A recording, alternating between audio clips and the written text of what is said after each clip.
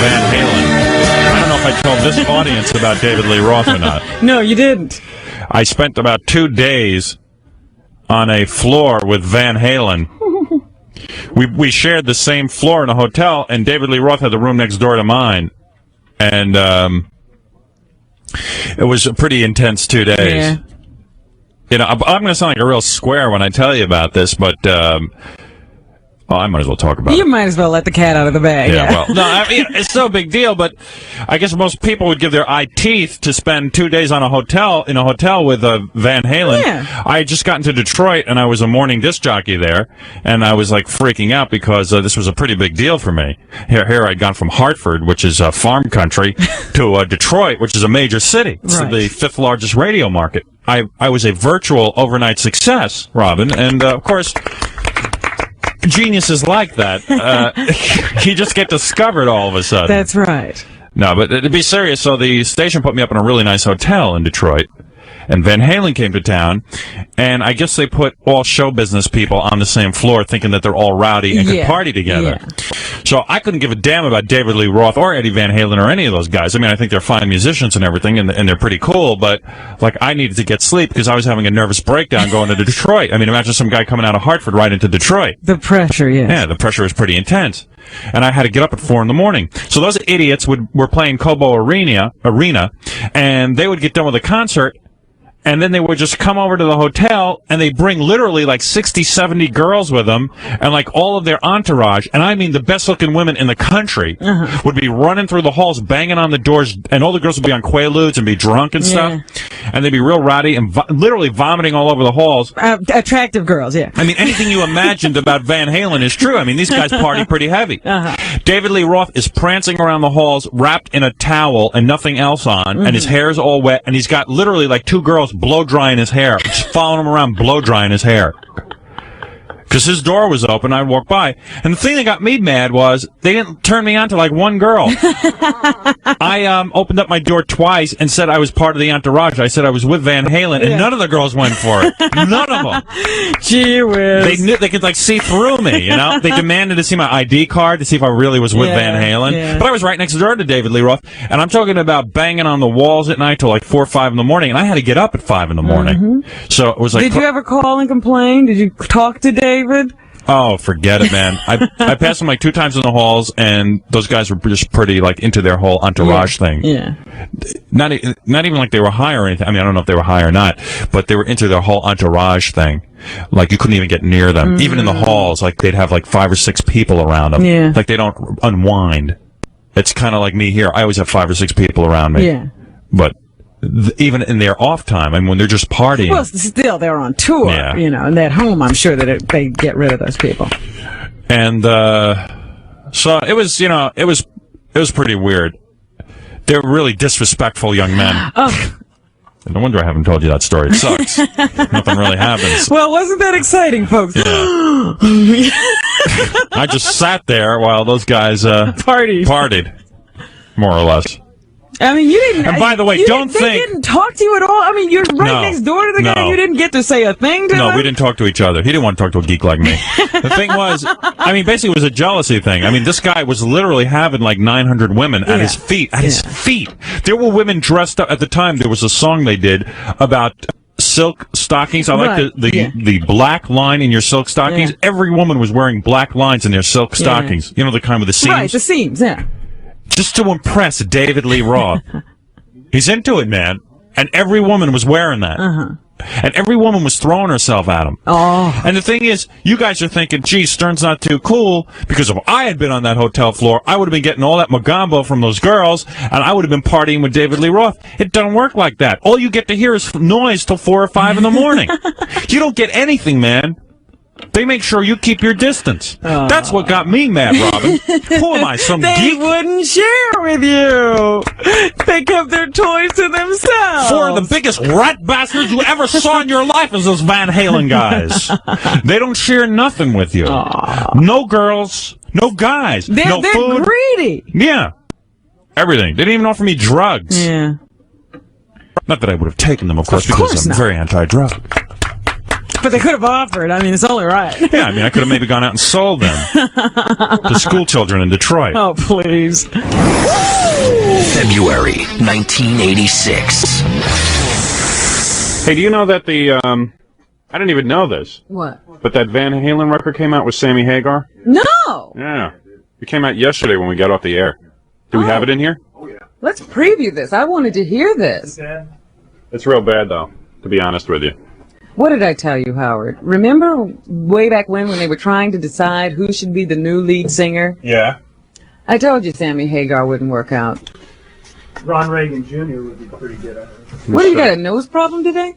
Yeah, I did some coke last night, and I'm pretty messed up. I'm trying to, I'm doing pretty good financially. I figure I should have a coke problem. Oh, God. Yeah, but you're not supposed to snort the soda, Howard. You're supposed to snort this white powder they call Coke. Oh, really? Oh, I'm so out of it. Was it old Coke or new Coke? Old-fashioned coke. I'm 33 years old. I'm a little out of it now. I'm 32, right? I was going to say, are you 33? Yeah. Anyway, this is the new Van Halen. All right. This is the new... Is that Dial-A-Date guy here yet? He will be so. Oh, all right. That's all right. I'm not ready for him yet anyway. Oh, is this the record? I thought you were tapping on the table. No. Well, the music's the same. It's just Sammy doesn't make it.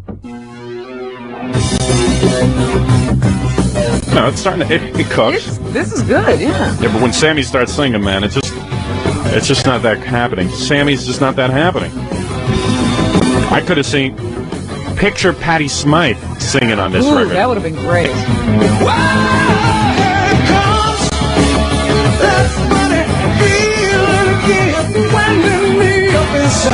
I mean, technically he's singing okay, it's just... But you know what it is? Yeah. It's sort of, all of a sudden, Van Halen's become a mediocre band. Yeah. There's no real cool frontman. Yeah. Every time we touch, hey, I don't know. Tell me where to begin, 'cause I never ever felt so much. Hey, and I can't recall getting love. Oh, baby, this goes a long way. It's okay. It's just not... It doesn't have that extra thing Van Halen used to have. No, they sound like a group of guys who really can play well, but aren't inspired, you know? Straight from my heart. It's not even a bad song. The music is real good. It's like... Yeah, the music is great. Yeah.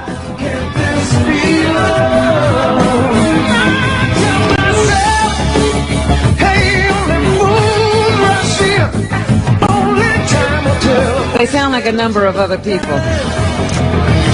Yeah. They could be foreigner. Although I'm liking the song better than yesterday, I totally hated it. Well, I was going to say, if you're going to like this song, I would say that would be pretty much the kiss of death. Yeah. If I end up liking it, it'll never be a hit. I'm the worst at picking hits.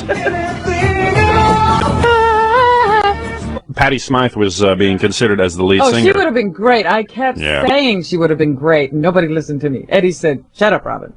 Yeah, we tried to talk to Eddie about it. He just didn't want to listen to us. Said we had nothing to do with the decision-making process of the band. I don't think he should ignore us the next time we offer him advice. Nope. I told him not to marry Valerie Bertinelli because I knew she'd lose her looks, and look what happened. She looks like a pudgy. She looks like a pudgy Eddie Van Halen. Oh. David Lee Roth, 1988. Oh, yes!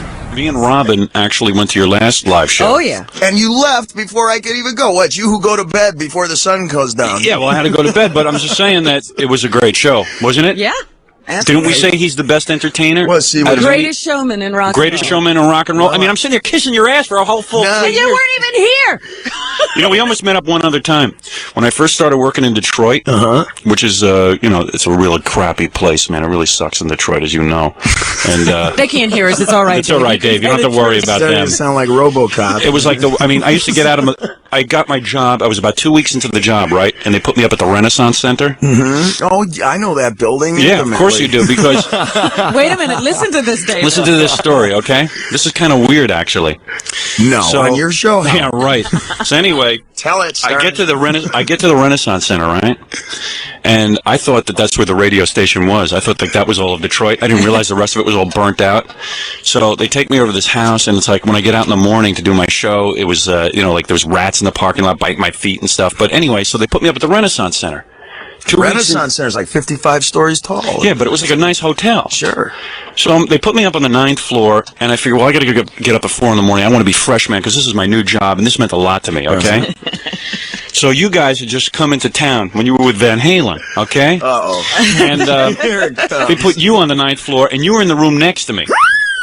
So I'm laying in my bed, and I've never seen a wilder scene than like on your hotel floor. I walk by, man. I came home in the afternoon. You're standing in your room. There's about 6 women in there. You're in a towel. You just came out of the shower. You were just washed. You just finished just dripping wet. You're standing there in a little towel, man, practically naked. All these girls are in the room, man. It's like this wild scene. I lay down to take a nap. From that moment on, man, there were like women banging on my door looking for guys vomiting in my room, coming in, and then I walked in and I said, this is crap, man. I'm going to go in and get on this action. So I tried banging on the doors to get in. No one would let me in. Well, Howard, these are tricks done by professionals under professional supervision. Oh, man. You don't recommend them for home use unless you have Howard or myself there to advise you. How much Tukey have you gotten on the road, man? Seriously, just give me an idea. Put it into a round number. Oh, man. How many women have you done? Let me They were doing an interview at my radio station in Detroit. Yeah. There was about 80 girls who showed up with black silk stockings with a line running up the back. Right, what do you think it is? Do you think it's some folks say, Dave, you can't dance. Well, what is it then? The pants? They say that? Hey, do me a favor. They don't say I'm a poet. Let me buy that line from you. I want to put it on a poster. I swear to God. Let me just say that David Lee Roth is here. He's got that bitch Valerie Bertinelli out of his life, man. Yes, tell us how bad off that was. That's a bitch if I ever saw one, man. I was backstage at the Van Halen show, man. I'm going to tell you something. They suck, those guys. I went back there, man. Eddie's too good to come out and greet Stern. Not happening. Not happening at all. I hear him practicing back there. A good guitar player shouldn't have to practice that much. What is he practicing 5 minutes before the show? Exactly. Sammy Hagar sucks, man. His hair, you don't know which way it's going. Should it be shorter or longer, man? You ought to give him some advice and help him out. Well, I've given him a few tidbits of advice in the world media, Howard. I don't know if he's been entirely receptive to it, but you went out on your own, man. That's past. What's past is past, man. We're talking about what's happening Follow now. the hood ornament. Exactly. Keep looking Rear forward. view mirror ain't no good for nothing but adjusting so you can see how cool you look while you're getting somewhere. When's the first time you had 2 girls at the same time? Tell me about it. Come on, man. Please. Just two, Howard. Just once, and I'll finish myself off under this console. Go ahead, man. He went to the Jimmy Swaggart Watch school. out for the turntable, Howard. You know what sucks about life, Robin? I'm going to tell you this right now. Here's the dichotomy of life. And Dave, you'll be interested in this. While I'm with my general manager after each show explaining why I said douche chills, when I'm in those meetings with my general manager and I'm explaining, why I have douche chills and why I say the word douche chills and things like that, and I'm having these long, drawn-out meetings, David Lee Roth is out somewhere blow-drying his pubic hair. Right. You know what I mean? Actually, he has somebody else do it. Yeah, he doesn't right. do it anymore himself. There's something wrong with that. Actually, half the time I'm out writing your name on a cement wall. All right. Do you know that other rock stars like to hang out with him just to get his leftovers? Hey, never mind that. You should have seen the leftovers I got the day in Detroit. Yeah. After these guys pulled out, they took about 2 girls with them in the limousine. When the girls who showed up with the black stockings, the line up the black stockings. There you go. And then there was like 30 of them. So there was a guy from the record company still there, and he took all the girls into his van. Oh, good. And he did about 8 or 9 of your groupies. Well, Howard, I will tell you, that backstage, at the concerts, particularly around this area here, when we play at the Garden, when we do at the Meadowlands, these colorful little vacuum-packed, tie-dyed little spandex glitter tots. The only thing they keep asking me is, what is Howard Stern really like? Hey, never mind that. No, but what I was about to tell you before, aren't you touring with a whole bunch of different people, right? Oh, yeah. What's that about? What's that band? We got Poison going to be opening up for us for a while. Hey, Ma, I made it. My opening act's called Cinderella. My opening act's called Snow White, man.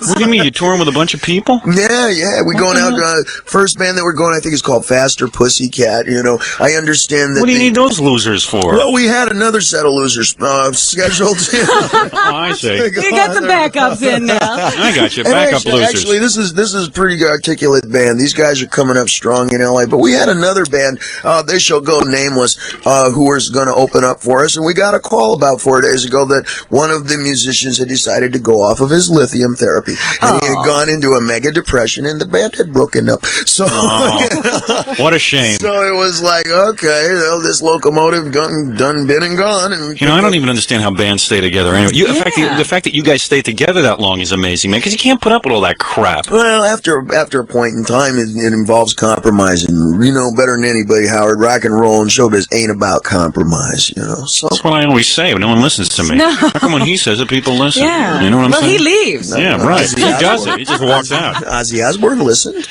That's true. He's happy. Yep. There you go. We had Ozzy in here. Hey, there's a whole kind of trend out there, as long as you have a definite vision of what it is you're trying to accomplish musically and on that stage, then, changing the musicians around here and there a little bit is real good for the music. Adds a little more color. Just like what it's Coverdale's doing or Springstone or whoever, Well, what I couldn't understand Like the way I exactly. rationalized my way out of Yeah, really, that's a pretty interesting rap right there. Rationalizations are more important than sex, Howard. When was the last time you went 3 days without making a rationalization? Exactly. What is it? Art Garfunkel's on the phone. Says what? He says, "What the hell is David talking about?" I don't know. I used to wear a T-shirt and a pair of slacks, and everything was fine. But I had that couldn't curly afro. It was fine, man. I couldn't understand exactly what was it that Van Halen didn't want to do that you did. I'll tell you what. Know. Those was it? skunks didn't want to go out on the road, and Dave did, man. Dave wanted to be, he didn't want to sit home with Valerie watching reruns of that damn TV show every 2 So minutes. then what did they do? They went out on the road. Valerie can't get there pregnant. you Is that Dave's fault, man? Hey, let Dave sleep with her. I don't understand. Wait a minute. What? You've gone too far, Stern. No, I haven't. Not even you would do that. You wouldn't sleep with her, huh? Let's hold her right there, buddy. What are you trying to tell me? That she came on to you one night and is that what happened? Oh. No, what happened is actually the first time I had ever seen her, I didn't even know who she was. I didn't recognize her, and she just went right by me, and I think Eddie recognized her, and he got her first. And as history is made for all the wrong reasons. Oh man. Van Halen, 1988. Oh, wait till you guys hear this stuff. It's good, huh, Gary? Well, the tapes are really good. The questions you guys asked were really good, and that wasn't the problem. The problem occurred after the interview. Whenever you interview a band, you get IDs, and Robert Plant does it, and everybody does it. But Van Halen has a policy that they just don't do any IDs, which is kind of okay. Which is kind of stupid. It's stupid, but it's not stupid because it's so political that if we got IDs, but NEW didn't, then NEW would threaten not to. Get out of here with that. So they just said, they don't. So do IDs for everyone. Who cares? IDs. You have a policy, no IDs. You ever hear of such a thing? I never heard of such a nutty thing. So Gary doesn't know this. So Gary asked him for IDs, and the manager thought that Gary was being a wise guy. Like, everyone's supposed to know these rules. Oh. He thought he tried to pull a fast one because everybody knows Van Halen doesn't do IDs. And it was like, hey, what are you talking about? This was the road manager. I didn't meet the actual manager till later. And that's when he went crazy. But you want to hear the tape first, or you want me to tell you why he went nuts first? Tell me why he went nuts first. Okay. Well, we did the interview, and the interview was great. Like I said, Alex is like the crazy Van Halen, like the most fun. Right. So everyone was having a good time. We thought up a bunch of wacky questions on Sunday for these, for Gary to ask. Mm-hmm. So they liked the questions, right? Right. The interview is over. Now we're out of this little room that we were in, and we're back into the big room where Lisa Robinson and the guys from NEW, and we're all kind of milling around. And Alex looks over at me, and he gives me like this funny look, like, almost like that was a lot of fun, like right. So then he kind of motions me over. Right. And I come over to him, and he's standing with some guy, and I didn't realize who the guy was, and they were standing there, and they were laughing. I thought it was just a buddy of his. Right.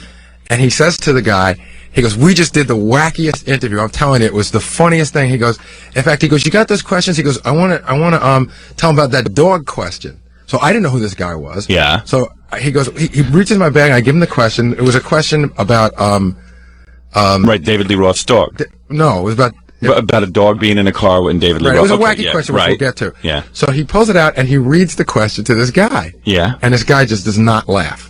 Doesn't laugh at all. I still don't know who it is. Yeah. So he goes, what the hell is that? That's not funny.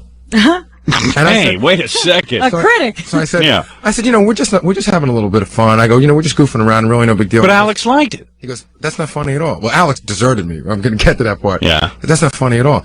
So I said, who are you? Are you management? He goes, I'm the manager. Uh-oh. So all of a sudden I'm like, Ooh, wow, the manager. yeah, but I'm telling you, I could sense trouble right away. You should have said, listen, Dick Breath. No. No, you should have just said, listen, Dick Breath. You don't like it? Who cares? The guys in the band like it, jerk off. Because I really felt I'm getting to a point where I felt he was going to confiscate the tape. So Confiscate. You know what you tell him? There's a First Amendment. Right, Robin? Right. Yeah. What? I wasn't sure which country I was in. I thought maybe the boat left me off in Cuba. So now I'm kind of backpedaling on it. I said, listen, it wasn't that big a deal. I go, I asked the So where did Alex just walked off? well, I'm getting to that. I said, listen, I asked the question of the band. I go, and they passed on it. That's what I said. I said they passed on the question. They handled it well. And at that point, Alex realized that the whole tone was changing. Right. And he goes, yeah, man, it was cool. We handled it. It was no big deal. So the guy says, let me see the rest of the question. Uh-oh. So at that point, I said to myself, well, I can either say no. Yeah. And at that point, he probably would say, well, then just give me the tape. You should have said I threw him out. Or I could say, well, no, because Alex had them in his hand. Oh. Or I could say yes. So Alex hands me the questions, puts his arm around me, goes, this is between you guys, and walks away. Oh, man, what a chump. Just let me. You know what? It was like I had to make a decision. I could have said no, at which point he probably would have said, well, then just give me the tape. Or I could have let him see them. Yeah. And tried to loosen up the mood a little bit. So he looks at the questions. He looks at the first page. It was 5 pages of questions. It was the first page. So I start backpedaling and I go, well, I didn't ask all of the questions. Yeah. And he goes, well, which ones did you ask? And I said, Dude, what kind of thing is this this? is ridiculous. I don't know. What is he? If he wanted this kind of control of the interview, this was the wrong That's time right. to do it. Wait a second. He's not a journalist. What is this guy's name? oh, I wish I could. You're a journalist, and when you go into a thing and do an interview, you don't control what questions are asked. Well, who the hell is he? What a dick! Van Halen's manager's a dick. Hey, if anybody runs into him, call him a dick. Who the hell does he think he is? You never have any fun if you listen to a manager all the time. Oh, yeah. This is really going to hurt them. An interview, a wacky this interview. Image bull is too much. Yeah. They If you're worried play about music. Yeah, if you're worried about an image, well, I mean, God, there's a lot worse things you could worry about than an interview. We would have been on the air this morning talking about how cool the guys at Van Halen are because they were good enough to do a wacky interview and they had fun and they had a good sense of humor. And now we're on the air blasting the band, blasting the manager, blasting their whole uptight, stupid corporate image. And he blew it for them. Another jerk. The guys from Van Halen are big boys. They're capable of handling a wacky interview. The guys from Van Halen loved it. But it's just another jerk who's looking to show a power play. He gets into Van Halen, man, we're so happening. I'm going to take this kid, and make him miserable. I wish I'd been there, man. I just would have told him, hey, man, eat me. F off. F off, pal. Because I'm going to get on the air and blast your ass, you jackass. So anyway. Man, what the hell is with him bossing my people around, embarrassing my people? So he says, Even I'll defend a Gary Delabate. no, this was really heavy. Were you embarrassed, man? Were you like turning red? No, I was scared. I really was scared. I was kind of shaken. Hey, you should have hoped he popped you one. You could have sued his ass off. I didn't think he'd pop me, but I didn't think he was pushing me out the door. But He didn't, but he was very angry. Well, I don't like the idea that he's just standing there. You're letting him scream at you. Yeah, I don't like that. Well, okay, so now... You should say, hey, who are you, man? You should say, who are you? He did. He said, I'm the manager. Yeah, It's a and big you deal. say so. So you're not in the band? I didn't come here to interview you. I'm not even talking to you, you should have said. I'm not here to interview We you. needed his permission to get in there. Screw him. I don't need his permission. We were done. That's it. Okay, yeah. Case closed. See, I should have just left after that. No, you shouldn't have But left. this You is should more have just fun. said, the guy was an idiot. So then he hands me back the questions and he goes, you know what? He goes, get the F out of here. Get out. He goes, get out now. So I just started leaving, right? And Did you want to stay for the concert and hear it? Well, I wasn't going to watch it from back there. Plus, I've seen him already. Yeah. So, And they suck. they were okay. Quite frankly, Sammy Hagar blows. No, he doesn't. Don't pick on the band. The band loves you. I don't care, man. I'm mad at them. Pick on the manager. All right. It's true. I do like the band.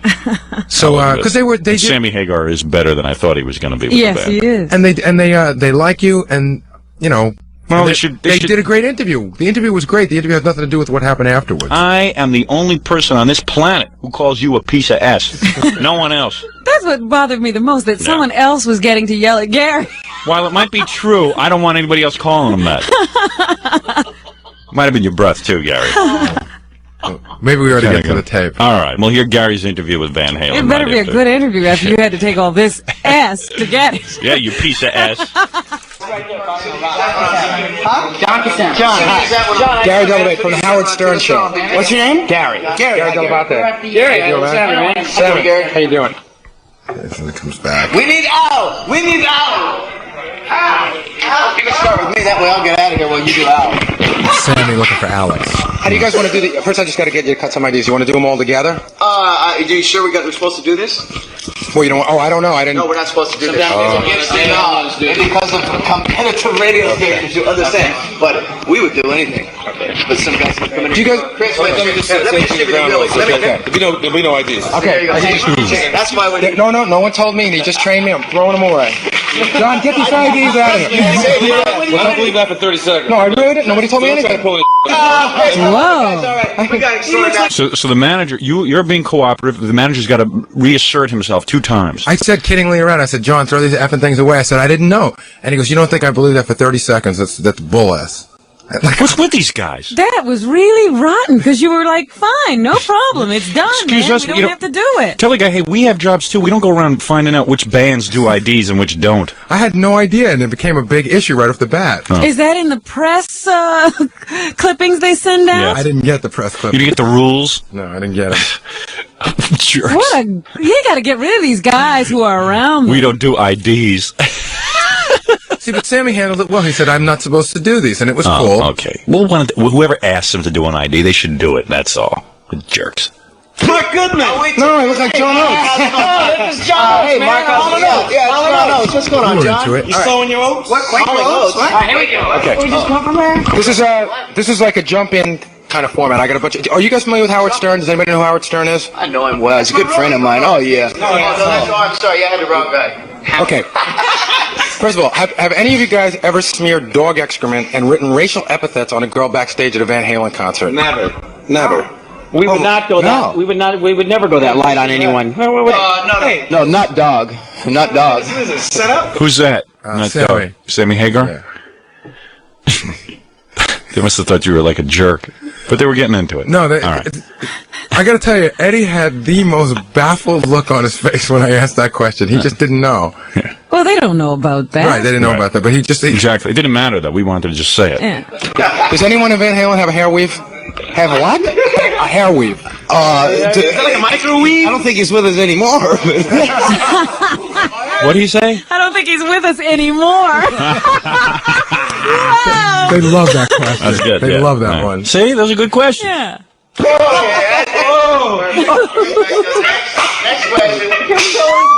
See, they're having a good time. Howard Stern Show. Has anyone in Van Halen ever been sexually attracted to another band member? In what band? In Van Halen. Oh, no. Oh, yeah, the band. No. In this band, it's hole to hole or pole to pole. You know. Okay. The hell's that mean? Is Alex attracted to Eddie's wife? No. That brought the frivolity to a grinding halt. You don't joke about Valerie. Has anyone seen the Dirty Dancing tour? No. What's that? You know, Dirty Dancing. I've had the time of my life. You know, they're on tour. Bill Medley's on tour. The movie stars? Yeah, they're doing the songs. No, I haven't. You should see it. It's pretty good. That was Eddie. And that was the second. Who would you rather baffled have look. wrapping her legs around your head like a cheap turban? Tiffany or Debbie Gibson? Who's Debbie? How about the left leg from one and the right leg from the other? Who said that? Michael Anthony. Oh, the fat bass player. Hey, they were all pretty funny. He was pretty good. Who keeps saying, who's that? Somebody doesn't know anything there. Yeah.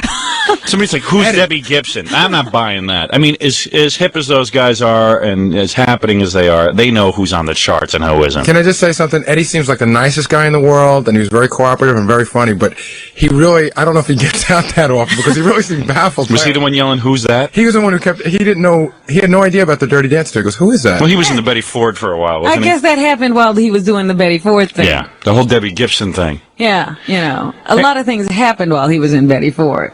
What do you think John Bon Jovi got from Cher for writing our hit song? I don't know. How about a free weekend pass to the health spa? A little buff, maybe? I don't know. A free weekend. Oh. I saw him at the clinic. I saw him at the clinic last week. I don't know. Oh, it's negative. Hey, well, yeah, what were you doing there? What were you doing there? Driving by. Okay, this question takes a lot of attention. This is like a length. Who said I saw him at the clinic? Eddie? No, that was coming from the left side. I think it was Sammy and Michael Anthony, or Sammy and Alex, actually. Oh, okay. Who seem to be looking like they're having the most fun most of the Oh, they were making it like the VD clinic. Right. Oh, okay. Yeah. I thought they meant the Betty Ford No, they were clinic. talking like the free clinic where you drop in for your penicillin shot. Right. Okay. Question, you ready? What's your name? 10 points. On a hot summer afternoon, in the parking lot of a shopping center, you notice David Lee Roth suffering badly from the heat inside one locked car and a dog in another locked car. What do you do? That's a low blow. That's a low blow. Keep driving. Keep driving, man. Just keep driving. Look for a real crisis. Look for a real crisis. Who said that? Sammy Hagar? Yeah, he's a good guy. It was funny. See, I like those guys, but their management is turning me off. That guy's being a real jerk throwing you out. This is a harmless interview. It really is. Are any one of the guys in Van Halen afraid to pee in front of the other guys? Pee on? You're in front of Pee in front. No, but there is a member of one of the other bands that's afraid to take a dump in front of us. Who said that? Sammy? That was Michael Anthony. Oh, okay. Yeah, he's got to work on his look. Is he still fat? He's thinner, Yeah. but he's no... He basically keeps that look. That's his look. That's his look. I guess that's no one's trying to steal that from him. So far, nobody's copped it. In fact, stay tuned. I think the next question is where we insult him. Oh, good. Michael Anthony changed his last name to Van Halen and Boris to improve his chances of getting laid.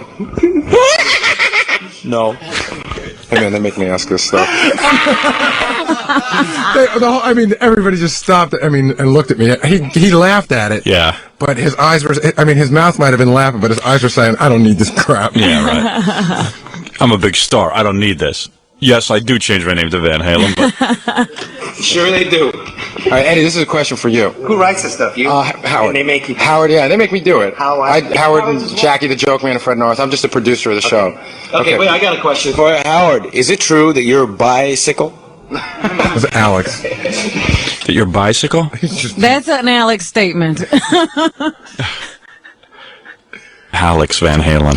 I would kill the party one night with that guy. Alex is like one of the Marx brothers, who Yeah. just happened to be in rock and roll. He's Zeppo. He gets to hang out with Eddie. If you were to lock Bonnie Franklin in a closet with 2 stacks of 100-watt Marshall amps, and you played the solo from Beat It, do you think it would uncross her eyes? What? It might. Either that or it would send her completely over the edge. I don't know. Do you guys know any of you guys know Glenn Scarpelli?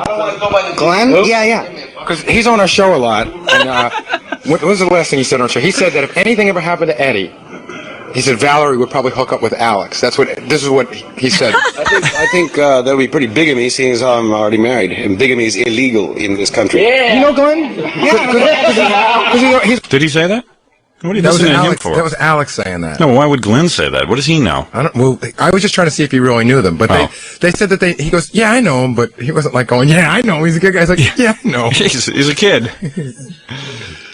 This is some interview. Okay, there's still like 2 or 3 questions left there. Who's coming on the show and saying that, he's tight with you guys? And Yeah, I know him. Oh, okay. We never sure. Okay, do you know Leslie West? Yeah. Have you ever seen him eat? No, I haven't. Okay. Neither have we. We No, never see Leslie. Leslie's one of those people you never see eat. Never. I'm telling you, Leslie doesn't eat. It's just he's full of air. I know he toured for you, or with you. Okay. That made me ask this question. You ready? Was Valerie your first choice, or did Mackenzie Phillips blow you off? No, I never even met Mackenzie. No. All right. So the final question.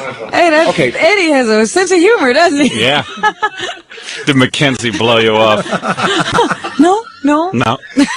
So do you understand, as wacky as these questions are, you could tell I didn't feel bad asking them because they were having fun. They were having a good time. Yeah, I know. Would have been more fun if they hated it and made you. And what we were hoping is that they would all get up and throw him out. Yeah, I was going to say, if Van Halen had thrown you out, I wouldn't have been upset. You've heard of the world's most important network? This is the world's most annoying network. Last question. Do you guys hope that David Lee Roth tour sucks? Do you hope that it goes bad? Not at all. We wish him the best, man. You don't hope he does well? That sounds like they rehearsed that one. Yeah, this is the company line. Yeah, we wish him the best, man. Cool, baby. Yeah. But he could eat us.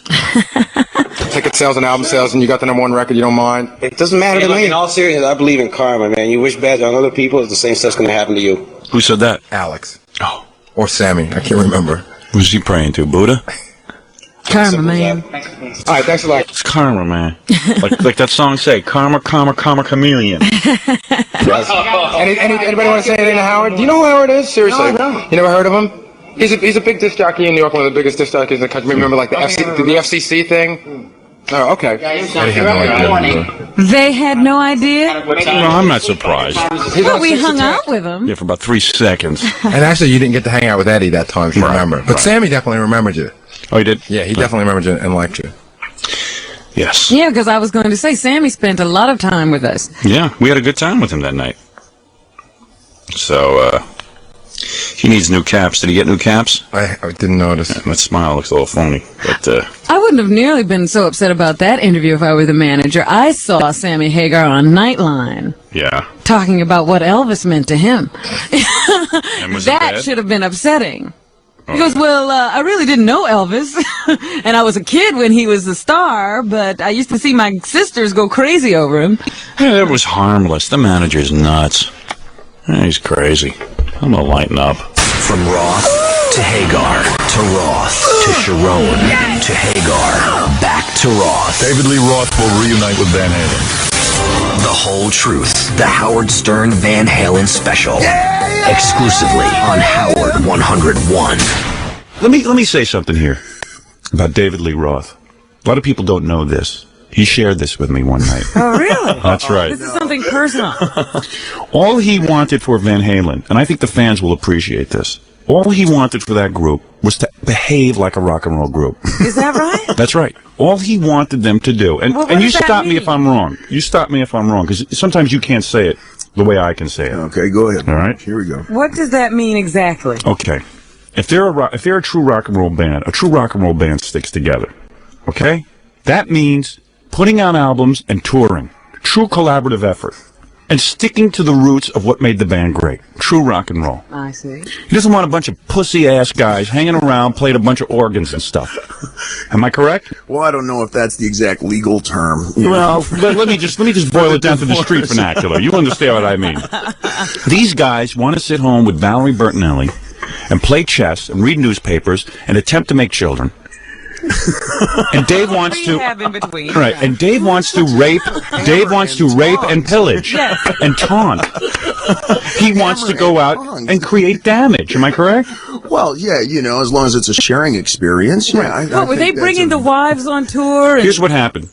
Valerie, and quite frankly, was nervous that Eddie was out messing around with other girls. Well, they're about to have a kid, aren't they? I think I might have Yeah, read of that course. somewhere. Took long enough. I don't know. That's what broke up the band. So she has to travel with the band, which is fine, man. But I'll tell you something about being a band. You can't have some annoying yenta sitting there and hassling everyone in the band. not when Dave's handing out the passes. Right. It's just unreal. Am I right? Didn't that wreck the spirit of the band? Well, it's fundamentally unjust, Have I said anything wrong here, Dave? Well, we all change. We all have little differences of direction, perhaps. All right, let me interpret what he just said. All right, what All is right. he saying? I can't believe you found Satan. So, So that's what broke up the band. doesn't the name Valerie just make your blood boil? I don't. Huh? Seriously, does that Howard, make you you put sick? me on the I'm gonna spot. say Is she like the Yoko Ono of that band? Valerie! You know what? Valerie Bertinelli is a young Marlowe. That's a Marlowe in the making. You think? Oh, Have yeah. you heard about this tape they made of Paul McCartney's gal? We have that. Played it. On this. Did you play it? Oh, I got it. You're always 6 steps ahead of the rest of the bunch. Dave, that's why I'm on top. Does Dave want to hear? We'll play it for you. Oh, yeah. If you have that, Oh, I'd sure. love to hear. I'll give you that treat. I've only heard of it, by secondhand at a bar somewhere. Is it as bad as it's supposed to be? Is Alex the retarded Van Halen? What's wrong with that guy, huh? Boy, what happened to him in the looks department? I don't. I'm not saying I'm a good-looking guy. Hey, I wouldn't even say that, but I'm not an entertainer. No one will ever confuse me as an entertainer. You're the biggest entertainment value bang for your buck that you can get in town. Yeah, Howard. oh. Oh, you're embarrassing me. It's you and the war that's going on this morning. War schmore. We got David Lee Roth here. There's a war going on right here. Well, there's a ceasefire right now. Is there David Lee? There's a ceasefire in his pants. This is 5 minutes out of his life. He's not making it with some girl. You should see what goes on. Gary should give the story of what goes on backstage at a David Lee Roth concert. He knows? Was Gary backstage? Oh yeah, Gary saw the whole thing. It's the funniest. It's the funniest 5 minutes Gary will ever do in his life. It's a haze now. Exactly. But let me just get back to this and what you're trying to say. Let me get back to the Van Halen story. So what I was trying to say, I'm trying to give the whole history of Dave. What I was trying to say about you, and a long career, is David Lee Roth's, I feel his attitude as sort of like the leader of the band. I felt that you were trying to say to the rest of the band, hey, we can't become complacent. We have to go out, we have to see people, we have to greet people, we have to lock ourselves in weird hotel rooms in order to get back into the street. If you're sitting at home with Valerie watching reruns of that stupid show she did, and you're sitting there all day, Eddie, and Alex, and the fat guy, the bass player, the guy who didn't take any pride in his body. Jesus, Howard. Big fat guy. Nice guy, though. I mean, Dave's working on his body, trying to look good for the band and everything. What's it like if some guy wears a dirty spaghetti-stained T-shirt and big fat belly staring out on stage? You know what I'm saying? You take pride in your appearance, and the band should be sexy and attractive. What do you know, I mean... You gotta hide the bass player. You want to look like that, you join Los Lobos, right? You are cruel. Am I right, though? Did you say that? I'm sure you said this to these guys. You know, when your bass player's name is Lumpy... Put another nail in, Howard. No, but you know what I mean. Even when you put together your... coming down, Howard. When you put together your solo bands, you make sure that the guys look a certain way. Am I correct?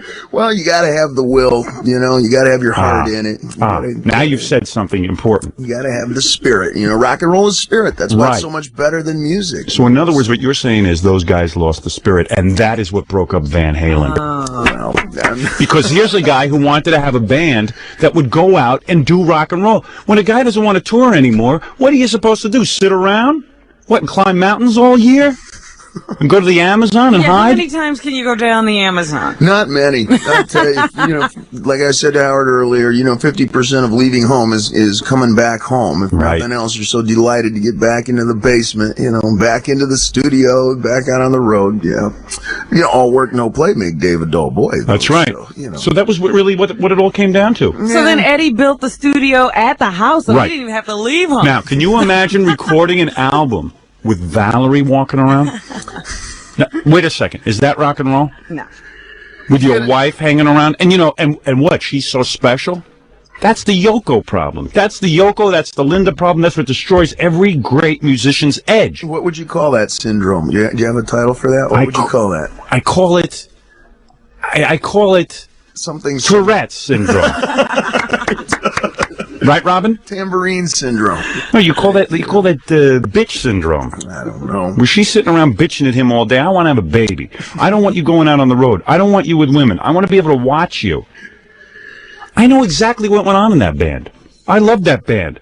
I really loved it. It was a I loved the work that you did. It was groundbreaking. Well, I don't hold any grudges. I hold those guys responsible. Howard's holding a grudge. You don't Tried have and to. convicted, huh? Seriously. We are at war here. Are we baking a cake or are we doing rock and roll? You want to bake a cake? I'll sit here with your wife. We'll watch her do that. Am I correct? Yes. Exactly. I don't recollect, Senator. All right, now, Robin, we do. Hey, Gary, come in here before we're going to talk. I want to talk the war a little bit with you. Sure. But Gary, come in here and tell what went on backstage at David Lee Roth's his concert. last tour? All right, if anybody wants to fantasize about being a rock star, here's Baba Booey, boy Gary. Who actually observed. Okay, here's the deal. Here's how it works, and give every description. Give every just because Dave's here, don't get all intimidated. Is he with you? Who, Gary? Yeah, he is actually. Baba Booey. I don't like to admit it. So you get these backstage passes, right? So this is at the Nassau Coliseum. Go ahead. Now, they empty the Coliseum after the show's over, and you need this pass to get back in. They fill Right, up it's called the backstage pass. Right. Right. They Okay. fill up a section. Go ahead. Which is about 95% young, beautiful women. Okay? All right. 95%. Yeah. I mean, they're just in the audience watching Dave's concert. Well, I'm guessing that the way they got these passes are they're sort of given out throughout the show. Okay, now who's in charge of passing those out? Your manager? Because you don't trust just anybody with that. No, well, actually, what happened is I told the road crew, I told them, look, I'll give you each 5 backstage passes because I know you guys work really, really hard. You know? Yeah, right. And if you just put your initials on the pass, right. And whoever, I don't want to get into this. Come on. Gary, you get into it. Okay, so his whole life is one giant Super Bowl party. So now, how many girls would you say are in this All right, group? so wait a second. So you're saying that so there's a lot of roadies, and they each get 5 passes. So there's like 90. It was about somewhere between 75 and 100 girls. Maybe, yeah, about Cool. that. Did you see what he just said? What? You know how Carson and those guys, the jokes that they say each night, they have the writer's initials underneath, so he knows who wrote the best jokes. He has the roadies' initials. So he knows who picks the best They girls. get extra credit for bringing the best band. And then he can weed out the roadies who pick bad girls and get new ones in. Smart move. God, why didn't I think of that? This is purely a morale move for the crew, Howard. There's nothing wrong with it. I'm not arguing with any of this. I have no problem with any of this. I live for the music, Howard. These are women who want to meet you. Wait, the best part hasn't even happened yet. I live for the music, Howard. So now you have this. I live for the women. Now you have this section full of women. Go ahead. Pretty young and pretty good looking. Oh, God, if I could just play an instrument or sing I don't something. have to listen to this. Oh, man. You have nothing to do with this. Right. You don't want to hear this. Now there's 3 guys involved in this. A guy with a clipboard. Right. Oh, this is like a military Oh, operation. man. A guy They got it down to a science. A guy with a clipboard. Yeah. A guy that stands next to him. Right. And then there's a guy who roves the crowd. And the 3 of them. Right. So the deal is, okay, the guy with the clipboard looks down at a clipboard. He never has to physically deal with these women. So he'll go, he says to the guy walking next to him, he'll go, okay, second from the back row, red shirt, but not a friend. Not her friend? And then the How guy cold. will yell out. It's like a sting operation. I wish the war in Iraq was going this well. Then the guy yells out, second from the back row, red shirt. He points to her, Yeah. and that's when the other guy that rows the crowd goes and gives her the pass that lets her into the party. The next it's phase. the second pass. Right. And he'll be as cold as to say, okay, she can come, but not her friend. I saw that once. Wow. Oh, David, you have no heart. Oh, man. In all fairness so to Dave, cold. he might not be aware that this is going Bring on. up friends. That's awful. Actually, you know what? Fred was with me when it happened. Fred was there. I can't believe you could do Fred, that. you saw it? Oh yeah, we were in the holding pen. You didn't have the right pass. No, well, absolutely, and not the right physiognomy. That guy Gary from the Howard Stern and Fred, they just stay in this Throw room. them out. Throw them out. We were in spirits. But- So, yeah, you heard that, huh? Right. Oh, that's right. But in all fairness to Dave, when you finally get to the party, Yeah. Dave looks like he's reaping the benefits least. You know what I mean? In other words, Dave's just walking around doing this thing, but it's all the other guys. Well, wait a second. The girls get piled into. How many girls made the cut? Probably like half. Half? 45? Freddie says 3/4. And they're all there for you. It's like being king, isn't it? I am a god to these people. Oh, man. Hey, you accomplished something. Most of us never do anything. You know, let me think of a religion. God, if only we could accomplish something. Well, if you believe in the hereafter, then you know what I'm here after. Did you always know that you would be a big star? Did you believe it? Oh, I didn't know I was going to be a big star. I knew what I was going to do. I was going to sing and dance from the age of 7. I knew that. I told everybody that, But as far as, being a big star and that kind of thing, it's not something you really work for. I don't think you just claw your way up. You just wanted to be a singer and a dancer. Wherever the chips fell, that was it. Yeah, you do your very, very best. Right. You play wherever you can. And give 100%. Yeah, we never shot demo tapes in the early days. Never sent out, bios and things to the record company. Figured, hey, if we're good enough to travel the world, then it'll happen on a smaller level. And that's confidence. There you go. That's confidence. It's easy to say, but it's a little bit harder to go for. And you and Eddie in the beginning were good friends, right? Until he chumped out. Well, the Van Halens and I were never the best of pals. You just knew it was a good relationship. Yeah, there was always conflict, but you can't have the grand finale without conflict. There's no big resolve unless there's trouble in River City. Cool. So that's why the music was so fiery. Yeah, we would support each other and alternately compete like crazy. The Breakfast of Champions ain't cereal, man. It's the other guys. What an attitude. That's part. Now, wait a second. Yeah, let's wait a second. Now, wait a second. Let's get back to the girls. Let's slow everything down. Now back to the action. Let's get back to the war. Not the one in the Middle East, the one in your pants, Dave. God almighty. I'd love to come back as your genitals. So now the 45 girls get... Hey, Robin, want to play Middle East with Dave? Dave? No. How do we play Middle East? Stop that. Well, you have to get a gas mask. You unzip your pants and pretend that that's a gas mask in your pants. I played with Fred over We here. have to have a drill. They ring a bell. Ring a Everybody bell. has to grab the gas mask. All right, so Gary, so now you're in the second holding room. No, now we're actually in the party. In the party. Okay. And Dave sits where? In the party? No, Dave just walks around. He just wanders and stuff. He walks around the party? Yeah. He doesn't sit off in like another room? No, he just says hello. He's greeting people. I'm here for spiritual guidance. You greet people. Now, is the move, then you look at the 45, and like Miss America, only one wins? So you have 5 finalists at least? Gary, at this point, have you sodomized anyone? Just me. Just Fred? He just wants to follow Dave around. Right, just to see what's going on. I was Live vicariously. I was with my girlfriend at the time, but I would imagine the move would have been if you just wait long enough, these girls realize they're not going to get Dave, and then you pick up what's left. That's what pretty much happens, huh, Dave? You know, I'm not sure who set this up here. Now, wait a second. So then you're there, and the girls with the passes, the new passes, Right. are really all very fine, right? Yeah, oh, definitely. Okay, so Dave's walking around the room. Right. So who actually gets to move on these women? Dave just says hello to Now, them. who else is in the room besides you and Dave? Yeah. And the girl. There's like, I don't know, sometimes record How many gangly guys? radio people. There's a lot of people in the room on top of, On top of Dave? Dave has to beat the people up. Yeah. There's a lot of people on top of Dave in the room. And Dave is wearing what? His stage clothes, or he's got into a robe? A baseball cap, a pair of jeans, a t-shirt. Being one of the people. Just one of the gang. Yeah. And what does he say when he's going around greeting people? Just, hey, how you I'm a doing? young millionaire. He says hello, people say hello. I mean, it's very relaxed. It's not like he's hanging out with anybody or blowing off anyone. Just sort of walking through the crowd. That's decent of you. That's a lot more than most people would do. Absolutely. Oh, it's all a sharing experience. Well, you're still tied to those guys financially. That's a pain in the ass. I only wish that Do you didn't ever have to have meetings? No, actually, I haven't seen him in... Fat, bloated old men. Smart move dumping them, especially that bass player. Big, fat, bloated guy. You're standing on stage, you're knocking your brains out to look good, you're singing your heart out, and you look over and some guy just letting himself go. Big, distended, herniated belly. Oh, man. Right, man? I know what you're saying. You don't have to say it, I'm reading your mind. When you get in the room, I catch exactly what you're thinking. All right. Listen to you. Did that guy fart like a buffalo on stage? I picture him just thinking, like, No. When you'd run over to that side of the stage. I just pictured it like, I like the way the silk stockings and the line runs up the back of your leg. This is a total slob. Low-end distortion. Panama, ha, ha, ha, ha. Oh, man. Panama. Jesus. Panama, ha, ha, ha. That'll take the shine off your rhinestones, huh? You bet. February 1991. Finally, Howard?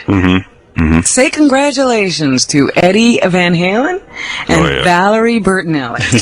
They were able finally to conceive and successfully deliver a baby. Yeah, that was kind of kept quiet, wasn't it, that she was pregnant? Yeah, she didn't mention it this time. You know, she had that miscarriage in 1986. Right. That was suffered very publicly, and they've been bitching about not being able to get her pregnant since then. Yeah. So when she finally got pregnant, I guess she said, let me keep quiet. Didn't she give birth in a bathtub? So they were able to do it, and they have named the baby Wolfgang. Nice. Wolfgang Van Halen? Yeah. Pretty good. Around 18 or so, he'll be in a band. His dad will produce his records. He'll have a huge inheritance, huge trust fund. Forget it. Oh, he's going to have so good a life you hate him already. Yeah, maybe his sister will grow up, get a boyfriend, maybe he'll shoot the kid, shoot him, drag Drolet or something. The future Christian Brando or something. Oh, no. Maybe not. Maybe not. You know, because they talk about how, the marriage has survived some stormy years. Eddie had to go into Alcoholics Anonymous and do a few rehab stints, and Valerie started going to Al-Anon. So perfect parents. Sounds like a good book. Wolfgang, Al-Anon. Wolfgang's going to the Al-Anon meetings with them. Yeah, they might as well sign him up right now. Well, there you go. So that's what's happening. September 1991. All right, let's get to it.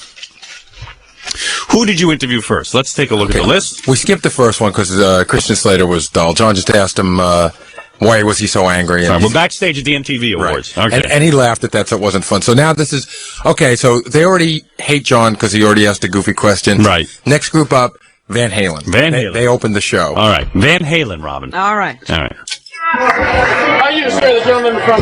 Yeah, hi. First of all, speak loud because we're deaf. Okay, hi. Do you guys miss your bald ex-lead singer? Who? What? Do you guys miss your bald ex-lead singer? Speak louder, we're deaf. Do you guys miss your bald ex-lead singer? Do you? Well, I'm asking you. Well, you. What the hell was that? Eddie's. Said that? Who said that? Wasn't that Sammy? No, Eddie got pissed already. Well, wait a second. That was a put down of David Lee Roth. You think they'd like that? Well, Eddie says, "Do you?" You know, Eddie was. Oh, and you said you missed him. Well, this. Well, I got to be honest with you. I miss him. I miss him. I think Van Halen blows this new album. Really Sammy's bad. just not a good front man. I'm sorry. With his shorts.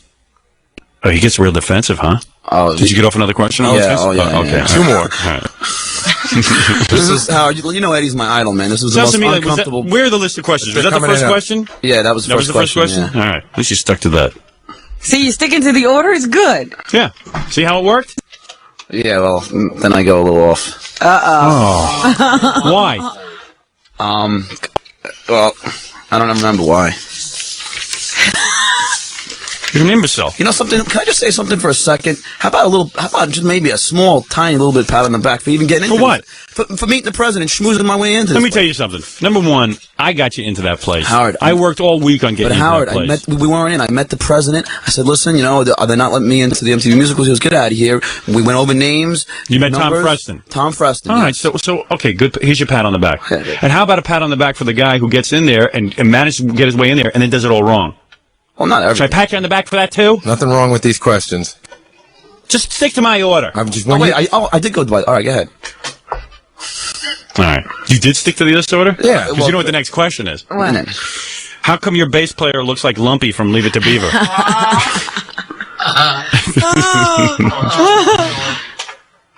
Your bass player looks like Lumpy from Leave It to Beaver. No, he looks like Macho Man. You look. Hey, if you name your son Wolfgang, will you name your daughter Coyote Face? Oh. Now, wait a second. That was question number 5. Yeah, because I know I only had That's one more not to the get off. order. All right. You see, again, you screwed up. Howard, you're gonna. If you named your son Wolfgang, will you name your daughter Coyote Face? I didn't want it that way. I like to temper the questions. The next question is supposed to be, why doesn't your wife change her name to Van Halen? Yeah, but it doesn't, can I just say something? Yeah. These are edited down. It's not like John reeled off three questions. But I in a don't row. care. Stick to the order. Yeah, but you're missing. You're pissing me off. You're gonna. All right. You're gonna what? Nothing. You're gonna all right. No, you were gonna say something. Nothing. You're gonna what? What I was gonna say is that you're gonna harp on this one subject and ruin what's gonna be a very funny interview. Oh, you're worried now that I'm gonna ruin the interview. Well, this is the best part coming up right here. I see. So you think I'm gonna ruin it? Now you think I am gonna ruin the interview? Yeah. That's now again you are thinking. That's exactly right. Don't think. I'm sorry. He's thinking I'm gonna ruin my interview. These guys are nuts. Gary, I forget whose show it is. Is it your show? I don't see you with the show. When the Gary Delabate show is on the air, then we'll know who ruins what show. I'm saying, this is a very funny interview, and I know it's funny. Don't worry. You turn it into a Howard, negative. What? Gary envisioned this without your voice in it. Oh, I see. Yeah, Okay, right. Gary, I'll be quiet. No, then. Robin, I envisioned the show without your face in it. Gary, do you need to be sitting here for this? Yes. Why? Because I need to tell you some of the stuff that went on backstage. If you I don't know. I find you annoying. I'd rather just do this with John. Fine. All right, if you don't mind leaving. Here, that's Thank you. the problem. Goodbye. Baba Booey. Goodbye. Baba Booey. We'll talk to King of the Stupid. Oh, there goes Gary with his And flies. Flies left, too.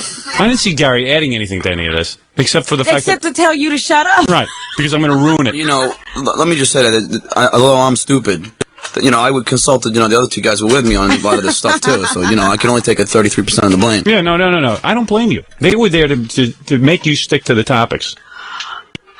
I blame them. I don't blame you. You're like a cerebral palsy victim.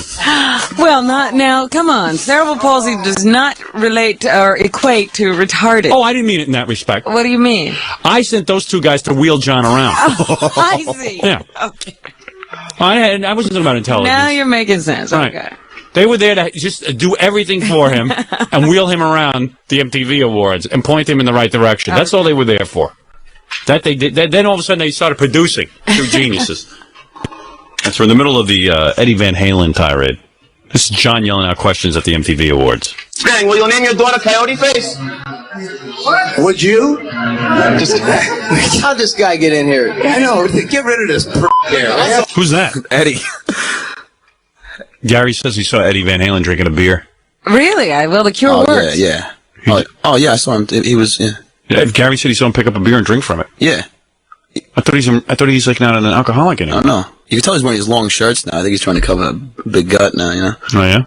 That's what it looks like. He was pissed, man. Why is he so pissed, man? I don't know. Greatest life in the world. You probably made him start drinking. Yeah, maybe that's why. Was he drinking the beer before, right? Well, maybe there was water in the bottle. You gotta, it has that image thing. Right. So, put wants to look cool. Let's come over. Come on, Al, get in here, Al. Come on. We gotta let Alex. Let's go this guy. There you go. Does anyone have any question to do with music? Does somebody have a real question? No, it's cool, man. It's hot. Yeah. Big fan, man. Take care, Alex. Take care, man. Take care, Mike. We need to liven it up. Yeah, I know. I'll see you, man. So where's the funny part? What happened? See, I didn't, Gary said the funny part was coming up. Well, that's when Eddie flips. Oh. But then Alex and Sammy came up to me and hung with me and shook my hand, so it was great. But Eddie was just pissed off. Okay. I'm glad you didn't interrupt that.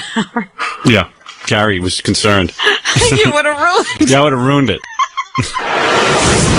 David Lee Roth, 1992. Oh, yeah! So, Howard, what is this crap about I should never have left Van Halen? Well, here's the deal. Everyone knows you've got, I would say you're worth between $50 and $65 million. That's your personal fortune. Okay? Yeah. So it's not like you need to work.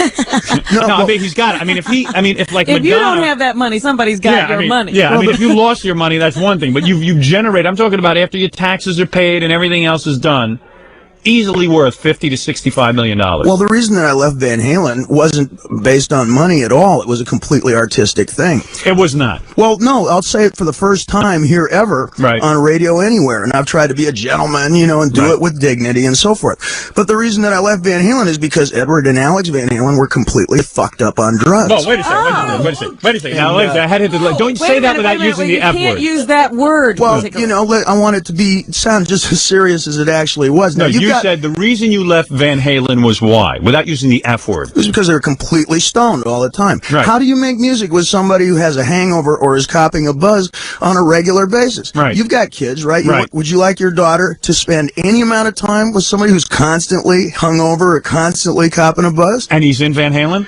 I might think about it. Let me think about it. Hold on. My daughter gets to be with the guy but he always has a buzz. Is he faithful? Let me think about it. So you got well, there's think ups about and it downs, in a everything. personal situation. You got to think about it in a personal context. Let's just say, first time that Edward graduated from Betty Ford, I tried to call and said, "Hey, you remember when I said, hey, if we can get our act together, and I'm no saint, then maybe we could do it." And then the second time that he graduated from Betty Ford, I tried to call, and I got the manager calling back saying, "Anybody wants to talk to those guys? You talk to me." And then the third time that he graduated from Betty Ford, I tried to call and say, "Guys, this is what we talked about. If we get back out on the line, then we go." I didn't leave Van Halen to pursue some verstunken movie career. That would be crazy. All right, but wait, let's get this straight, okay? Because this is the way I understand it. But you know what, Howard? There is a God. Yes. There is a God, because I left and I said, I really want to make music, and I'll take a hit. If that's necessary to be an artist, if there's a lasting in popularity, whatever. Wait a second. But listen to this. Yeah. Last record sold, $1.5 million, a little bit more. Right.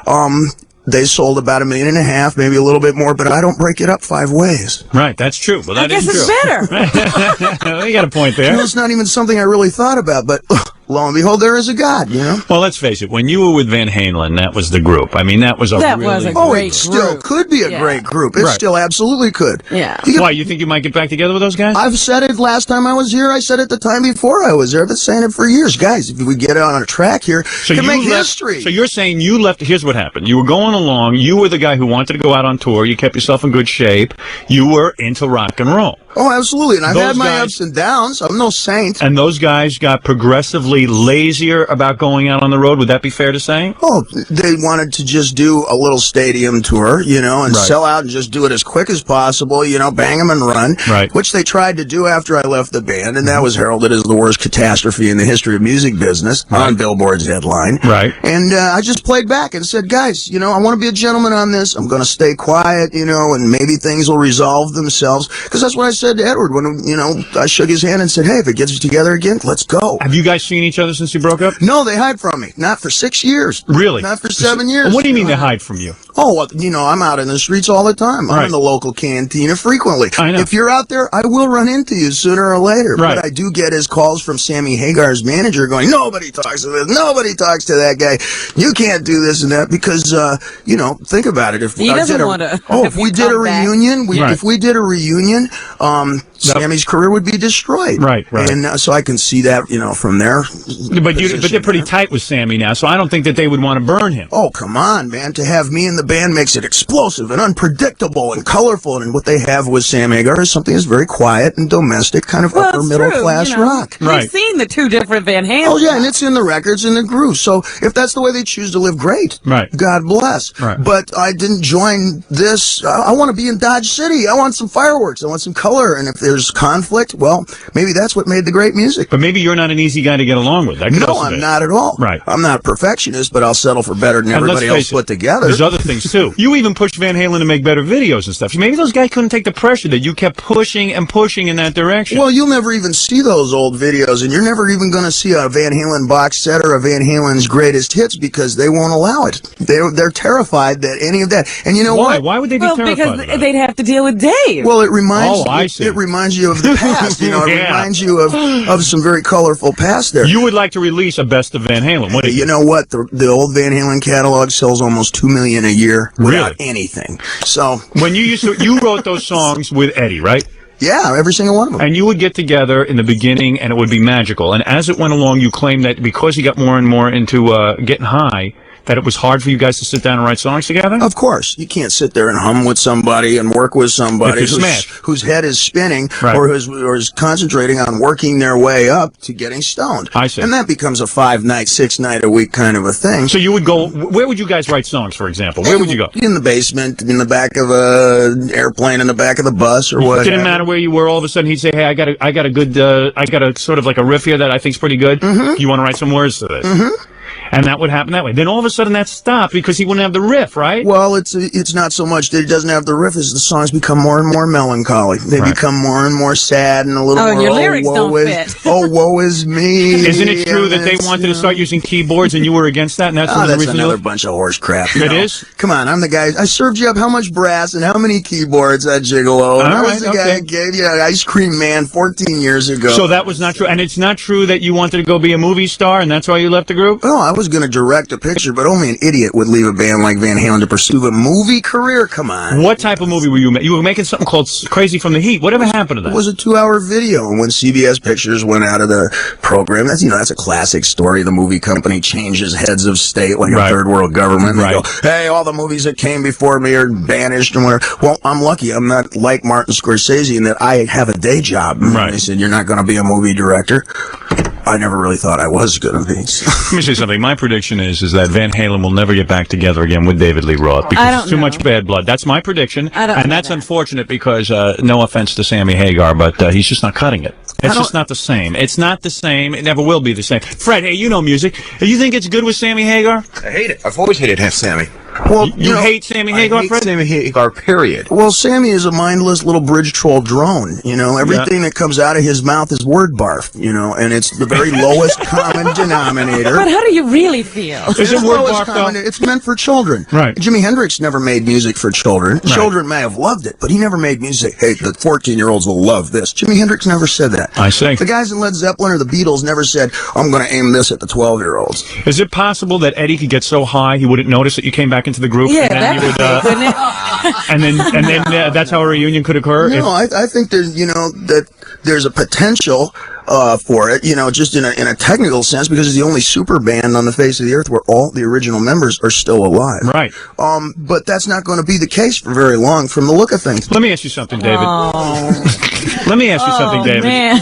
Oh, it's no big secret behind the scenes. Right. He's fucked up out of his head still. Wait a second. I got to dump out of that. You can't use the F word on radio. And this is the first time I've come clean about it. Always, before you've asked You about never it. talked about it before. And I've always backed off and said, hey, you know, we had our differences. But they keep slamming me and slamming me. Why are they slamming? All this time of slamming me and slamming me. They are still slamming the good name of David Lee Roth. Yeah, well, you know, Sammy is my boy. He works for me, man. That's right. He's my He's your bitch. dog. That's He's right. your bitch. And when he says my name, we just sell that many more records. That's Just all. reminds people of the glorious past even more. He doesn't even know it. After a while, you can't tell. You've been a gentleman about this thing. You've tried not to badmouth Van Halen. Hey, God bless him. Let him go on with their life. But at some point, a man's got to be a man and step up to the plate and say, hey, stop badmouthing And me. what better plate than the Howard Stern Show? There you go. Oh, you'll be hearing about this. Don't worry. Well, there's an interesting revelation. Yeah. I had no idea that you were really hot to get back with these guys. I had no idea they were still bad-mouthing you. And I had no idea that Sammy Hagar was word barf. I really had no See idea. how much we've learned today? You're lying. Boy, am I glad Howard. you came in. Plus, Sammy's got what does he got? He cuts his hair too short or something, right? I don't know. He's gonna have the right look, and he wears pajamas on stage. It's kind of 1974 kind of dude. Yeah. You know, hey, let's go party, dude. Yeah, you, me, your wife, and 3 kids, Sam. Yeah. Anyway, David Lee Roth is with us. He made some interesting revelations. His life now is completely different. I feel free. He sounds, but you do sound a little bitter. Well, enough, you know, of getting kicked in the butt every time, you know, they throw a camera on those 4 guys hugging and kissing each other. And sitting there, It's like guys homos making out, isn't it? Well, it's a little bit, after a certain point, you know, the whole bonding thing starts to become a little bit weird. You know, it starts to become a little bit forced. And, you know, since they're all married and got kids, it's sort of like the Sperry Topsider gang gets together. Right, you know, yeah. Put on the big furry hat with the horns like Fred Flintstone. And hugging and congratulating each other every time they get through a song. Say the sacred chant and then do the special handshake. I can't say I can argue with anything you've said here. And it's real tired. The one that I like is the big fat guy, the bass player, the one with the sloppy T-shirt. He's funny to me. Certainly to improve his appearance a little bit for the band's sake. Could you give him some of your tips on eating? What is it, chicken? Well, he still plays the same bass solo I taught him in 1982. Yeah, what is his name again? Mike Anthony. Mike. Chicken and bland food. That's the secret. Lots of pasta, but you got to burn it off. Right. It's nothing wrong with pasta. But like David says, you got to get up at 6:30 and start the exercise routine. You got to get up early. No, I mean, his T-shirt always appears to be stained with some type of food on it. Some sauce. You know what I mean? Some sauce or something like that. You know, Van Halen to me was always a very cool band. Yes. If I could have been in a band, it would have been Van Halen when you were there, and then you'd look over and you'd see Eddie, who always had a good look. Let's face it, even if he was high, he had a good look. And then you look over, even at his brother. Okay, he was tucked behind the drums. Yeah, keep him behind the drums. Because his brother looks retarded compared to him. Like, you definitely, Eddie got all the looks, right? Yeah, well, you know, Alex kind of tags along. You know, Yeah, that's his insurance policy. You know? That's right. He's got to follow that around and protect that. You know? But then you would look at the bass player, Michael Anthony, and you would say to yourself, my God, this guy has more food caught in his teeth than David eats the whole day. He should be driving a truck. You know, I will say for Mike that he does have the sense to keep his mouth shut while the others, you know, dig themselves holes. And everything. He always kept a good relationship with yeah, and now that the rest of the world is finally becoming to come around and see them for what they actually are, and, you know. And, have their record sales dipped? Oh, certainly. All their records put together haven't sold as much as one of the albums that I made with them. And no one has made an overture to, has anybody's agent been in touch with anybody? Well, I tried to call them, like I said, every time Edward graduated from Betty Ford Center. I tried to call up and say, hey, now hey, you know, I wasn't perfect either, but now maybe we're on a straight line. Let's make some history. Let's give some money to charity, if nothing else. And what does he say? You don't get a call. You get a call back from Sammy Hagar's manager going, nobody talks to these guys unless they talk to me first. Nobody gonna get really? Oh, yeah, it's classic cigar chomping. So how do we know that Eddie's even getting the phone call? Because he's going to hear it now. And of course he hears it, man. The entire world wants to see a reunion, whether there is one or not. Right. You know, think about it. David, give me an idea. If you guys toured for 6 to 7 months, what would the gross be on a concert? 6, 7 months, probably about just close to $70 million. $70 million. Something like that. Yeah. $70 million. Why wouldn't those guys want to make $70 million? Well, are they so rich that they don't care about? No, I mean, no. you're a wealthy man, but you could always use $70 million. Well, I think what it is, you make an artistic credibility statement. You say, hey, at whatever cost, I'm going to make the music that I want, and I'm going to live my life like I want, which you have to salute to people. But in this day and age of the economy and the homeless situation and so forth, it's kind of reached a point where people turn and look at you like a total idiot for avoiding success. Right. Something like that, Yeah. It becomes almost a sin. Right. A concert situation like that, just in terms of a charity. Right. Make as much sense as We Are the World. You're talking that kind of money. $70 million if Van Halen got together. Yeah. There's a point where, when you're making music, you do it for yourself. And after you've done that for a while and then you make some money, whatever, then you turn things out away from yourself. It stops being so egocentric. So in other words, it's time to put past differences aside and go back and make a tour and make $70 million and perhaps even make an album. I'm all for that. Are you, Robin? Absolutely. Yeah, because we need him to make $70 I million. vote yes. Well, it's either How that. do we get anything out of this? Why It's are we zero. so- My message to them is it's either that or you shut your fucking mouth. Whoa, wait a second. Boy, oh boy. Well, I wish they could get that message. Wait, you're saying, I had to bleep you again because you use the F word. You're saying, what you're essentially saying to those guys is if they don't shut up, you. Right. All right. Sammy Hagar, 1994.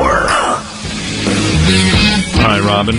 Let's put on our blindfolds. All right, I'm going to go get mystery guests. All right. Put them in their seats. We're blindfolding up. Consider Everybody's us- playing? Just me, you, and Jackie. Oh, okay. I'll put the microphones up. You got your blindfold? Has everyone got it on?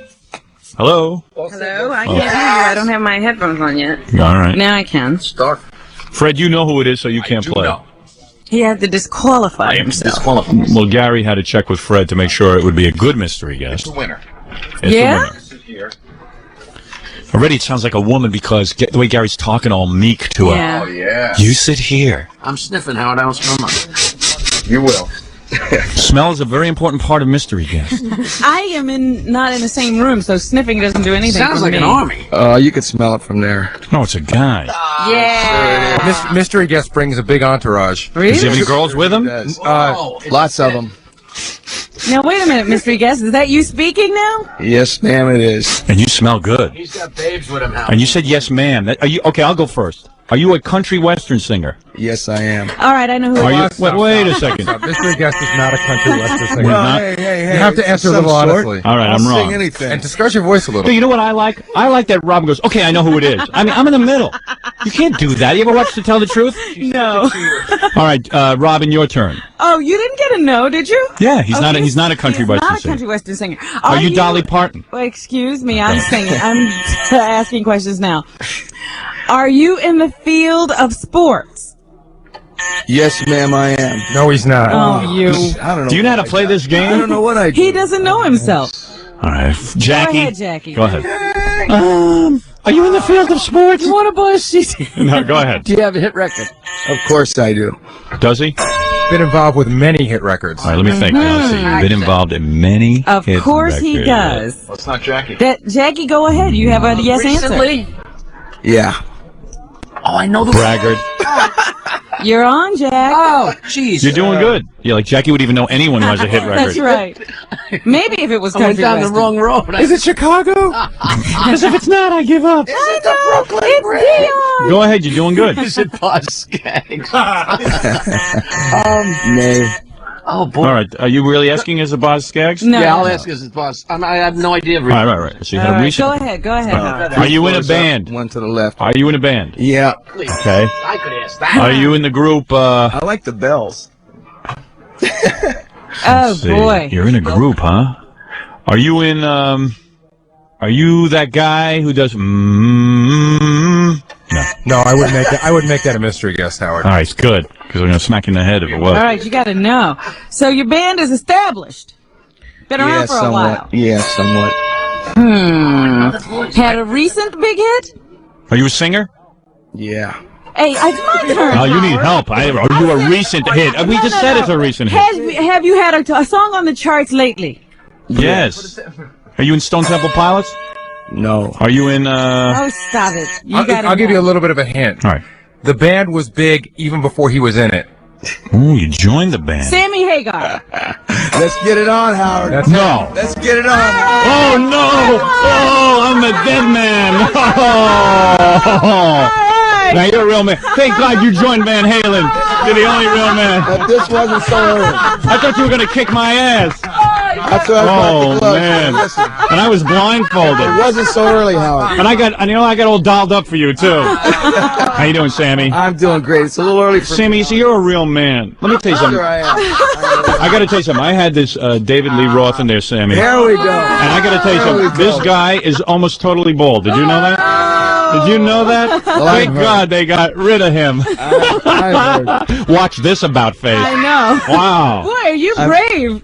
Me? Hey, I'm getting out of the room. Howard was Now, blindfolded. Sammy, seriously, I got nervous when you were going to beat my ass in the The MTV at the MTV That was Awards. before I knew how big you were. See, people on TV all look the same size. No, you're a boxer. You're actually in a boxing family, and you also know some karate, right? No, just boxing. Because I know Muay Thai. Muay Thai. Muay Don't Thai, even know the name. whatever that is. Wow, I can't believe you're here. I've been here all week. No kidding. Yeah. I can't Are you still, believe. are you still mad at me? I was never mad. That was a You one-way really were? deal. I was really nervous at the MTV Awards. You wouldn't beat my ass. And then somebody gave me a tape of you with Goofing on you? That old a friend of mine. Yeah. Goofing on me, and I got mad again.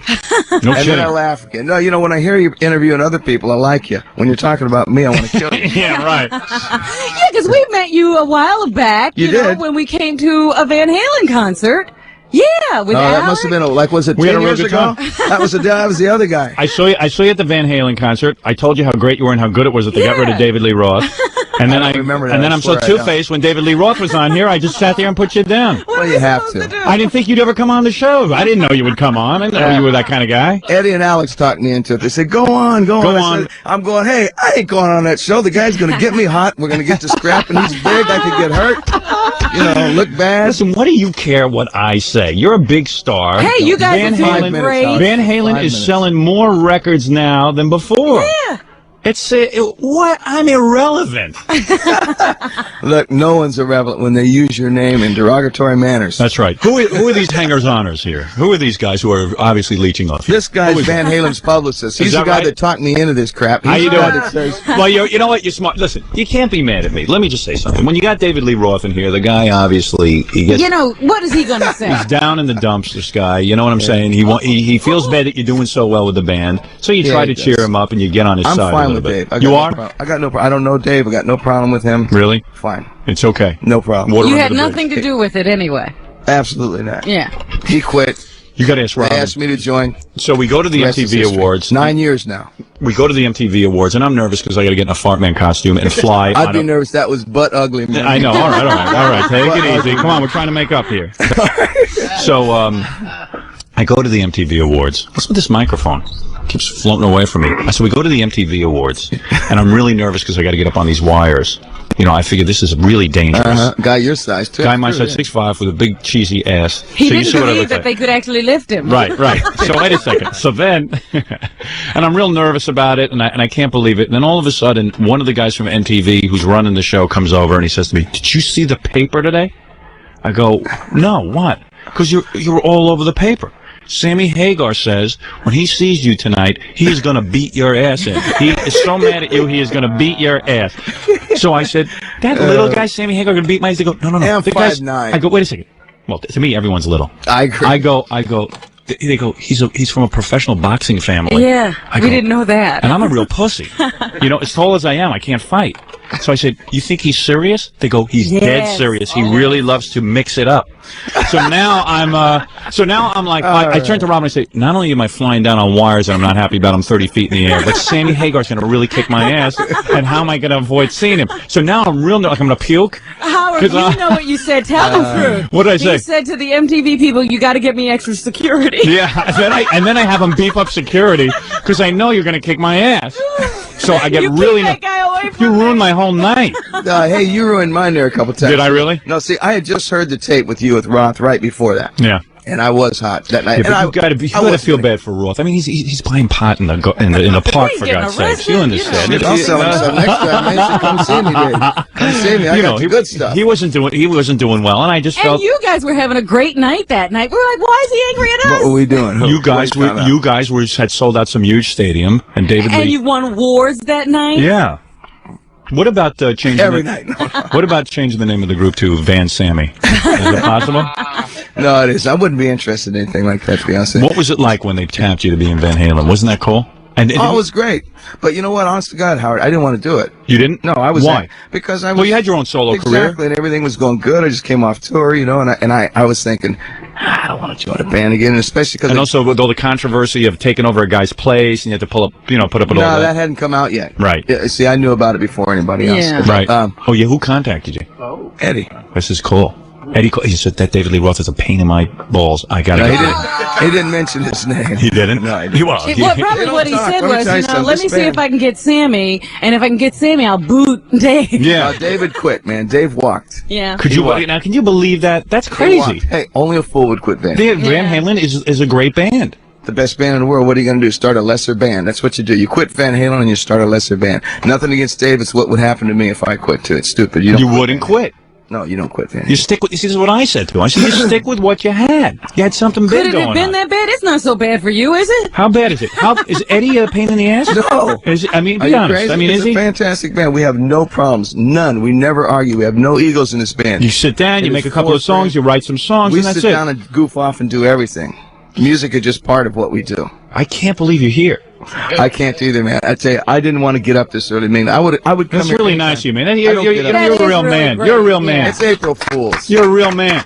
It's big too. Howard. That's really. Is it big? Oh, it looked good on you. Really? Yeah, guy your size. You're well hung. Yeah, it would look good on you. Really? It would look good on you. Because you think that's unbelievable that Sammy Hagar? I couldn't believe it. I mean, even when I was saying the words, I expected everybody to say I never no. meant any of that stuff I said about you. I never did. Come on. Wait till I leave. I'm gonna listen to this show tomorrow morning. Times that Tomorrow we morning, Van I'm gonna Halen find out. songs like Dreams and Howard said, "Damn, this is really good." I do. Sammy. I don't even know why I started. You gotta love Van I guess because Halen. David Lee Roth came on, I figured Sammy's never coming on. He's too famous. Yeah, you befriended him, you know. Yeah. But it's like, hey, look, Van Halen, you gotta love us. You're doing yourself harm by I know Van Halen. Van Halen is a great We band. even still went to see you in concert. I mean, that's got to say something. Yeah, what concert did I go to? Yeah, you were great. I went to the concert. It was great. Which one? Where was it? Let's see. We were at Madison Square Garden. No, Meadowlands. It was the Meadowlands. Bachman Turner Overdrive was opening with Leslie West. Oh, that was on the Mississippi 5150 tour. You were there. That was a good show. And we did 4 of those. Yeah. And you guys were wearing parachute pants. And I said to Robin, I ought to get parachute pants because those guys look real good. And then we were watching Sammy. He was running all over the stage. My hair was short then, but just like it is now. So yeah, but then I got in parachute pants, and Robin said, "You look like Joey Buttafuoco." And the only way we got David Lee Roth to come on here was I kept saying, if he don't come on, we're going to call him David Weave Roth because it's time to get a little. See, you don't even understand the history. That was the whole history. I've never even met. I was goofing on him, and he came on. He showed up There you quick, go. man. It's the only way I can get rock stars to come on is to goof on them, and then they finally come on. Until they finally come in here. All right, well, so don't do it Eddie, again, though. If you goof on us again, we're not coming, okay? the bass player, who's he get? Does he have a model girlfriend too? Mikey's got a beautiful wife. And Really? Great, beautiful little daughters, man. Mikey is the solidest guy in Van Halen. You think Alex Van Halen is jealous of Eddie in a way? Because Eddie gets all the brothers, attention? man. Yeah, They're they're brothers, but don't you think he's like jealous? Because Eddie gets all the attention? Nah. No, seriously. I think he's What's the proud of his dynamic brother. there? The dynamic between those two is Alex is really more the leader of the band than Eddie. And when you guys all sit together to write songs and stuff, does like Eddie like get an attitude because he was like the founding member? And No. There's no attitude. Eddie and I write the songs together. Alex and Mike contribute and make it a song, make it, into a Van Halen song. Where do you guys write the songs? Do you do it over Eddie's house? Yeah, my house or Eddie's No house. kidding. Yeah. I got to tell you something. Van Halen is so much better with you. Than with that other This guy. Now listen, you're just ruining your the music image is to much these better. people. What am I going to do? It's embarrassing. You're ruining You're your ruining image. You always find yourself in this spot. Why do you do this to me? Why did you come in? Your fans are going, this guy's fickle. No, they know that. They know I'm the biggest phony alive. Well, I was at CNN doing an interview the other day, and I was in getting makeup, and the lady next to me was talking to the guy, and she goes, "Yeah, these people, they were like these weird people, like Howard Stern fans or something." And I said, Howard Stern fans. That scared me for a second. I was like, Yeah, right. And I said, does he really have to? I thought most people just listen and they want to kill him. They're just listeners, but it's like the wrestlers. You know, I mean, you go to see them get beat. It's kind of like you. How people listen to you because they just want to go, I'm going to break his neck. My worst thing is when I actually meet people. Yeah, that's that the you've worst. talked about. That's what I talk about. What if I meet Roseanne? What do I do? It's going to happen. It's going to be ugly. Yeah, just hold up a Kleenex or something. Just hold it. There'll be no problem.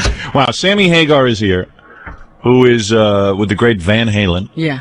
Sammy, if you can give me some time, I'd like to play a little bit of the CD, go through the songs, show people why you got the job as lead singer. You know why you're delaying going to the commercials? Why? Because you're going to have to sit in there with Sammy. Sammy, can you leave during the commercial so I don't have to talk to you face to face? Hey, Howard, also, there's a new tune on the record as well. Is that right? Yeah. All right, I will play it all when I come back, and I will sit here and talk to Sammy. All right, that'll be interesting. Sammy, what are we going to talk about when we go to commercial? Whatever you want to talk Really? about. I swear, Howard, I'm good, man. I don't want to kill you. You're not anymore going to beat me up or anything? No, but I am going to listen to you tomorrow and after I leave. Don't worry, I'm not going to say anything bad. You're not going to punch me during the commercial, are you? You're too big, man. I didn't know you were so big. Really, I do know karate. I'm a brown belt. I'm a brown belt in Shotokan. Too big. If I couldn't take you out with one or two punches, you get a hold of me and get me down, sit on me, and I'm over. Hey, what if David Lee Roth calls in? Now, that would be good. Yeah. And what if the two of you start going at it? Oh, that'd be He wild. doesn't want to mess with me. Really? No. He talks a good game, though. Dave is really, that's his forte. He talks a long line He of talks crap. a lot. He's really good at it. That's his trip. He's man. been saying garbage about you. That's true. Of course he has. I don't think it's right. I don't condone Wouldn't it. you? No, I wouldn't. I'd be a In man his about situation? it. Absolutely He not. quit. Like you said, he quit. Hey, what does he want from you? He ended up where we quit. all started, okay? He ended up where we all started. If he would have been successful out of his first solo album, he wouldn't want back in Van Halen. That's exactly. Right. His first album was called Eat 'Em and Smile. You know what he's talking about. Right. The band Left Him Behind. Yeah, you know, wow, wow, wow. Yeah. But if that would have been more successful, and if his new album was happening, he wouldn't be talking about a reunion with Van Halen for charity. And the only charity involved here would be his own, because it's nothing. We don't need him to do a charity. We don't need him for anything. That's exactly Great what I old say. Van Halen records. I love them as much as everybody else. 1984, Desert Classic. Right. Seriously. Right. Classic. Seriously. Classic. Absolutely. No one's taking it away. 10 years ago, though, buddy. Hey, the guy You walked out of the 28 band. million records in between. You got the call from Eddie Van Halen. He says, "Hey, I lost my lead singer. I appreciate your work. I want you as lead singer. What does the guy want from you? What did you My do?" job. Yeah, His what job were they back. supposed to do? Disband? Because David you know- Lee Roth quit. That's right. Not only Gospel. quit the band, he quit selling records as well, and that He was quit it. Right? everything. That's it. He quit everything. He quit doing everything. Van Halen. From deep inside the Stern Show vault. Presenting an uncensored history of Van Halen on the Howard Stern Show. I think Gary was just kind of an unfortunate blip on the screen, and I think what you have here is flavor of the summer, huh? The whole truth. The Howard Stern Van Halen special. Exclusively on Howard 101. Somebody give me a shot. So I heard you've been contacting Eddie Van Halen and saying, "Hey, let's get back together and do it right," but still no deal, huh? No, I have not contacted. No, you haven't? No, not at all. And what happens is that every time they go onto the air, someone much like yourself, Right. Yeah. All right. I had Sammy on once. Were you mad when I had? brings Were you it mad up. when I had Sammy on? I had him on once. He came in. He came in by surprise. I heard that he had come on. Yeah, he came on. No, this You is don't like care, battles of the bands kind of stuff. right, this right, is right. like junior high is like, yeah, man, You know I still love you, though.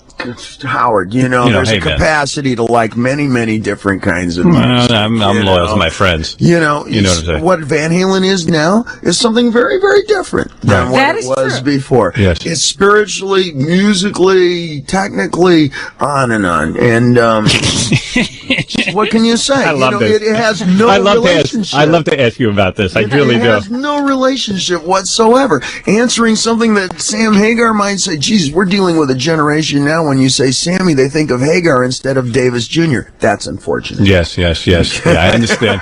So the point is, now you don't even care anymore. You don't even care about going back with Van Halen. It's over. Like answering something that somebody in a Roadrunner cartoon says. Well, you did develop Van Halen. I mean, you have every right to reclaim your invention. I was was one of the architects, and if I build you an airplane, you can damn well bet you can fly it without me. I see what you're saying. Okay. I see what you're saying. So we built it, and Van Halen still sells millions, you know, throughout the seasons and whatnot.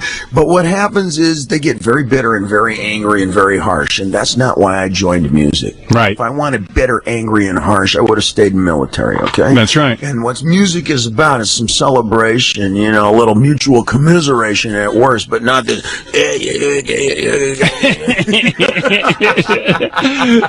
I can gang sign the whole alphabet. You want to see the Mickey Mouse Club? Yeah. M-I-C, yes, Wow. see this? K-E-Y. Why? Fuck y'all. That's Now listen here. Anyway, the point is David Lee still gets huge royalty checks from Van Halen. That's what matters. Guy's got tons of dough. Yes, I am hero. Right.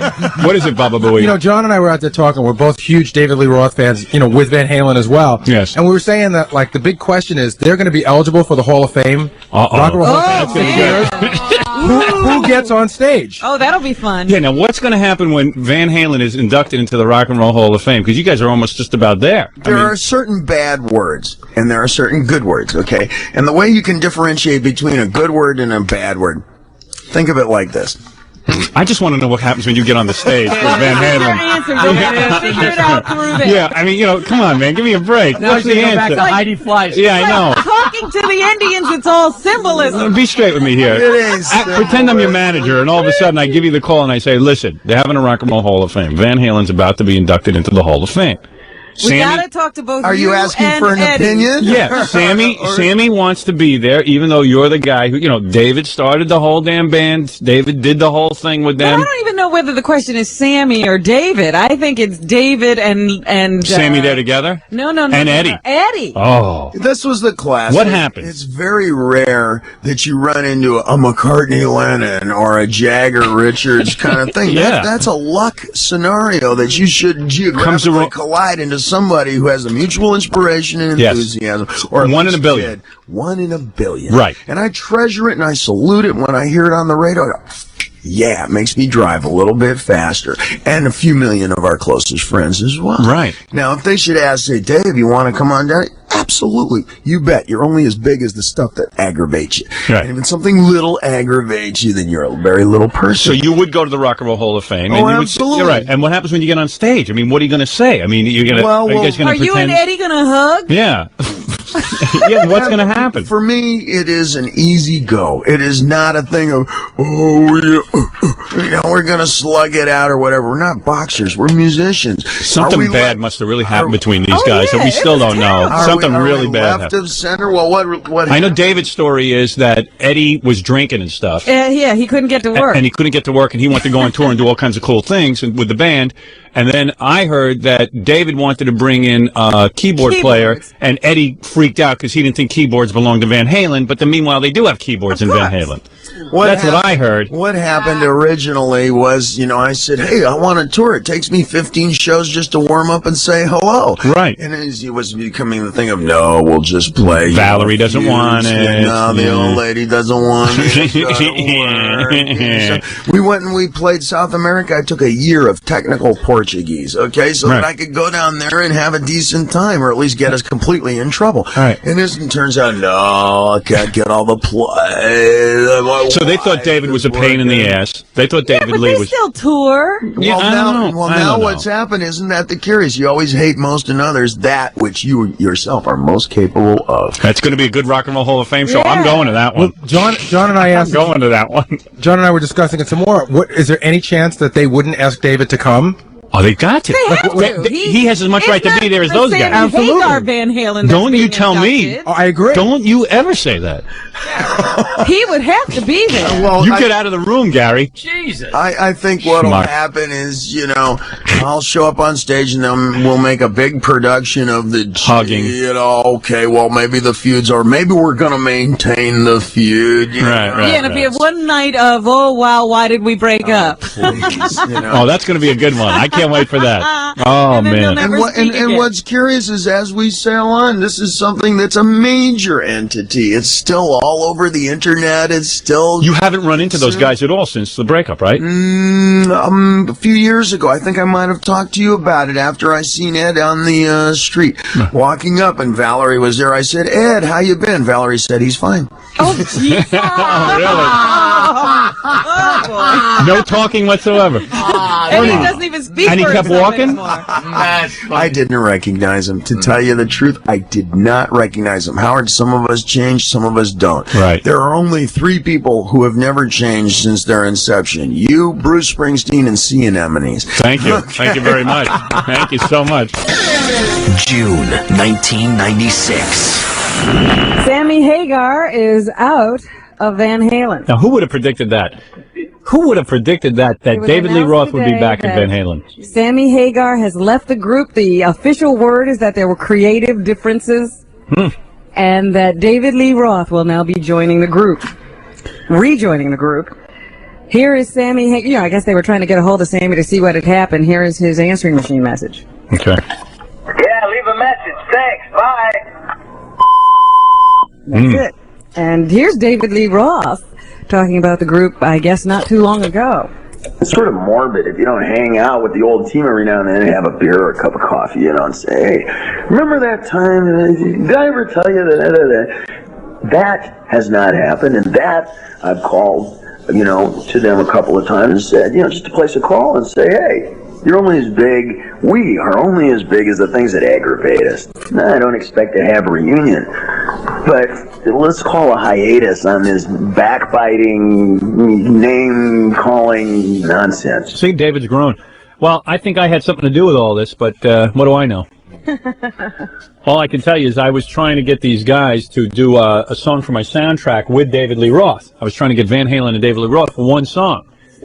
And they came back to me and said they wanted like $2.5 million. And I was like, well, I don't think I can get anybody to go for that. And the rest, as they say, is history. Well, we'll have to see. Maybe one of these days we'll get one of these guys on the phone and they'll tell us if you had anything to do with it. Because when they said $2.5 million, I said, well, so in other words, it's not impossible. You would work with David Lee again. Yeah, because someone had told me that they needed cash. Now, I couldn't believe this. Now, I'm sure that can't be true. I mean, how could you need cash if you're in Van Halen? But, of course, you know, when they all of a sudden said, hey, you know, we want a couple of mil, I said, well, wait a second. Guys who want a couple of mil need money. So who knows? And if they get back with David Lee for money, they must need money. Right. But I think it's great, you know. I think it'll be good for the group. Yeah, I'll go Let's check hope that they out. can recapture that magic. July 1996. Here's a new commercial. This is a commercial we'd like to hear. How's that? Okay. All right, a commercial we'd like to hear. Now that Sammy Hagar is out of Van Halen and David Lee Roth is back on welfare and totally out of the question, is there anyone charismatic enough to be the new frontman for Van Halen? Well, make way for Crackhead Bob! So, you gotta do it now. You gotta do it and get that right. So, you gotta do it now. You gotta do it and you're that night. Wow. Van Halen, featuring new lead singer, Crackhead Bob. Got a bed, got a bed, got a bed. Dr. Peter. Crackhead Bob and Van Halen. I got up. And I was down. I got up. Knocking on down. Sure, he sings like he's got a mouthful of marbles, but he's certainly less annoying than Sammy Hagar and much more controllable than David Lee Roth. Touch it in a low, touch it go down.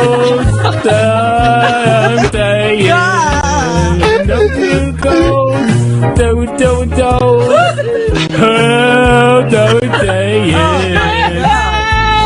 Crackhead Bob may look like Curly from the Three Stooges and drag his foot like Bob Dole's dance instructor, but can he rock?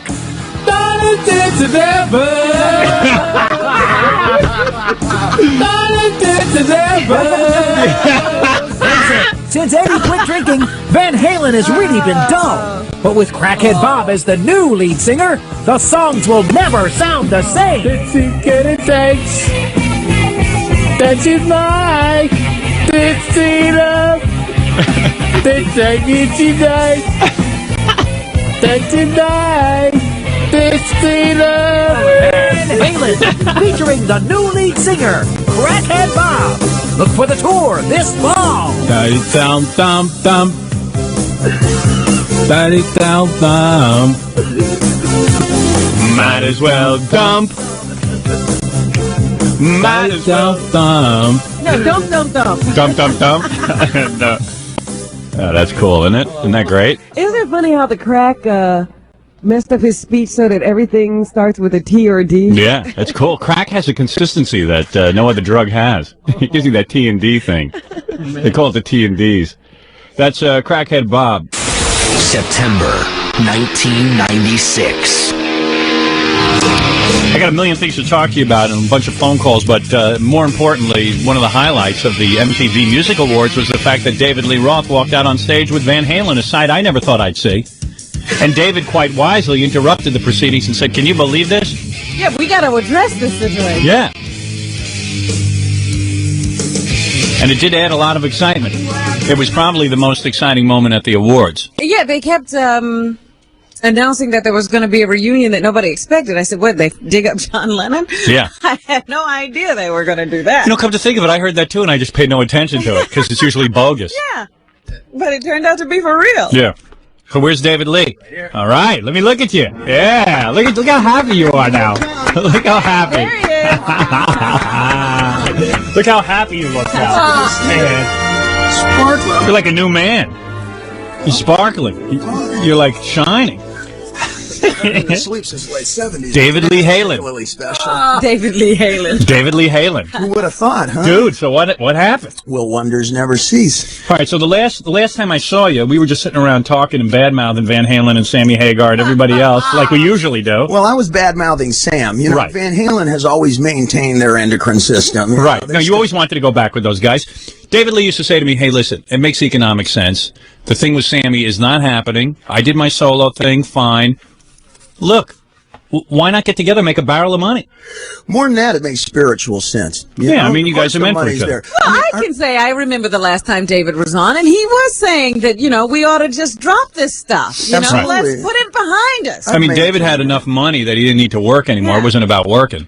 It is. True. I mean, you got enough dough you could have just kept going on There's doing what you're not doing. a whole lot of musicians that you can conjoin with. You know, the band Van Halen, in terms of lead singerdom, you know, for however long this goes on, just went from decaf to speedballs. Okay. Right. So it's like there's not a whole lot of musicians that I can go out there with and hook up on that. And there's not a lot of, you know, vocalists that they're going to be able to hook up. My friend, as well. No more buying weed on credit, man. You're back in the dough. So anyway, listen to me. So what happens? So I saw you, and then soon after I saw you, I had read that you were going into the studio to record with those guys. And I was shocked. I mean, I was floored. I think it's fantastic. You know, I've always advocated that you should get back together. I always said you guys should get back together. The Sammy Hagar version of Van Halen was not the David Lee Roth version, and it was not happening. It was just not as Well, you know strong. what made it patently obvious was when, you know, all these radio stations started going alternative, and they went back and pulled out the David Lee Roth Van Halen stuff and started playing That is classic music. It is timeless. You know, something. I guess the only way you can really judge music is how long it sticks, how long it lasts. It wasn't trendy. It was part of. It was very. It was a defining band of the '80s and all that. Okay. And more than that, it contained attitude. It contained a real, genuine attitude, not a pretension, not the, you know, I'm not going to get busted for aggravated mopery up there, you know. And meanwhile, the last time I heard this rap, what David Lee is saying right now, was back in my office to Stuttering John. So David Lee was really bummed out. I mean, he really wanted back with the band. And as far as I was concerned, it was no way it was ever going to happen. I figured that Eddie and those guys were just like, hey, forget it. It's over. We got Sammy. Maybe it's not as good, but hey, we got him. And I mean, didn't you think that? There is a powerful magic in Van Halen's music. That's why it's lasted all of the years. But deep in your heart, it had to come as a shock to you. I mean, how did how did it all happen? I mean, did those guys like call Well, it you? seemed to me that David was taking all the credit for this. Well, what happened is I was watching CNN. Go ahead. And, they were doing all the MIDIs, peace accords and everything. And I said, well... You're the Kissinger of Van Halen. No, Yeah. and on top of that, they're putting out a greatest hits. I hear about that, and I wanted to call up and say, I called up Ed, and I said, Ed, if nothing else... You had his number. We're both going to be in the media as well, and I'd like to have peace, because when I listened back to the old interviews, and I was slamming them, you remember 3-4 years ago when I was here, it was like, boom! You were tough. Man, now when I hear those words, they ping off my ears like the names of old battles, and I don't want to hear them. Right. They sound hollow to me. And I said, let's be at peace. You called him at his house and said this to him. Yes. And a week later, he said, hey, let's do a song.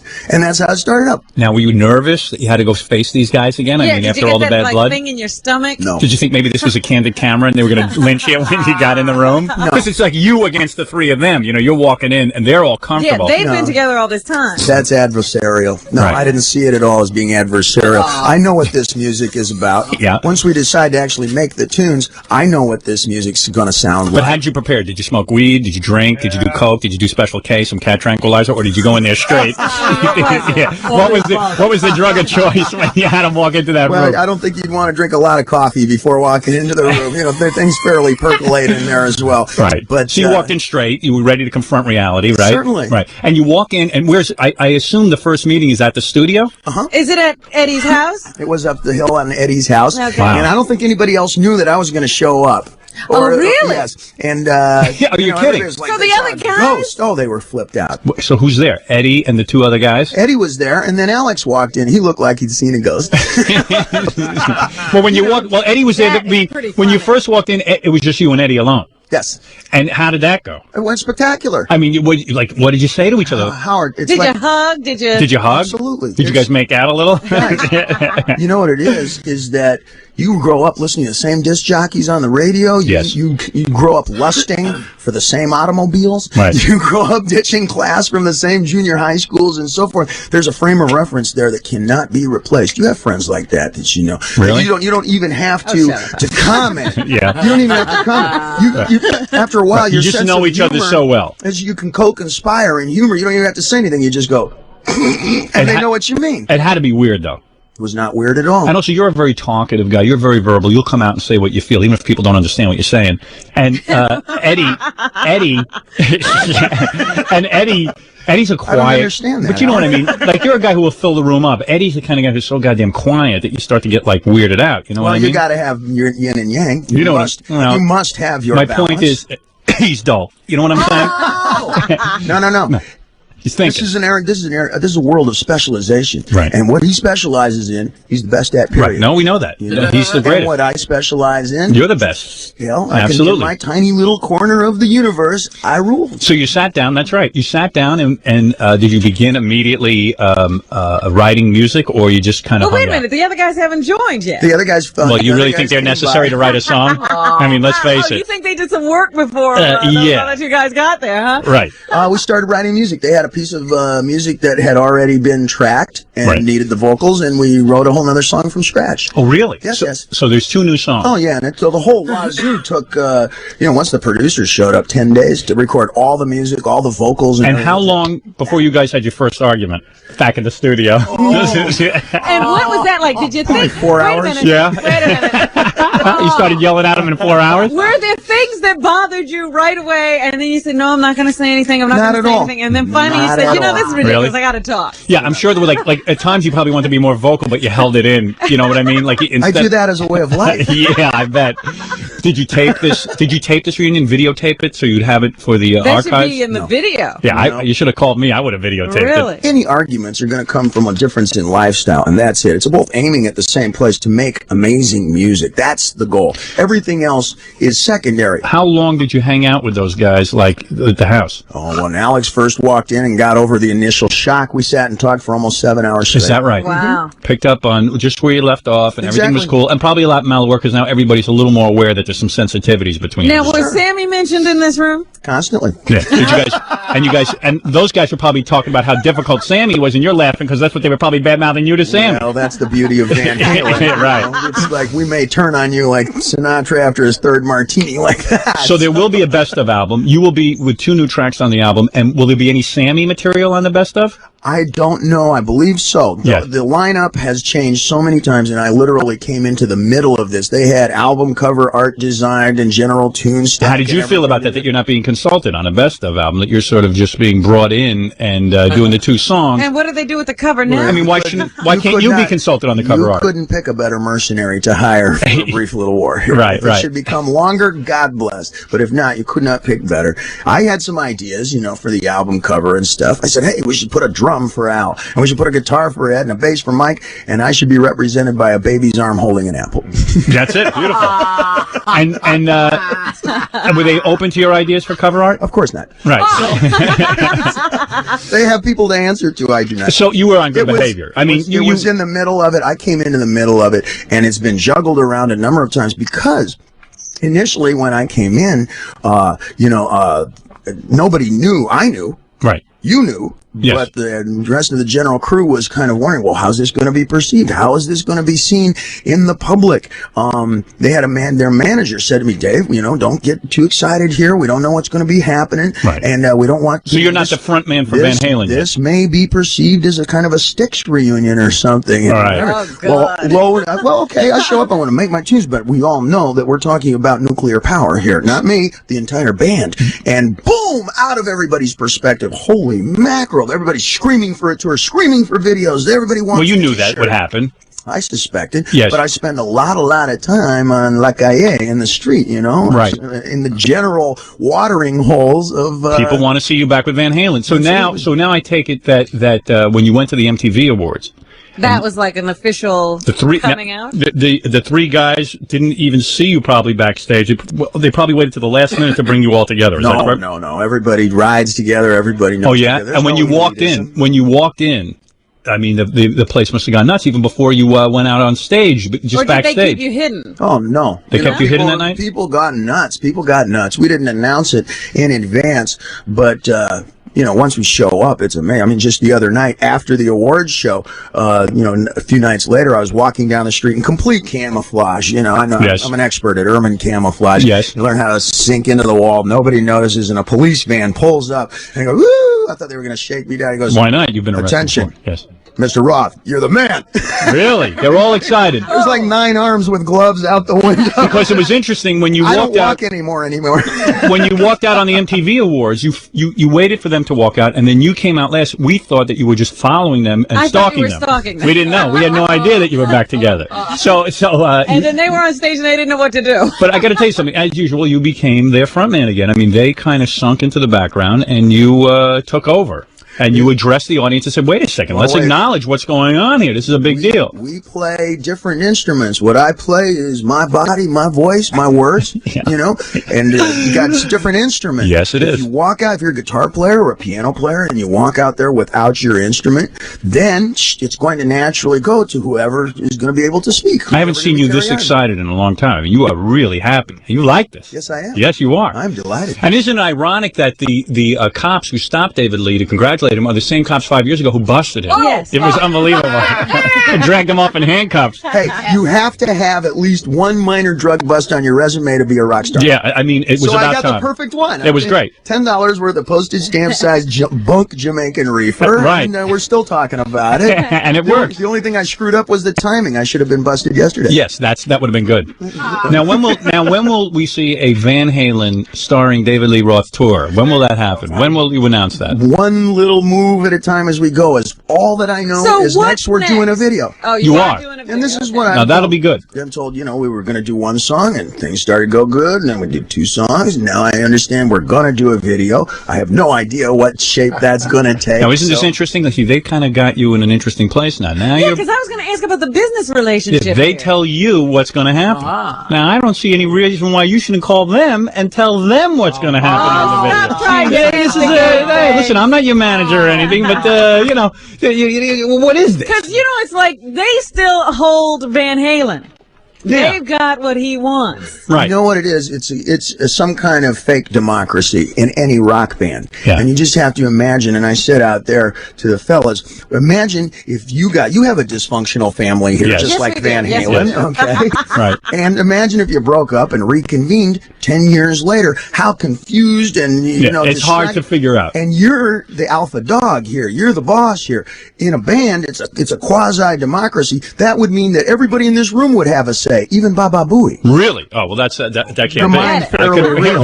That's unbelievable. You know, I left once. Here's and my if guess. that was the thing, I wouldn't have come back. Once you guys go on tour and you actually do a formal album together, you'll be back in the driver's seat. You'll be telling those guys when to jump. Don't worry about Well, it. how does the deal stand now, though? Because you're saying that they have Yes. the relationships. Yes, With they. the record company, Right. with the management company, with everybody. That'll all so change. What are you, a hired hand? No. That just means I don't pay a percentage. Right. Let me say something. Believe me, in about a year, David will have it all worked out. right. Those guys will be hopping Well, too. wait, perhaps it's that very kind of thinking that precludes us from just saying, okay, we're going to do the singles, we're going to do the tour, we're going to do this and that, because maybe They're some folks afraid. might be thinking that way. Yeah. It's an easy way to wind up thinking. I don't perceive that way. The beauty of Van Halen is that you have super enthusiasm and wilding in every department. Yes. And, you know, some people would say, man, if I could write the lyrics, I would. You know, some people say that to a singer. Yeah. Some people say, if I could play guitar, I would. I wouldn't. Even if I was a spectacular guitar player, I wouldn't. You wouldn't see me do it on stage because there's something about magic, you know, about putting it together. You could do this whole show by yourself, would you? No. I could sing. All right. You got What did he say? You get chemistry. I never know what he says, but I know that Van Halen is back together. brilliant, though. I couldn't be happier. Let me say something to you on a personal It's note just here. better. If he It's could just play better guitar, when it's, he when says it's, he wouldn't. That's ridiculous. I couldn't. Yeah. Oh no, because what happens is it becomes incestuous. It's just me, my, I, and the music becomes very small and very isolocated. When you perform with other and write with other musicians, Listen to even on the same instrument, you're going to hear things that you would never think of. The truth is, he's got his plan totally mapped out. He knows exactly what he's doing. Where he's taking Guy's a over. very smart businessman. Let me say something. On a personal level. Well, wait a minute. I got another question. Yeah, go ahead. You almost Yeah. When they do business now, how's the money? How will that money? Well, first of all, on the Best Of album, Yeah. that's a clear-cut business arrangement. That's David Lee has All right, publishing. yes, but we're going now to the new songs. New songs, you're not splitting that 4 ways evenly. I think it'll be the same arrangement Van Halen always You had. do the publishing and royalty thing the way we always did, but we Right. always split it up 4 ways. And You did even with the touring money? Yes. Really? You're still open to that? Yes. The thing is that In a year, he'll it's tell But I us. approved. still don't understand. Yeah. What don't you understand? It's not a band, It is a band. but he's not a member. He is. He's keeping you interested Well, now, in the wait a story. second, now, They're wait a going out on second. tour. He's just not going to announce it. No, you know, as like you said, you read They the are a press band. releases. You heard the press releases from the very word go. They started announcing that they were still looking for other singers, that there may Sure. be a replacement, that Right. they were carrying on active auditions for singers. Well, can we and stop stuff that like now? I mean, is it clear that you will be the guy? No, it's not clear to me. Really? I have no idea at all. I'm good to go. I have a plan. You're It's a open to two-word doing plan. it. I have a 2-word plan, Howard. What is it? Let's go. Let's go. You're ready. You've Here's always my- been ready. here's my You've said that two-word for plan. 10 years. Here's my 2-word There's a plan. lot of momentum behind you. Hello, Cleveland. Right. That's it. David Lee is ready. And believe me, they're ready too. I mean, it's unbelievable. I don't know. I just think he's in a precarious position. I don't understand what they've gotten him into here. Robin wants to split up the band again. No, she's got a very solid point there. yeah. Is that there's been no direct commitments. I'm not pressing for it. I'm not asking for it. Because you Hey, don't Yeah, but you're open about it. You're saying months ago, you're 2 months saying you ago, would I go would've- back with those guys, and they're not saying the same commitment to you. Right. It is a little dishonest of them. You're saying, "Hey guys, I want to be back with you." And the other thing That's is, honest. when you're sitting in the room working, it puts you at a disadvantage if you're not already Right. the guy. You might have to put your foot down at some point and say, "Hey, listen, guys. Listen, you can't embarrass me like this. I've gone on the radio. I've said, hey, I want to be back in Van Halen. You got to say, hey, we want David Lee Roth back. What am I auditioning I'm not here. Wait a minute. Because right now, they're giving you a vote. You know, she's got a point. They could take it away. Yeah. I can't think about that.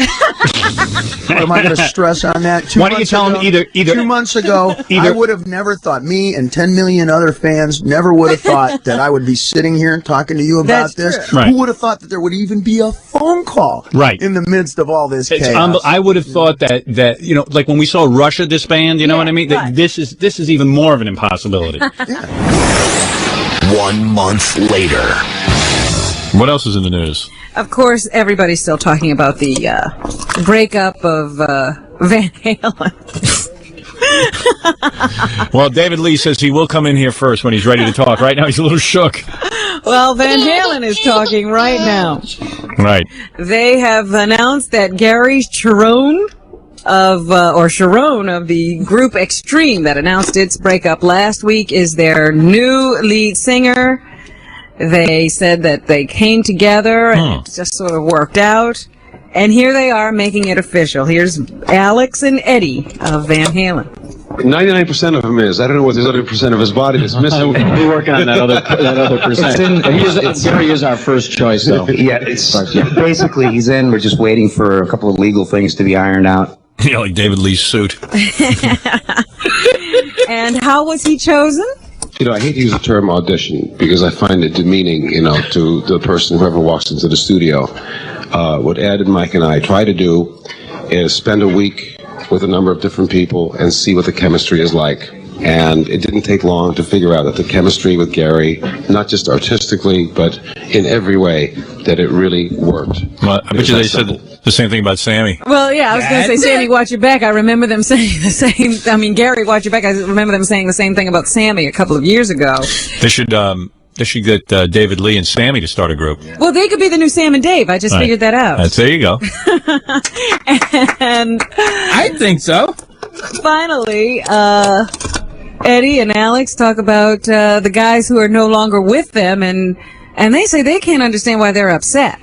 Ed, Mike, and I have nothing but the utmost respect for Dave and We for wish Sammy. them all the best from our hearts, seriously. And it was just a situation that stopped working. You know, whether it's a marriage that they say irreconcilable differences or whatever, it just didn't work anymore. People change over the course of time. And it's that simple. What I don't understand is that when somebody leaves, that all of a sudden in the press they become angry. I wish them well. And remember the good years that we had. Yeah, he doesn't understand. So how about they throw you out of the band and publicly humiliate you? You don't understand. He doesn't understand. Well, why would they be upset? There's not a single record that we ever made with Dave or with Sammy that we are embarrassed or ashamed about. We made a lot of good music together and had a lot of great times. Taking the high road. Oh, come on. You don't understand. They still got the band. They still got the franchise. Yeah, you're still in a band. You're still making money. And David Lee's out in the cold, and so is Sammy. What are you talking about? You don't understand. I mean, don't be bogus. Say, of course you understand, but that's it. It's over. Tell the real reason why you got rid of those They guys. claim they never led David on. They said, look, we told him we're, going to do these couple of records. They never told him that it was going to be forever or that this was the possibility of a new beginning for them. Yeah. They're claiming that he's blown this all out of proportion and imagined a lot of things happening that weren't happening. What's funny was that when they went on MTV, David Lee was pretty sure he was going to be the new frontman. Oh, yeah, because he was the one who brought it up. And then all of a sudden, when they announced it, wasn't happening, it was like, oh, man, I just went out there. I made a total jackass out of myself. He didn't want to show his face again. Yeah, it's embarrassing. He really thought he was back in the group. Yep. It's like a girlfriend taking you back for one shtup and then she dumps you again. You know what I mean? That's even worse. I'd just as soon stay away from you. Yeah, I was beginning to get over you. Yeah. From Roth to Hagar to Roth to Cherone to Hagar back to Roth. David Lee Roth will reunite with Van Halen. The whole truth. The Howard Stern Van Halen special. Exclusively on Howard 101. I mean, let's get down to it. Here you are. You're not afraid to show your face publicly. No, sir, I'm not. For a while, I thought maybe it was a public embarrassment that because we tried to talk to you, and you weren't talking. You were in Hawaii at the time. I didn't have a record done or anything, and it was really nothing to talk about except for garbage. So. Right. But now there's a positive thing. All right, you got to go through this with me because I'm dying to ask you. Oh, no, how you mean? You're actually going to try to get me to tell? Yeah, all right. Well, here, let's go through it and see what we can find out. Who's going to come busting through that little thing? Nobody, man. You're safe. No, all right, like Sammy, listen to me. All right. for the last few years, I don't know how many years, 10 years or something, you've been the lead singer of Van Halen. 11 years, yeah. As a matter of fact, while you were with Van Halen sold more records than even the David Lee Roth years. Hits. Right? Yes, and yes. their biggest hits. So, Yes, so you certainly performed well. One cannot say that you didn't perform on the job. Is that correct?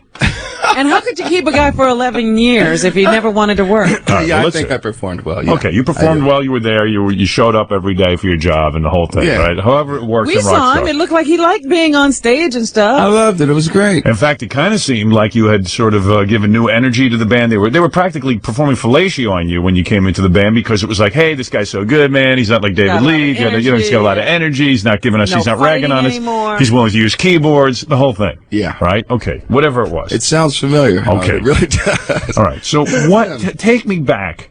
Take me back in time. Then we'll work our way all the way through to the solo album, which you obviously are using as retribution against the band. I like that. I love that. That motivates me, too, in life. Well, see, I mean, if you're an artist and you write things about what happened to you, last year was kind of really weird. A couple of wonderful things and a couple of really horrible things. So I just wrote an album about those things. I was caught by surprise by all this. I thought the band was real tight. Were you? Or were you caught by surprise? Well, yeah, but it was getting ugly the last year. After the tour ended, it started getting like, Eddie was supposed to have hip replacement, and he just walked around with that cane, and Alex had a neck brace, 3 ruptured vertebrae, and I'm saying, 138 shows. These guys are talking about me being like, you're like you're not into it. They're meanwhile falling apart. Exactly. I said, look, you guys go get well, and my wife's going to have a baby in April. Right. So April 1st she had it. So. All right. So you said to them, hey, listen, guys, we're going to go on tour. Why don't you guys go get your hip replacements and your necks fixed and everything? No, it's after the tour. Oh, I thought everybody should get fixed up. Everyone should get fixed up. What did they want to do?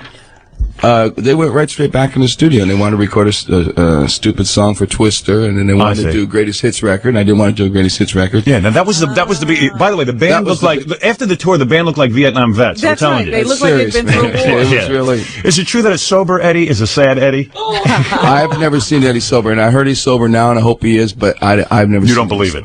I don't know. I want to believe it. I just assumed he's a better guy when he's sober, but I've seen him sober for a few days at a time and stuff. But Eddie's not. So the whole time you were on this tour and everything, you guys were together for 183 days. Was there fighting going on? Was there arguing going on? No. You guys were all getting along. You guys all shared like hotels and there was no like separation on the bus or no one talking to each other. No, we on always stage? had separate limos because Ed and Al smoke, and I don't like cigarettes. Right. And you're the singer. You got to be able to sing. So Mikey and I would have a car, and they would have a car, and no big deal. No, not a big deal. We were fine. Yeah, and everybody would hang out backstage, have fun. Nobody pulling attitudes or no. Every now and then, you just don't want to see each other and stuff. But Right, because it was totally normal. There was no big deals. Hey, like on our show, we don't want to see Fred a lot of times. I mean, there's no, as much as we love him, we just can't handle it. We need a break. So there was nothing out of the norm going on. Am I correct? No, it wasn't as happy. These Ed and Al were just kind of miserable. Ed always complained about his hip. Al always complained about his neck. They were kind of miserable, and Al not enjoying the tour. I guess not. I don't know. But when you get on stage, they weren't happy. Cool? Oh yeah, they just weren't happy as normal. We weren't like having as much fun. I mean, but other than that, everything was normal. Yeah, right, it certainly wasn't like some big indication that things are going to go really. You guys bad. were not fighting. Right. I just hated the manager, though. I didn't talk to him much. You hated Van Halen's manager. Yeah, Alex's brother-in-law. Right, but you had to keep him around because you probably said, "Wait a second, this is just like a snow job, man.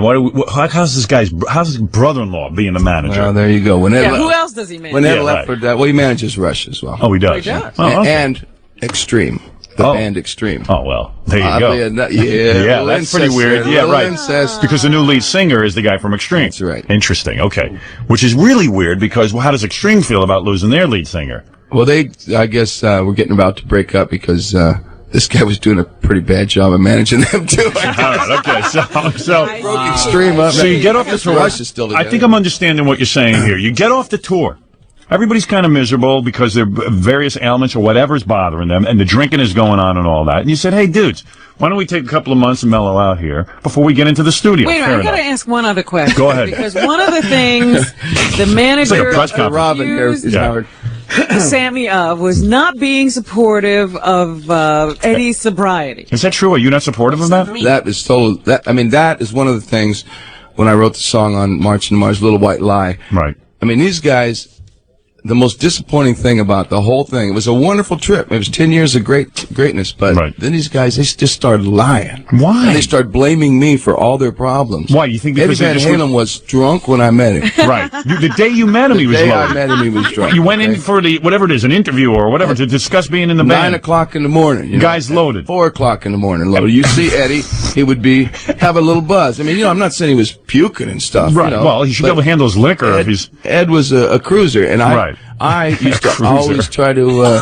I try to get him to, you know, not be so wasted all the time. Because it's hard to I was the perform. best influence on that guy he's ever had, and his wife should know that. Right. But she's probably afraid to say it. They're just looking for people to blame for anything. It's a weird thing. You know, they made a lot of mistakes in the last year, and they're trying to blame me. I haven't even been around. So you're telling me the guy said, hey, we want to go right into the studio and start recording an album. And you said, hey, wait a second, you're missing... No, not recording an album. We want to go right in the studio and start and do a song for a soundtrack. I'm going...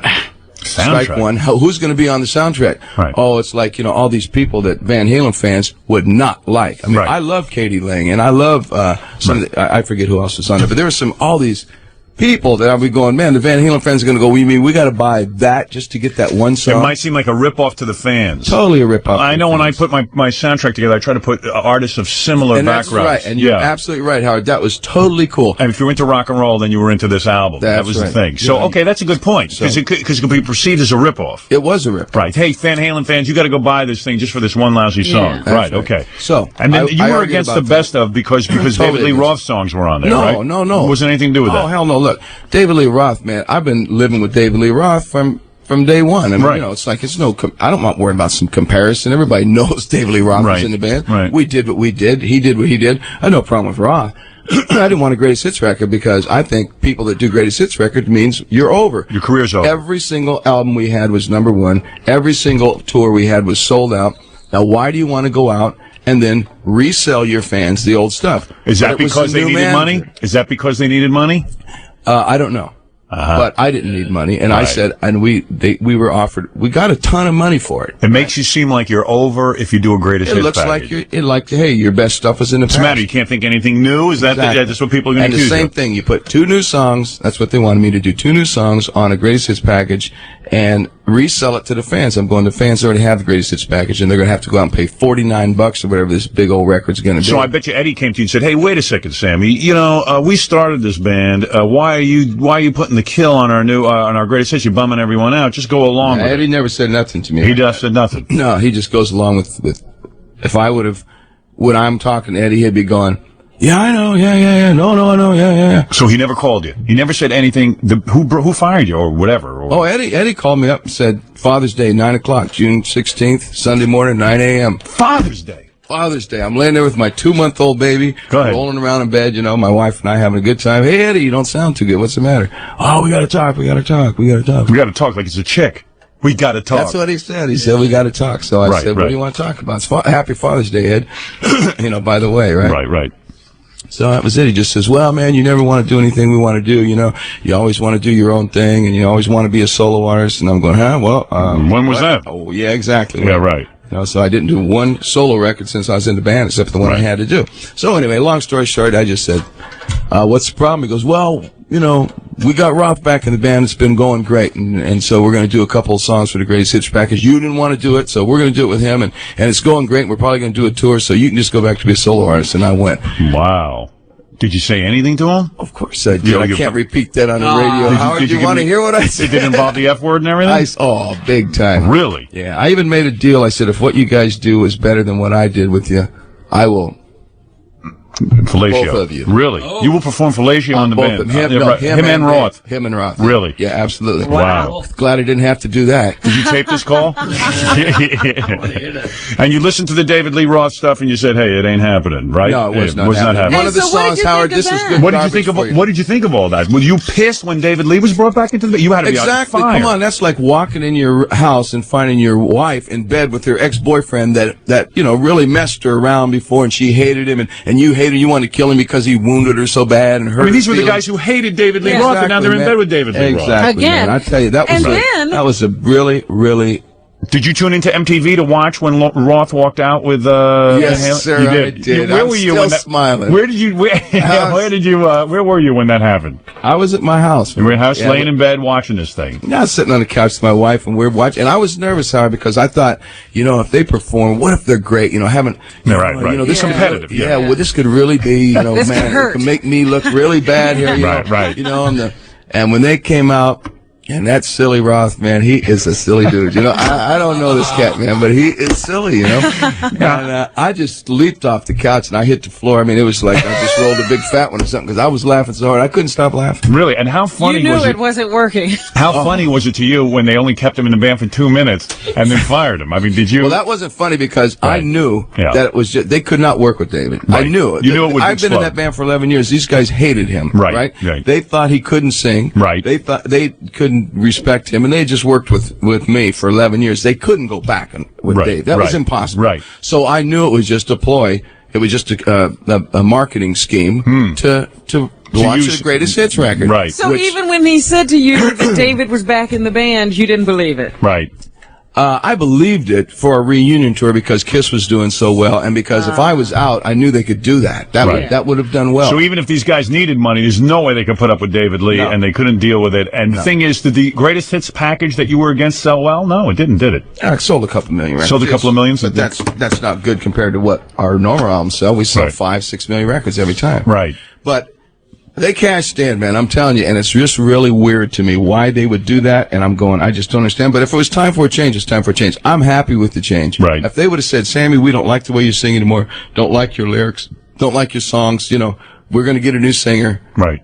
I would have said, okay, cool, we can at least be friends. Right. Because I was getting tired of being in that band anyway that last year because these guys were jerks. It was a drag. Exactly. I'm telling you that this manager, I just hated this guy. He would sell. Look what happened. Since I left the band, they've done a milk commercial, 2 commercials for TV, letting the old songs be in TV commercials, a greatest hits package, fired me, fired Roth, got a new guy. Now, I heard he's out. I heard. The new guy, the new singer. I mean, you hear The all guy this from Extreme is out? Yeah, the point is that, If they called you tomorrow and said, look, Sammy, we made a mistake, we want you back. It's too early. Really? I couldn't do it. I'm really happy right now. You are? Yeah, I would have to be. If I needed money, I'd do it. Right, but you got enough money. I don't need money. You don't need it. Beautiful. No. And I hope to God I never need money because the only reason why I would do a reunion with Van Halen would either be to give the money away. Right. If they wanted to get together and do like a Live Aid or something and do something for mankind. Yes. And give everything away, I promise you right now, I would do that. Right. But to go and do it as a reunion, it would only be because I did it for the money. And I'll say it right now. Right. And I hope I never need money. Right. Because you don't But I would love to play with these guys. It was a great band. Have you seen those guys since the breakup? I saw them shortly afterwards at our lawyer's wife died, and we went to the funeral. And they all showed up. And they showed up. And you showed up as well. Yeah, Eddie looked like OJ. He was so guilty. He puts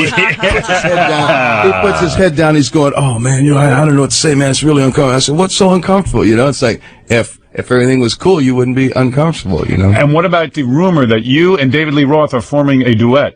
Oh, that's not Is that going to happen? Silly, man. Look, I would love to meet David. I never met David, but you got to admit, come on, Howard. I'm not trying to burn the guy. He is really a goofball, man. He got on MTV. Yeah. And if I would have been Beck, I would have turned around and grabbed him by the neck and smacked him around. Oh, absolutely. Because Beck was in the middle of accepting his award. Yeah, and a humble little guy like that. And Ralph, what a goofball, man. So the word silly is so cutting, isn't I know. it? It's just so dismissive. I don't think he's evil. Right. You know what I mean? Right. You just think he's goofy. He's goofy. He's goofy. That's so much worse than calling somebody evil. Yeah, it's better to be evil. Well, if he was evil, then I'd have bad things to say about him because I don't like evil people. Right. He's just goofy. He doesn't belong with the band. Look. Here's the thing. He belongs with the band. See, I think they blew it. Right. And they definitely burned him. Right. I'll tell you. Now you can relate to what happened. Oh, yeah. Now when David comes out and says stuff like, hey, man, all of a sudden I'm with the band, and maybe David wasn't so difficult. Maybe it was Van Halen that was difficult. I can tell you right now that those guys have flipped out, Right. But, I mean, I'm sure Dave's difficult. Like I said, I mean, hey, I wouldn't want to be around a guy that act like that all the time, Right. It'd be hard. Bumping and grinding in the middle of the street and stuff, walking down the street, probably stops and does his little number, Right. It's too silly. That's not your thing. That's not your thing. No. I don't think chicks dig that either. You know what I mean? No. It's like, you know. Guys dig it, though. Yeah, you know. What are you saying, Sammy? What are you trying to say there? I just think that is what I'm saying is like, you know, I think Dave's trying to be sexy, and I just want to let him know that I don't think women like that kind of stuff. They don't. It's too femme. It's too goofy. It's too goofy. It's just He's great. calling the wrong Women crowd, like construction workers and stuff. Yeah, right. They like manly men. Yeah, guys with belts on with, you know, with hammers and stuff. You know? I understand what you're trying to say.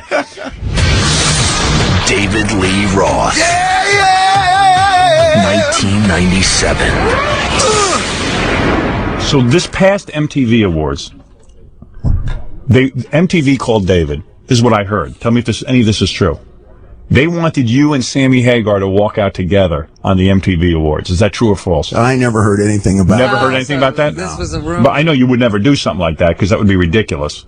You know, there are so many convolutions to what's going on with Van Halen, and we start to get real serious about it. And I think this music's way too important to take so seriously, for starters. Right. And who's going to play with what, and who's going to produce what with. Right. I don't know Sam Hagar at all. I've never even shook his hand. I've never even seen the guy. I've had him on the show. He's a nice guy. He is a nice guy, right, Robin? Yeah. Nice is the word that you use when you don't really want to say what you want to say. What is it? What did you really think? No, I always told you I thought you were the quintessential frontman for Van Halen. That I'm not a big Sammy fan, the Sammy Van Halen thing. Didn't you have their manager on here as well? Did we? Made a big impression on you too. Yeah, Ray Daniel. Oh yeah. And what did we do? And what happened? What happened, Gary? We had the manager on. He's with that new Stone Temple Pilots group talk show. Oh, that's right. Oh, right. Is Yeah. he still managing Van Halen? I think so. He's got the Stone Temple without their original singer, and he's got Van Halen without David Lee. Yeah, he seems to like get into That's what happens get when rid you of get a hold the of a lead man. singer. But no, I mean, you know, but Sammy had a lot of crap to say about you. I know that. So it's Well, like, that you know, was, you know. right. Everybody was saying stuff about everybody. Right. I don't think David. It's a weird situation. Let's put it that way. I think that what it boils down to is what's happening with Ed Van Halen, the guitar player. Here's what He's got his own logic. He's got his own time frame. Right. Like the Unabomber. Exactly. Let's put it this way. I'm a Sammy fan when Sammy is here. Okay, and then when he's not here, I can trash him. How's that? We'll make that deal. All right. Now listen, we got to talk about Sammy the book. knows that. Sammy's, he's very cool with that. Yeah. Sammy knows that. Sammy knows when he's here, I'll be nice to him, and then when he leaves, when you and I are on, we'll just trash the crap out of him. That's it. That's the way it works. Sammy does his job. He does well. Sammy's a singer, but it's the difference between a single word. Right. Sammy's a singer. David Lee's the singer. Right. Oh, well, I can't argue with that. I cannot argue with that. There's only one dynasty that can ever happen for a given team. I don't care if you're playing basketball or if you're playing football or it's a political scenario. And when you're lucky enough to have a writing team like Eddie Van Halen and myself, it's the same as Jagger, Richards, and what have you. They are great songs. You can't replace that kaboom just with impunity there. Yeah, they are great songs. Because I was sitting and listening to the album, and I just said, "Wow, man, so many great hits." There's no question. All right, let's get down to the book. You say a lot of interesting things. Okay, let's get into it. All right. You named Van Halen. Why did you do that? Well, I think the original name that they wanted was Rat Salad, which was the name of a Black Sabbath song at some point in early 70s. You would have been like a Black Sabbath tribute band or something. Well, let's make something that's going to have some longevity to it, that has a little bit of shadow and a little mystery. You're not sure what a Van Halen is. It's like Santana. That could be the name of a place. It could be the name of a person. Right, but didn't that give the boys, didn't they give the Van Halen brothers a little too much power in the band, like that they had the name? You know what I mean? I'm surprised you went with that. Why not Roth? Single syllables never swing. Van Roth. Lee Roth. I don't know, something. Yeah, All right. Okay, in the book you do say that Van Halen now stinks. It's a horrible band. You're very honest about that. Well, right? if I ain't in it, then I don't care about Van Halen. I think that's probably a better summation. But you're not saying that just out of So sour you're not grapes. looking forward to see what the next incarnation is. I have no interest whatsoever. Okay. Their current lineup is inclusive of psychics, therapists, managers. It's out of hand. What have you. And like I said, when I was in the band, there were 4 guys in there. The song Just Like Paradise was supposed to be the theme to Beverly Hills 90210, but they wouldn't come up with any cash to pay you? No, I never heard about it until some months later. And I think that's part of Business 101 when we discuss managers and agents and, the various support groups. tips that we pick up along the way. I didn't hear about that until months later. It just never came to be. Okay, you admit to visiting prostitutes. No big deal there, right? At what time period are we talking about? How about page 256? What are you talking about? Why did you go to the bathroom with the Go-Go's at MTV? No, what I had said is that I knew Heidi Fleiss, but I didn't inhale. Right. Why did you go to the bathroom with the Go-Go's at the Wait a MTV minute, Awards? hold What? it. Yeah. Does he go with prostitutes or not? Yes. I think we have something hanging Yes, he out does. here. Yes, he does. No, I knew a young lady who came Lived in a to work. shoe. Who came to work for Heidi Fleiss later on. Victoria in her Sellers. career. He's saying that he doesn't pay for it. You said you met Heidi Fleiss and her partner Victoria Sellers at some special parties with her girls. You did have sex, but you never paid. Is that true? He's like, I love the David, way you sure you wrote this book? No, tell me what. Well, I'm trying to untangle it here. You shouldn't have written this book, I'm telling you. No, what I said is that I knew Heidi Fleiss, and I knew that whole gang. Right. I was probably the only one in that town who didn't get involved in a commercial venture with her. Right. You know, You didn't pay her. I spent plenty of time around that club. I went to that club, it was on the rocks, and I was there 2-3 times before I realized that this was a menu and not a guest list. Right. And you talk quite a bit in your book about the MTV Van Halen, David Lee Roth reunion. Everybody wants to know about that. And it sounds like hell. And it seems like Eddie was screaming a lot, and and the whole thing. And one of the interesting things you say, Alex Van Halen, the drummer, collapsed backstage. You went over to help him, and all of Van Halen's security people hustled you off and wouldn't let you help him. Yeah, the fellas are in physical pain here. Okay, Right, you don't just wander around needing a hip replacement or whatever as you call it. Right. You don't constantly have back pain and neck pain and make it to the chiropractor every day. Come on, we all get little stubbed toes and a wrenched finger here. If it goes for more than 2 days, you lose sleep and it ruins your whole week. Right. These guys are feeling like that every single day. What is going on? What's that all about? I have no idea. I don't know what the medical background of it is, but you've got guys there. Poor Ed can't even walk up his own driveway. I know. Okay, he's got to get his hip fixed. That's wild, isn't it? He's not that old a guy. And his brother is the same thing. You think it's psychosomatic? Up there, I don't know what it is. But it's extreme, and I wouldn't wish it on a canine. As much as we go back and forth, these guys, you know what it's like when you get a little back pain and it lasts for a couple days. It ruins everything. That's right. How are you going to make decisions? How are you going to make creative thoughts? How are you going to officiate over a band if you feel maybe like it's that? the Eddie Van Halen voodoo doll you have, and you keep sticking pins in it. Maybe that's what the problem is. You imply also that Valerie Bertinelli, that you could have had her, but you stuck her off onto Eddie. True or false? No, I didn't even know who Valerie Bertinelli was the first time she walked backstage. She wanted David Lee. And I think one of the most interesting things you write about in your book is the whole idea of being Jewish. There's a German newspaper guy comes up to you and he goes, "Are you a Jew?" Like almost like. Well, very few people approach Mick Jagger and go, "So you're a Presbyterian, huh, Mick?" Right. All of a sudden it became an issue, right? Yeah. Very few people approach the guy in Stone Temple, whatever, and go, "So you're a Baptist, huh?" You Right. never ever hear that. The guy was an anti-Semite, and you say in your book that, and this is something that is true, that Jewish people are always deluding themselves that they're part of the white race and they're accepted by white America. They are not thought of as white. Is that correct? I think that it's probably the most hated race of people in the history of mankind. Even more than blacks. Well, I was thinking about that the other day, and I said, yeah, they just made us slaves. They didn't try to fry us. Yeah, right. A couple of people very excited that you're here. They want to talk to you on the air. This is Jim. Jim, go ahead. How you doing? Yeah. Actually, I met Eddie Van Halen once outside a hotel. It was me and about 4 other guys. We were talking to the road manager, and he said it would be okay to get an autograph. And so Eddie comes out, and he practically walks right by us. The manager had to pull him back out of the car, and he's all swearing, "It's effing hot out here. I don't have an effing pen." So I handed him a pen. He took the cap and just threw it on the back of the limo. He just scribbled on a piece of paper and took off. See that? Dissed you. So, where was this? When was this? 4 Seasons in Boston. Uh-huh. When? About 4 years ago. Yeah, because David wants to put all of them on trial, so we might need you as a witness. Well, he probably was in pain. Though. Well, now wait a second. Yeah. I want to raise up a little point here because you talked earlier about the lady who's married to Robert Redford Yes. or what have you. Very unsettling. You never know exactly, what you're dealing with or whatever. You never know if you're the first person to ask for that autograph or the 300th person in a row. So you're defending your old bandmate. I see. Hey, there have been plenty of times when you're walking along, you sign an autograph for one person, you sign an autograph for another person. The person comes up, he says, "Can I please sign this for you?" You sign one thing. Then they say, "Please, could you just sign these two more things? My brother and my sister are just dying." At some point, there's got to be a cutoff point. And then you sign that, they go, "Oh, could you just sign one more thing?" And you go, "I'm really sorry, but I got to go." And it turns into, "Screw you right away." Right. You suck. And they tear it up right Personally, there, Jim, on the phone, let me tell you something. Eddie Van Halen should have gone to dinner with you. Personally, that's the He way I should have feel. given you a ride home.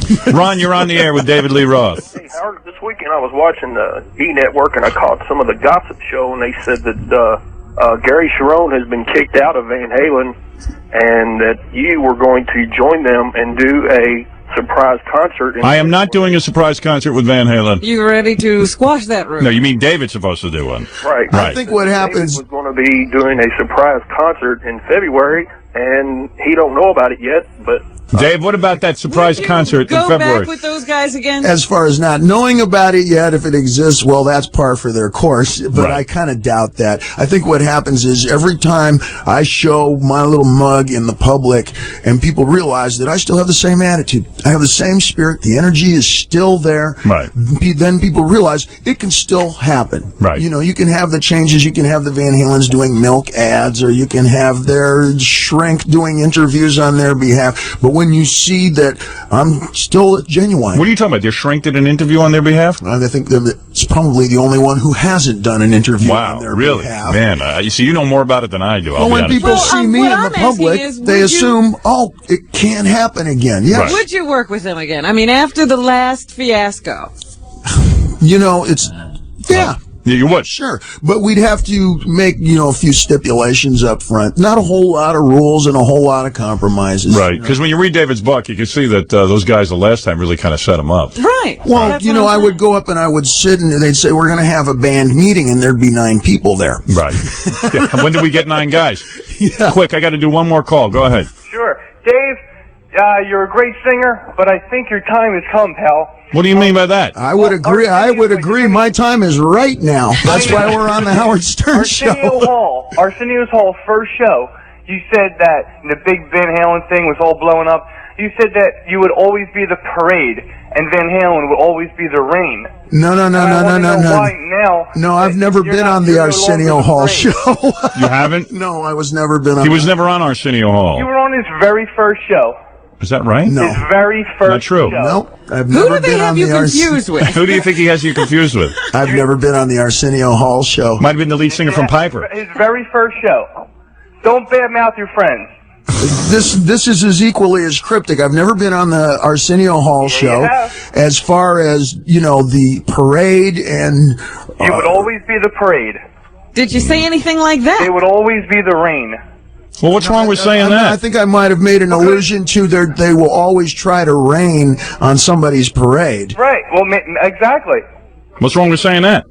I'm not even sure I know what it means. I don't understand why he's trying to rain on 3 guys that, Because they dissed him. They didn't diss him. He quit the band. He quit the band, but they've been bad-mouthing him ever since. I don't see them on Howard Stern talking bad about Dave. We can't get them. They won't come here. If they come on here, I bet you they would. Eddie and Alex Van Halen, 1998. All right, Howard. Yeah. Every guitar player in the world tries to play like our next guest. But Eddie Van they Halen? never come close. Frank Zappa said he was one of the most important innovators on guitar in the world. You were absolutely right. Get out. It is Edward Van Halen and the rest of the group. Get out. Via satellite behind you. Get out of here. You're kidding me. There they are. Hey, Howard. Whoa. Howard. Whoa. Hey, look at that. Howard. Yeah. Can you hear us? Yeah, I hear you. Can you hear us? Yeah, barely. Wow. There's Eddie and Alex. Hey, guys. Can you see us? Yeah, I can see you. Oh, cool. Wow, this is really good. How are you? There you are. Why are you guys on satellite? What's going on? Where are you? We're in the middle of shooting a video, and we just thought we'd say hi. Where are you, in Los Angeles? Yep. I know what's going on. You guys all right? Yeah, it's freezing here, though. Yeah? Play something on that guitar for me. Let me see you do something. What do you got there? What is I that? don't even. Is it plugged in? Now we came to sing you happy birthday. You really What would did? you like me to do? Yeah, play it with your teeth or something. I can't believe. Wow, I can't believe you guys are on the show. You guys have been avoiding me for years. And everything's cool with the hip and everything? Is everything good with your hip? Hey, what? Is everything good with your hip? No, my hip's fine. Is it okay? No, I heard that you were going to get a operation or something on your hip. Yeah, well, I was about 20 pounds heavier, and doctor told me lose weight. I'm back down to 150, and I'm fine. All right, so guys, what's the story? So you kicked Sammy out of the group, right? No. Tell me everything. I was going to ask you. Tell me What's everything. the story? No, tell me everything that's going on. What's going on with the band right now? You know I love the band. We thought you knew everything. No, I don't know anything. I just want. Come on, give us the Finally scoop. admit it. Give us the scoop. Have lead singers been your worst nightmare, Eddie? Yeah, why don't you guys let me sing something for you? Say that again? Why don't you let me sing with your band? Hey, is it true? Let me ask you. I got a million questions for you guys, okay? Because I've always wanted to interview you. Is it true that like when you got rid of David Lee Roth, you were going to get Patty Smythe to be the lead singer of Van Halen? Well, you got two things wrong already. Dave quit, and so did Sammy. Right. Everybody quits on you. I don't know. They don't like the Dutch, I guess. Dude, I would never quit your band. I swear to God, I would just jam with you guys all night. What's going on with the band? Because people want to know. Seriously, what happened to that guy? You threw out another guy. What's that guy, Dave? No, he's still with you, right? Oh, Dave Sharon's with you? Or what? Who's the lead singer of Van Halen? Seriously. Gary Sharon. He is. Gary Sharon. They threw out Dave, got Gary. Yeah. And they threw out Sammy and got Gary. Right? No, Gary is the best. He is? We like him?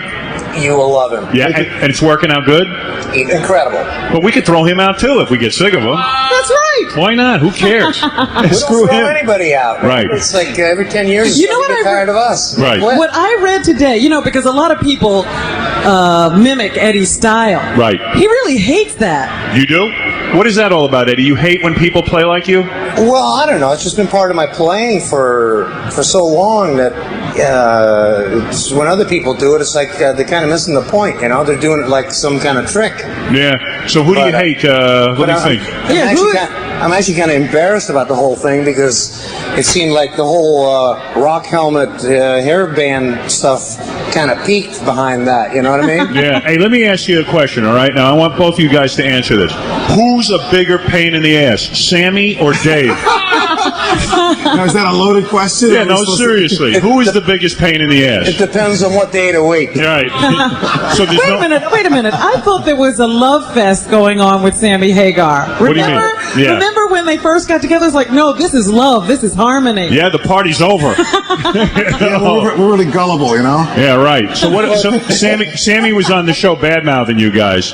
He what? Sammy was on the show bad-mouthing you guys, but I had to play along with it. I really like you guys. I was just going to wonder, what are you going to say after we get done talking about us? I'll quickly get Sammy on here and get a rebuttal, that's all. We'll ask Sammy. All right. So when you were drinking, was there ever a time, I read that like there were times when you were drinking that there were times you'd go on stage and play and you never even remembered playing. Is that true? Oh, no. Never. All that's false? Who said that? Who said that? I don't know. I'm making stuff up, hoping these guys will agree to it. Who in the hell told you that? David. No. Hey, did you guys read David Lee's book? No. You won't read that. No. I just nobody sent me a free copy, so I'm not going to buy it. You're not going to buy the book.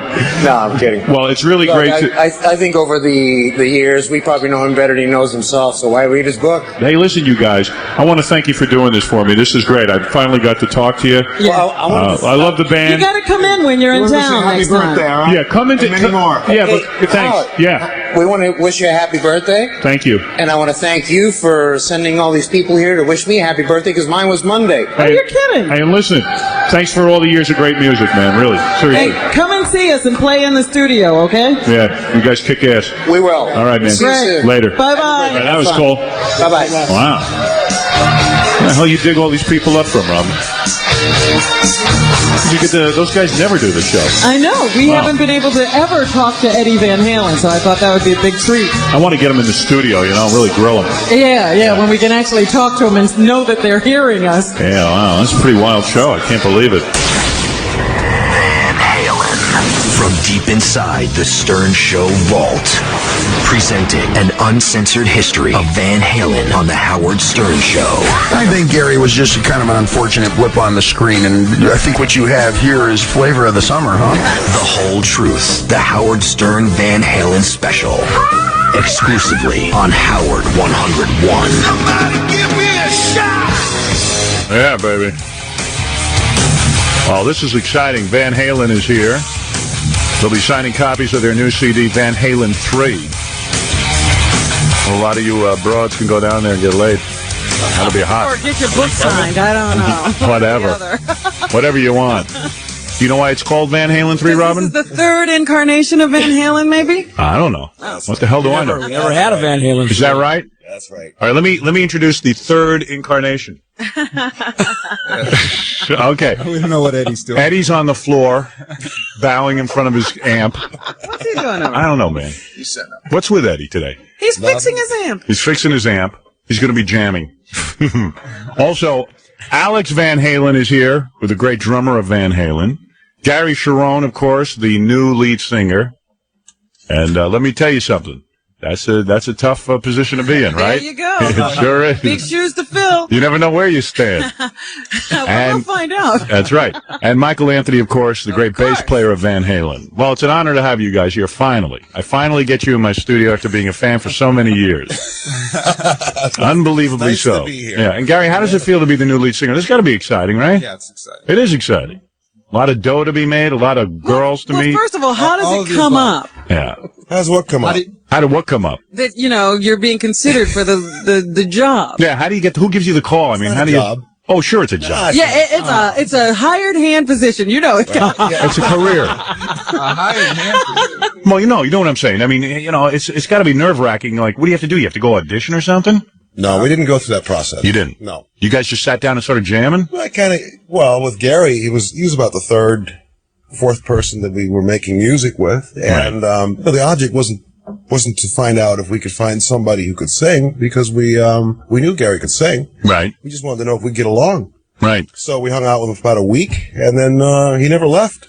Really? Oh, That's so it. that's I'm still there. Yeah, he's still there. That's like what Ed said earlier. There's no planets revolving around his head, Yeah, I know. It'll happen. He said, okay. it'll happen. It takes about 10 years. Later. The 10-year evolution. And you guys recorded this new album at Ed's house. At Ed's house. Yeah. He's got a whole full recording studio. I saw a picture of it. We started, every record since 1984, or including 1984, has been done there. And it's called 5150. That's the name of the studio, yeah. That's the name of the studio. Why is it 5150? Because one of the engineers who used to work there was into the police scanners, and you had to understand the codes of what they used. Oh, I see. An escaped mental patient was a 5150. I see. So the studio became 5150. Jackie just built a recording studio in his house. What do you call it? Apricot Studios. Wonder why he calls it that. I didn't name it. Is that like the walnut theory? I didn't name it. Apricot Studios. That's because he's pussy whipped and his wife named his recording studio. So you guys go to 5150. That's at Ed's house, right? Yeah. Now that's got to be quite a spread. I mean, all you guys have nice houses, right? I mean, you guys got really beautiful. Not me yet. Well, you'll have it soon. Once the album comes out, you're all set. Yeah, but you're never going to be there. That's right. We'll be on tour. That's right. Are you going on tour? Yeah. Oh, you are? Yeah. And so you go over Ed's house, and what do? You bring Gary over there, and you all start jamming? That's how this album came together? Well, yeah, kind of in a relaxed way. We went over some older material. Yeah. See if Gary, how he felt with it. And do you have broads around while you're recording, or do you guys basically, is it a male bonding thing? Yeah, it's kind of private. Yeah, really? Yeah. I think Gary was a little disappointed there. No wives or... I thought there was going to be a wild time, and there wasn't. Could there be some sex or something, Hey, Eddie, sit down. Eddie, sit down. Someone will put your guitar together for you. What the hell are you doing? You going to put your guitar together the whole time? This is how he usually does interviews, I think. No, because not even like Yoko locos there, or some babe to inspire you guys? No, it's really relaxing. We're not always in there all four at the same time. Sometimes Ed and Gary working, sometimes Ed by himself. Now, what about the rumor? Everybody splits. What about the rumor that Gary signed his contract in Disappearing Ink? I don't even think he signed anything yet. He didn't. Well, isn't it wild that there's so many rumors now? I mean, the lead singer's changed a few times, and now, I mean, they almost had Gary out of the group before the album came out. That's what we heard. Yeah, we heard you were out of the group. I went home to Boston. Now, seriously, Gary, as a new member of Van Halen, aren't you? This is a huge group. I mean, it's one of the most successful bands in the history of rock. How many albums you guys sold in entirety? Altogether? Yeah, with all the lead singers. Probably about 80 million. 80 million albums. This is one of the most successful bands. That to us is kind of indicative of the audience that they're with us. It's hell yeah. We make a record, and who knows what happens to it. Yeah, it's just a huge band. I mean, it's the most successful band I think in history. Well, it's up there. With the Beatles and Stones, and I mean, Van Halen. It's up there. There's no more successful band in the 80s or that I can think of. Certainly not. No. All right. So when you come into a band like this, isn't there a lot of pressure? These guys don't make it hard. They don't. No, not at all. But what about, from this fan standpoint? Everybody has their loyalties to different lead singers and so forth. Yeah. I haven't tasted that. We did a record release party, but the fans were pretty good. Yeah. I was listening to that Best Of collection. They played at my gym all the time. The Van Halen Best Of. It's got the best of David Lee Roth and the Sammy Hagar years. Right. But goddamn, that is a good record, man. I mean, there are a lot of great songs on there. It is a lot of pressure, man, to come into a band like that. And then you gotta wonder, is the stuff I do with I'm the oblivious band to it. Oh, come on. considered as great as the other stuff that they've done? I think you can't compare it. I mean, I got one record under my belt with these guys. Yeah. It's not fair to compare, but Yeah, Carol, you're on the air. They'll do it anyway. Yeah. Hey, Gary. Hello. This is Carol Zell. Who's Carol that? Zell? Who's Carol? Caroline Zell. What did you have? Zell? How you doing? You know her? I know her. You do? Yes. You had sex with her? Look at this. Gary, what you doing? Do you really know her? Yeah. I can't put it together. Are you a white broad? Yes, I am. Oh. Why would he know you? I've known Gary for years. Oh, you have? Well, he doesn't know you. No, you do know Drawing a her. blank. No, you do know her, right? Yes. Oh, you do? The name. All right, well, what do you want? What do you want? What was that? Gary, do you remember we always said who's going to be a star first? And you made it. I guess. You didn't make it yet. The album's just coming out. I know, but he's great. He's All right, let me hold on a second. I see Eddie has his guitar. Eddie, let me hear. Is he gonna? What are you doing? No, Eddie. He's gonna play me. You want to play something? No. You just set up your guitar for about 2 hours. Why wouldn't you want to play something? Now he's gonna take it off and sit down. You think lead singers are weird, huh, man? We're still on a different time zone, I think. I think so. What happened? You guys flew in when? Yesterday, I think. Mm-hmm. And you will go on tour. We start in early part of April. New Zealand. In New Zealand and Australia, that area. Then we come back here. Then we go to Europe. Then come back here again. What fun is touring when you're married? Now, Michael, you're married, right? I'm married. I have 2 daughters also. Yeah, and you don't cheat, right? Gary, Michael, don't hesitate when somebody asks your question. No, I don't cheat. I mean, if there's like nice looking broads backstage and stuff, you won't have sex with them. No, I've got a great wife and great kids. Yeah. And is this the first wife? Yes, it is. Oh, really? How the hell did that happen? I don't know. I met her 25 years ago. And you stayed with the same woman? Exactly. In high school. Really? Yeah. You won't even let a woman use her hand on you? Oh, no. Is that cheating? No, he didn't like the second wife, so we went back to the first. Is that right? Is that right? Yeah, that's a massage. That's not cheating. That's not cheating. Out of town doesn't count. Well, if you've been married 25 years, No, I've only been married 17 years. Oh, 17 years. I mean, Same as me. To me, a woman touching you with her hand is not cheating. I'm being serious. Mr. President. Yeah, I'm sorry. Okay. Can I say I'm this? sure your wife will agree. Yeah, go ahead, say something. She didn't swallow. What? Oh!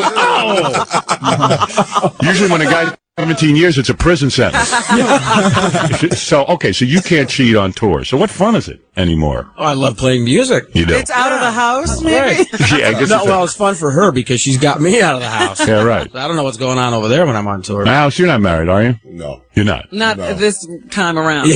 I was reading about you guys when the Van Halen when the Van Halen brothers, I'm talking about Alex and Eddie, before everyone else joined the band. When you guys were in high school, like you were the happening two guys in high school because you played music. I didn't realize that. I thought you guys maybe were like losers who stayed in their rooms all the time practicing, but it was just the opposite. You guys were getting laid as early as what, like 15, 14 years old, right? About that time, yeah. 12. Yeah, nice. 12. You're 12. These guys, imagine like you have this much musical talent. Oh, yeah, because what was it that inspired them? They went out and got instruments and they started just playing around. Yeah, did you guys start playing just to get laid, or did you have high respiration? No. Ed and I were basically beaten with a stick to learn how to play piano when we were about 6 years old. That's right, because your parents are musicians. Your father was very rough on you, right? No, it was my mom. Is your mom? Yeah. She used to beat you? She was a frustrated musician. Did she hit you with a stick, in fact? Yeah, one of them wooden spoons. Yeah. You know? Did you ever receive sexual spankings? Nope. Sexual spankings? You know what I mean? Where your pants... No. Did your mother ever pull your pants down and see you naked? This was hand on the table and then a whack. Really? If you didn't practice... Did the Eddie Murphy with the slipper? Yeah.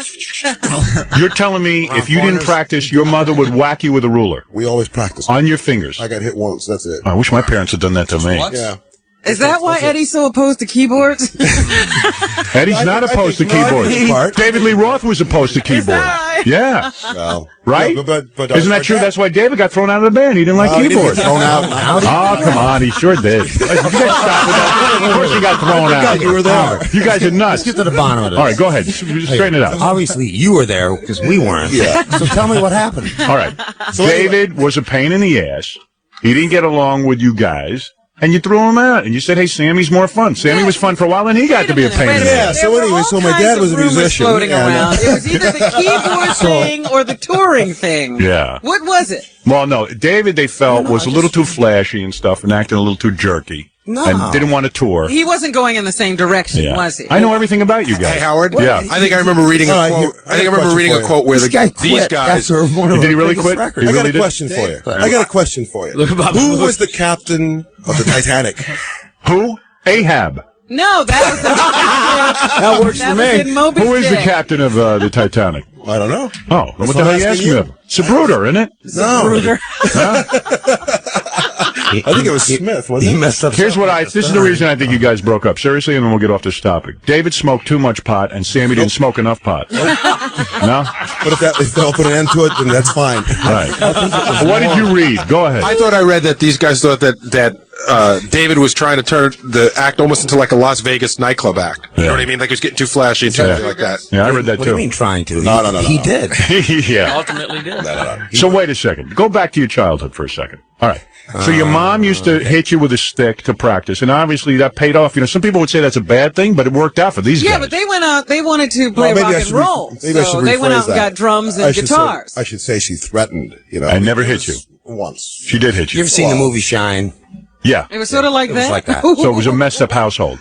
Yeah, very functional. Well, yeah, it's full of musicians. No, I mean, you guys are pretty messed up, right? I mean, psychologically, don't you guys? No, really? Are you guys healthy psychologically? Not as much as you, but really. I mean, I'm all messed up, but I'm just saying, aren't you guys messed up psychologically from your upbringing and everything? No. It was pretty normal.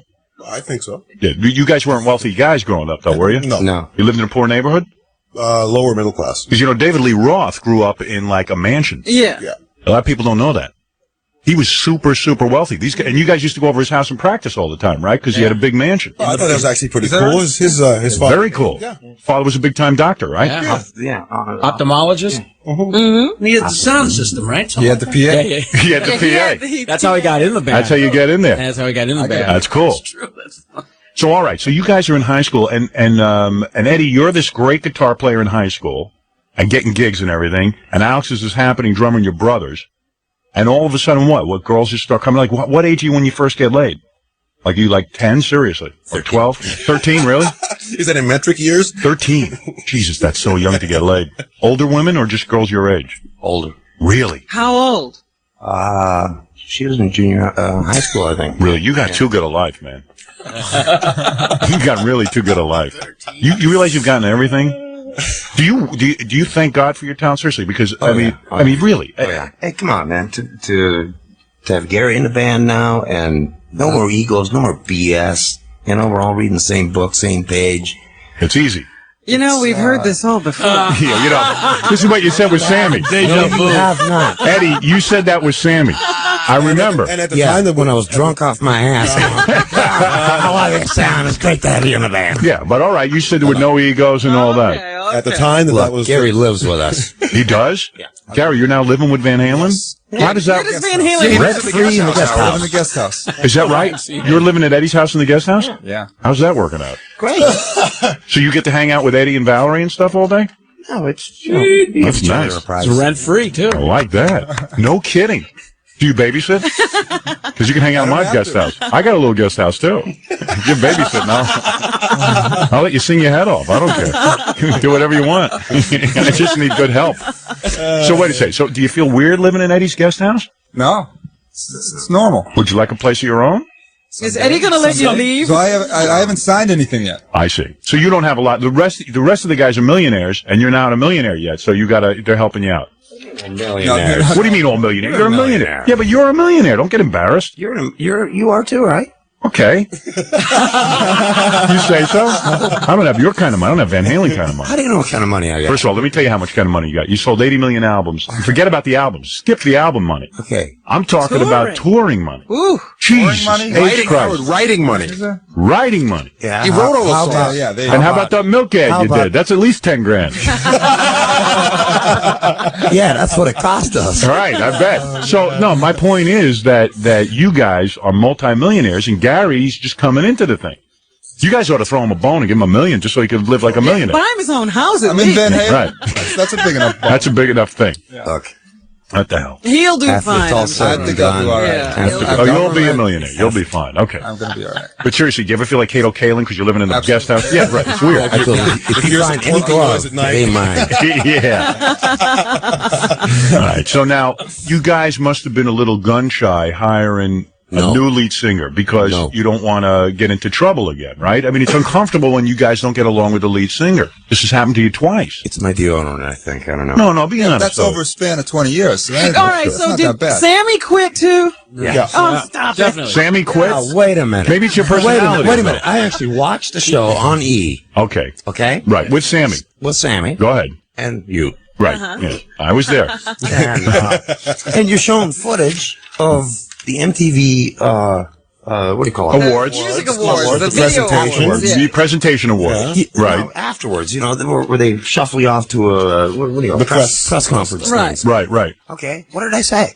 What did you say? I said, we're currently in the studio doing maybe 1 or 2 songs, maybe a video, and looking for a new singer.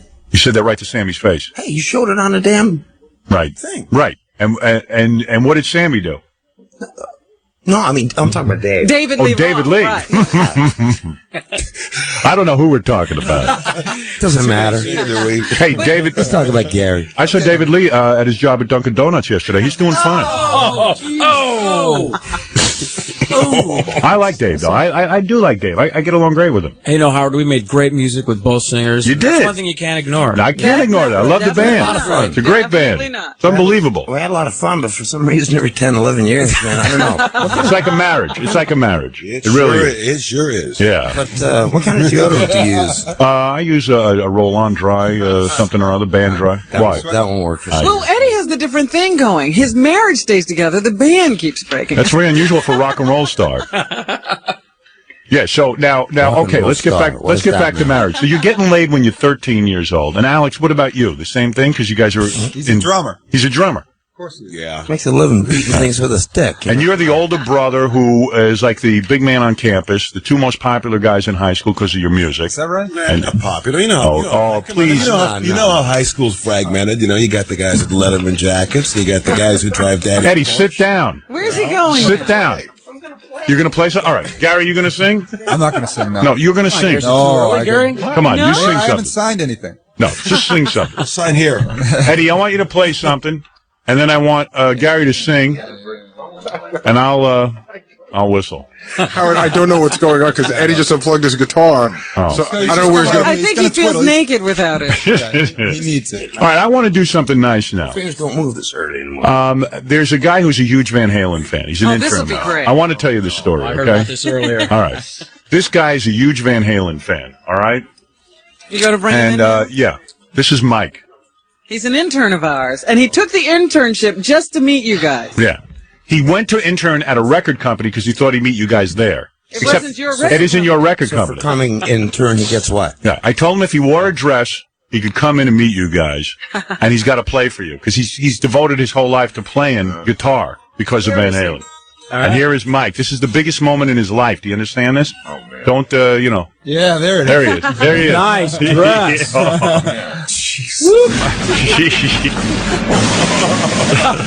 He might actually crap his pants. Now, hold on a second. Put on that What's making microphone. it sound, Put a the dress? wireless in front of it. Now, what are you thinking? There's your heroes. Just my heart is beating like a million miles a minute right now. Why don't you explain? Why don't you explain to the boys in Van Halen why you're wearing a dress and what you want to tell them your life story? All Go right. ahead. I've always wanted to just meet you guys. When I was 10, I bought my first album. I've been listening to you guys ever since. And after I heard Top of the World and from Awful Coronales, Sorry, I had a Coronales tour, I just became obsessed, and I know all your songs, everything. Tell us the thing about seeing them in concert. Sissy. Which when you first saw them in concert. Oh, when I first I just went crazy because I just saw you guys. I was literally freaked out, and I'm. I can tell that. No. This is the only way to meet you guys because I could never get backstage passes. I had an internship at a record company. I even had a constant security job, guard job, just to meet you guys. All right, now you have never been able to meet Van Halen. Never. I say we replace him with that rubber thing there. Now you are wearing a dress and breasts. Yeah. Nobody can see what this guy looks like. You know? No. I'm not. Camera right there. Do you guys get a lot of this? Dress. This is like one of them summer mini skirts. Yeah. Do you guys get a lot of this? Do you guys get a lot of this? A lot of guys in dresses? No. Do you get a lot of this idol worship like this? You get this all the time, right? Not as much as you. What? Yeah, you take it with a grain of salt because it isn't good fun. So now, it is. Well, this guy said. No, I can't Can say. you flex? wait. Do you want to say something to the band in all sincerity? Go ahead. In all sincerity, I mean, your music has just influenced my life so much, and I just want you to know because I remember you heard an interview and you said it's just music. Yeah. It's not though. You guys influence people a lot more. Tell them how did they influence you? I mean, I was a jock in high school and stuff. And no kidding. Look at you. No, but I mean, I always listen to music, and I would never have bought a guitar. By the way, Mike brought a dental dam with him in case you're going to need it. Well, you're up. Would you have sex with these guys if they asked you to right now? No. You would not? All right, go ahead. Yeah. So put the guitar down. Well, that's what I wanted him to say. He bought the guitar after seeing them in concert. Yeah. Now, how old were you when you saw them in concert for the first time? I think I was 18 or 19. And that's when you bought a guitar? Yeah, that's when I picked it up because I was I figured I'm too old to like start learning and stuff. But right. Do you want to play for the boys right now? I'm gonna play Panama. Obviously, it's just weird to play homo. All right. Here he goes. He's going to play Panama for you. This is his dream. How are you going to sing? No. We're not going to sing. No. You sing it. Help him out. All right, I'll sing. All right. Wait, he ain't even going to get to the vocal part. Wait till you hear this. And we want you to critique him, Eddie. Yeah, critique him and be honest.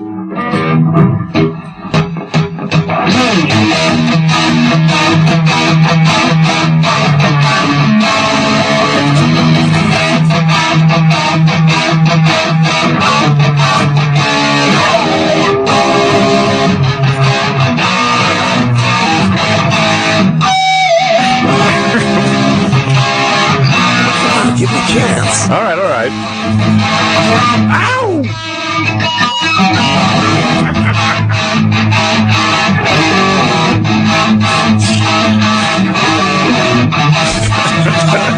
Okay, now sing. All right, ready. Where does it come in? Sing it. Right here. Panama. That one. Come in through your bathroom window. All right, turn that on. Hot shoot. All right. Well, there it is. You just played in front. You practiced that day and night. Van Halen. Now, Did you have fun? Ooh, What is that? This is just a thrill of my life. I mean, I'll just remember this forever. This is so great. We will too. Really? No, I know you got but this is the only way Eddie, to do was it. that the worst rendition of Panama you ever heard? No. It was not. Not the worst, but among them, right? All right, now get out of here. You've embarrassed yourself. Now, here's the thing that I don't understand. Michael, you got married at a young age. This is the thing. You become famous, all that kind of stuff. So you mean you've been with just a couple of women your whole life, right? You never got to experience sex as a member of Van Halen. Oh, I did, but it was at an early age. You did, and Yeah, you don't. well, not as early as these guys. When I was 13, I actually in high school I saw these guys play once. Right. And where did you grow up? I grew up. I remember now. Where did you grow? How do you get in Van Halen and become a bass player? I was born in Chicago, and I lived actually. They were going to school in Pasadena, and I was going to school in city Arcadia. Right. Right next door. Right, and then you run into Van Halen one day. Well, and you see him. Yeah, we all knew of each other because we played in local bands in the area, so I knew these guys. And the two brothers were hot and happening, right? That's right. And you said, "Hey, I want to play bass in the band." Oh, they were great. I remember seeing them play. They were doing like one whole side of the Live at Leeds album. Right. Who? Note for note. I was studying John. Right, and you did all that kind of stuff. And did you know you were geniuses at an early age? Eddie, you knew you were a guitar virtuoso at an early age? The hell's a genius? You know what I mean. Are you a genius? Yeah, of course. It's just a fart humor. There you go. Right. Same thing. And seriously, do you know at an early age that you're destined for brilliance? I know people who said they saw you at an early age, they knew you were going to be a rock star. There was no doubt that you would become famous. No, I'm a musician. Am I right? Am I right about him? Oh, there's no doubt that he was a great player. Right. And then, Alex, you got to be thrilled because you're like his brother, and you're going, "Hey, I play drums, he plays guitar. We got a band here." Well, I used to play guitar. Oh, you did? Yeah. And why'd you? Ed took my played drums. Oh, I didn't know that. That's right. But, I couldn't. I played like the guy with the dress on. You know. So I said, you give this a. Yeah, but Al, you look a lot better. You look better in a dress. I'll be honest with you. You really do. Do me a favor, Eddie. Come on. You said you're going to play a little something, and let Gary sing something. Come on. Oh, come on. You are too. Why are you guys being pussies? Come on. It's a 8:45 in the morning. That's why. Come on. I'll play with you. What do you want to do? Get over by the band there and play something. Go play something. Go play something, man. I'll play with you. If I could play, so I'll play drums. If you guys aren't, you going to play? Come on, guys. I'll play the goddamn drums with him. How's this going to sound like a... Who's the biggest? Get on the drums. Yeah, let's get on there. I like the way those are mic'd. What do you call that? Oh, please. Just get in there and play. You guys are such pussies. Just get up and play the, what? You can play as loud as you want. Right, give me a concert. No, you don't want that. You don't want that. Everybody wants to hear As you. loud as he can, you don't want? No. Now, why is it so distorted? That's what all you guys dig, distortion. Yeah, you know, I mean, I never hear a guy just play. Uh-oh. It's going to be bad.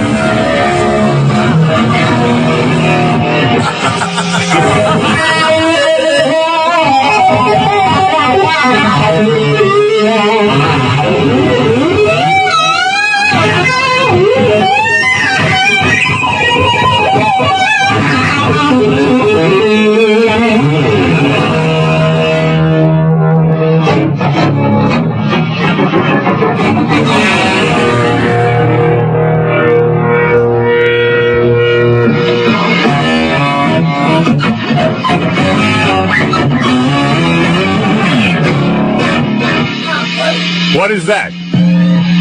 What's going on with that amp? Well, here's two listeners. They won the right to come in and look at you guys. I think they won some kind of contest. Yeah. What did you two guys? You two guys won a contest so you could look at Van Halen? Yeah.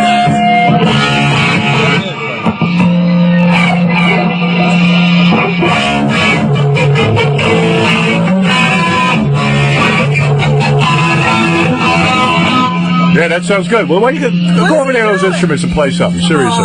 Go join them. We just finished the record. I don't care. Don't give me that crap. Just get over there and play a song. Give me a Van Halen song. Get my hands back. Hey, I'm in if they're in. Come on, You're in? Get up there, but someone's got to make the move. Me and Alex, it ain't going to happen. You guys are... Get over it. I'll tell you what. That's right. Get over it. Gary, why? You don't want to sing? What are you getting, like Sammy? No. All of a Give it a sudden... few more years. Yeah.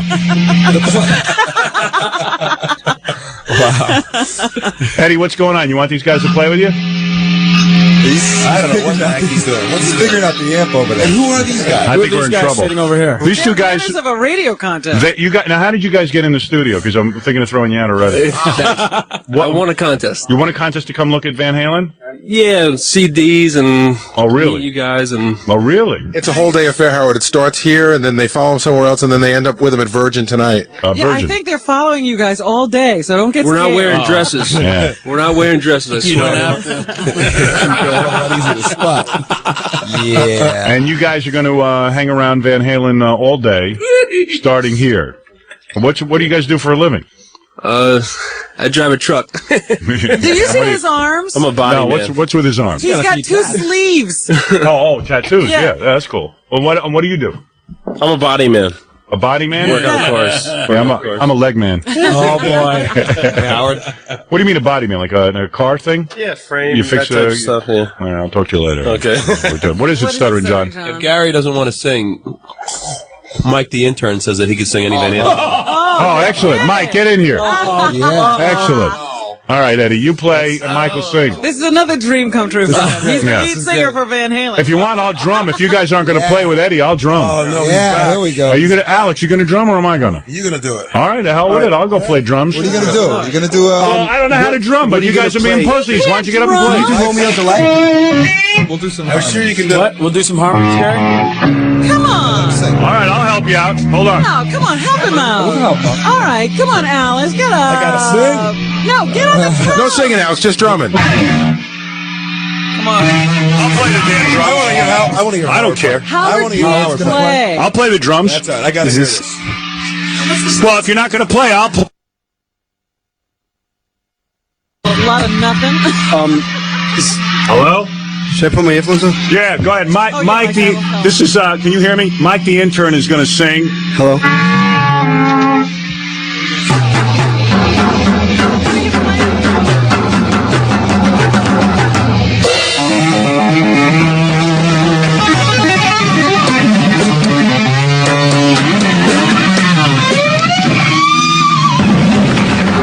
How do you drum to that? I don't know. Alex, why don't you come over and drum, man? What's the matter with you? He really come on can't, over and Alex. drum. It's a big deal. Richie won't turn on his microphone, so we can't hear him now.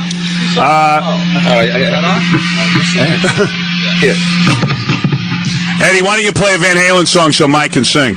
Mike, what do you want? Go ahead. This is Mike the intern singing. What are you going to say? This is Mike, the intern with the dress on. Right? Does that come in different colors? Pick a song, Mike. Pick something real mainstream. Mainstream? Yeah. Panama. All right. Panama? All right, go ahead. All right. Eddie, just play Panama. Come on. I don't got all day. I got a whole show to do. I'm on drums. How does it start?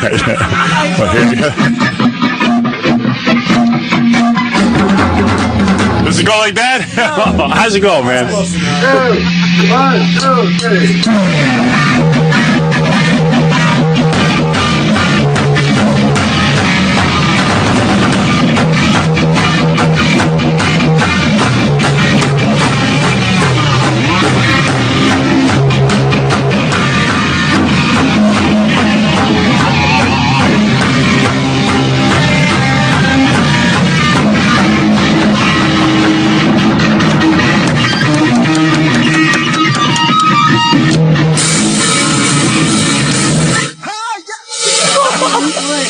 What? I don't know how to. I don't know how to play drums. All right, I got it. I can. Oh yeah.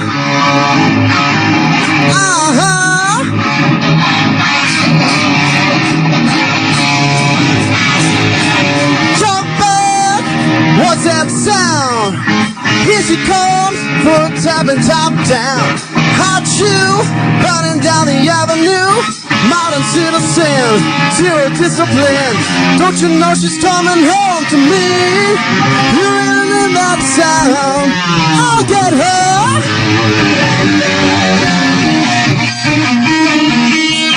Panama,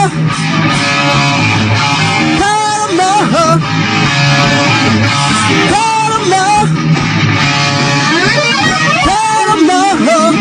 Panama.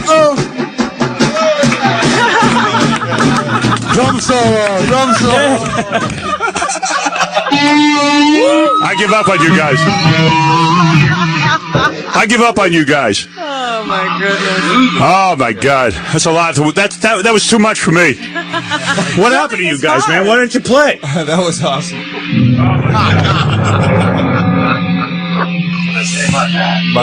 That really sucked. Wow. Jesus, that's loud.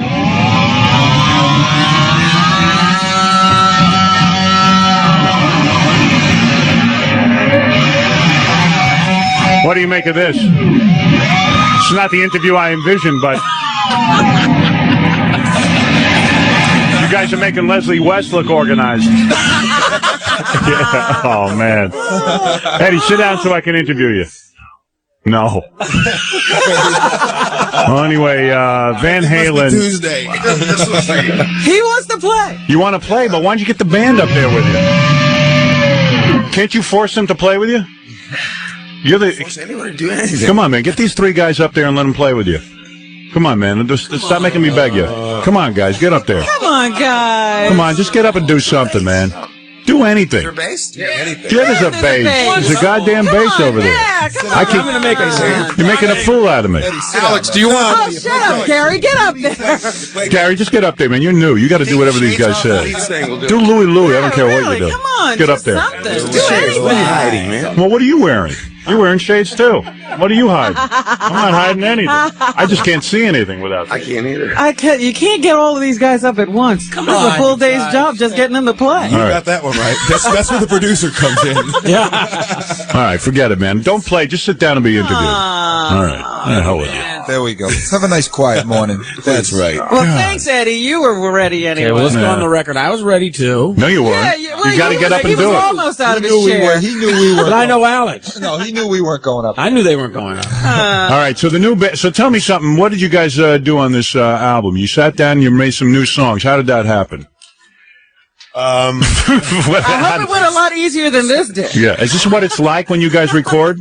No. No? Does someone come in with an idea or what? Yeah, usually Ed has either just the skeleton or he has the whole song in his mind. I see. It depends on the situation. And this record was, oddly enough, half the songs were inspired by the lyrics. Yeah. Gary wrote the lyrics first, and then the music came afterwards, which is completely ass backwards from the way we used to do it. All right, and this is the single. What is the name of the single? Without you. Without you. I haven't heard anything yet. No? No. This is the single, Without You. And what does that mean? When you lose a girlfriend or something? Without you? Tell him, Gary. Life without you? General sense? Sure. Hey, you, wake up! Get yourself together! Yeah, you! So you think you made it better? 'Cause you know it's coming after when you're back in time. Look, darling, I can't help you. Clear your head, find a way home. Better make up your mind.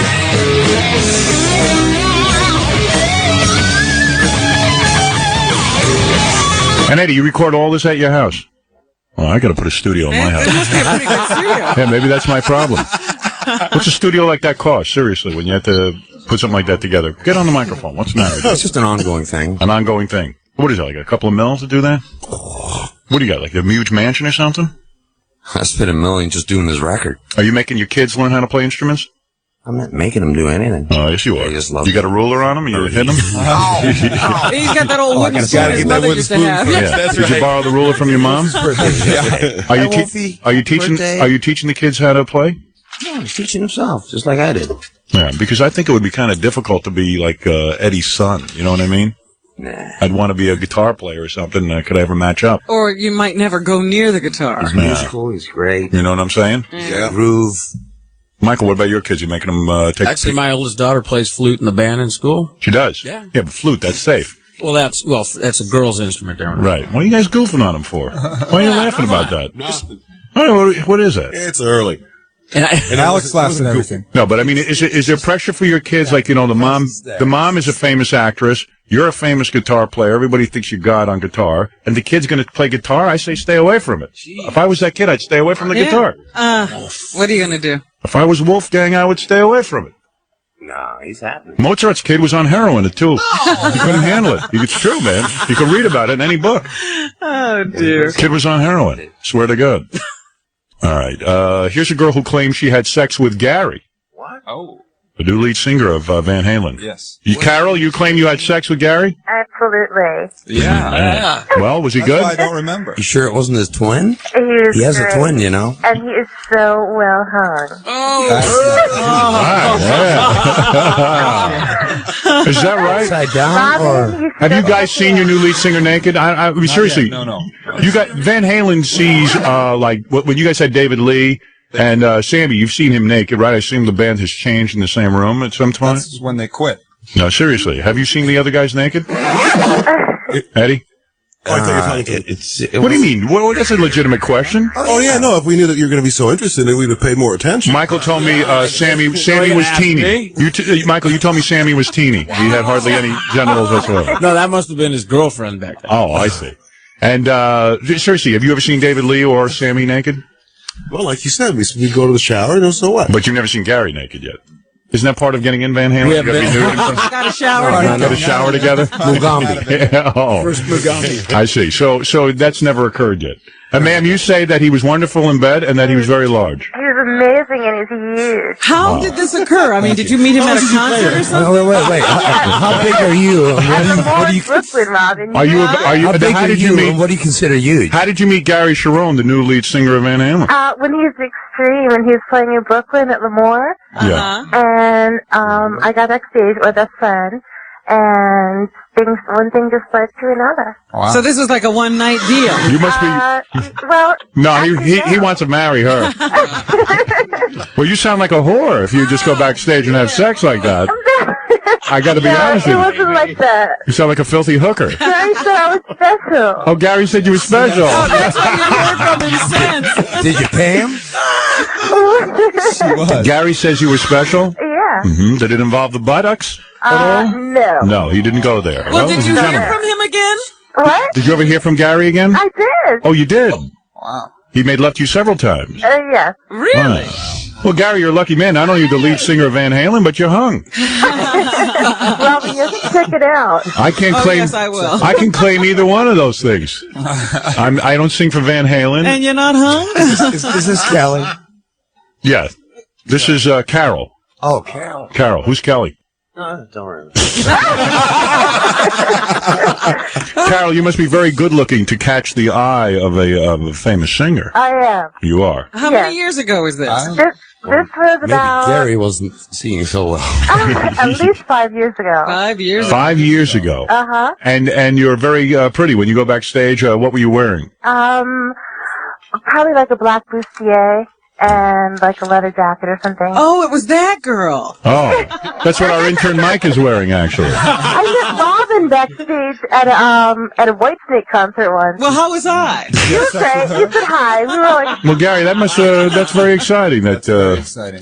I wish I could But remember. Gary just knew me because I was a young reporter in those days, I see. and All I got right. my first story from him in more ways than one. Uh-huh. There you go. Gary, congratulations to you. There's nothing wrong with that. You're a man, and why not take advantage of that? Paul, you there? Well, he's not. Hey, there. Howard. Yeah. Can I ask a question? A Yeah. question I've always been dying to. This is for Alex and Eddie. Now that a year has passed with the whole, Dave and Sammy thing, is there any chance ever again in the future that you would work with Dave? No. Why did you ask that? Because I just wanted to hear him say it. I thought it was obvious. No, I just thought that they might. Fans always want to know maybe if there's some, maybe. What would I say? I would say no. You're not gonna. You guys are permanently broken up. I think it's been how many years now? Like 10 years, right? Oh, it's longer than 10. Yeah, that's right. Yeah, because it was 10 with Sammy, 13. right? Yeah. Although, man, that would be kind of cool. Like if, Some things are better left a memory. really. How weird was it when Dave came over your house after all those years? I don't want to get into that. Yes, you do. We do. I don't care what you want to get into. Weirder than that. Weirder than Weirder that. than Mike in a dress. No. In all fairness, Yeah. he seemed like he changed. Really? But it took a couple of days to find out nothing had changed. And I'm not saying that. I'm not In saying a that. bad way. I'm not saying a It's kinda like getting good or bad divorced. way. No, let's take a couple more calls. Hey, this is Rusty. Go ahead, Rusty. You're on the air. Or Tom. Tom, Yeah. Howard, listen, I don't get this. You got a chance for these guys to play Right. in front of millions of people for the first time, and them two don't play. What's up with that? Yeah, guys. What? Well, you heard. Guy wants to hear you play. You heard how the Same instrument guy? sounded. Hey, if you were in this room, you wouldn't play either. Yeah, I hear you. Hey, listen, I got another question. All right. What's going to happen when you guys make the Rock and Roll Hall of Fame?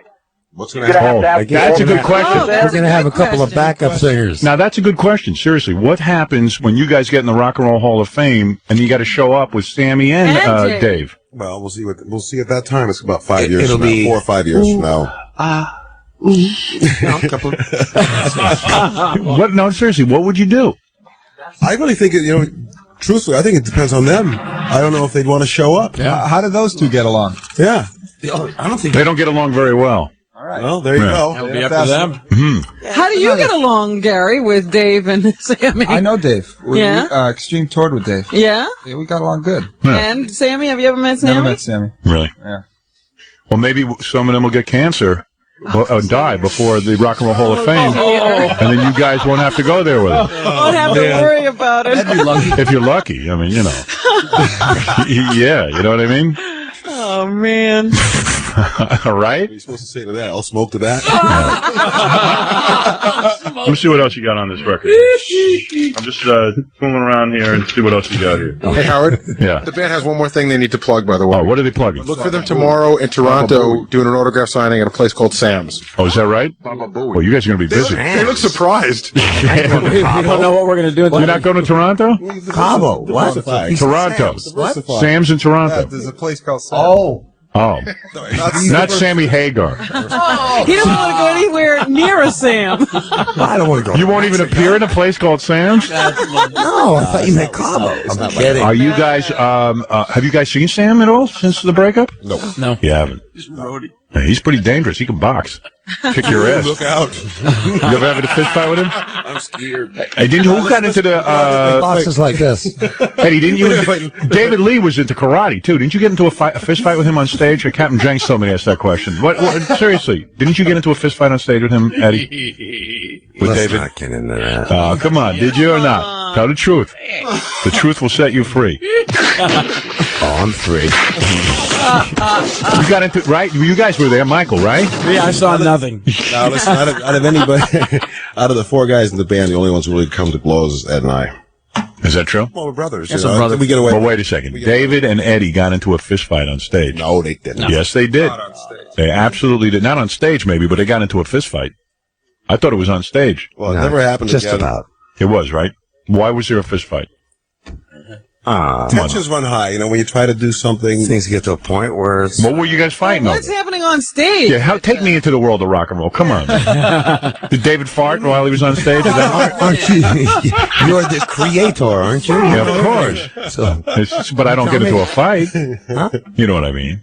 It wasn't a fight. It was just... And supposedly what I I heard... threw up against the wall a couple of times. I heard Eddie That was cleaned... the end of it. I heard Eddie clean David's clock. Wow. Is that true or false? he was lucky he was wearing Depends. Really? Yeah. I thought he knows karate.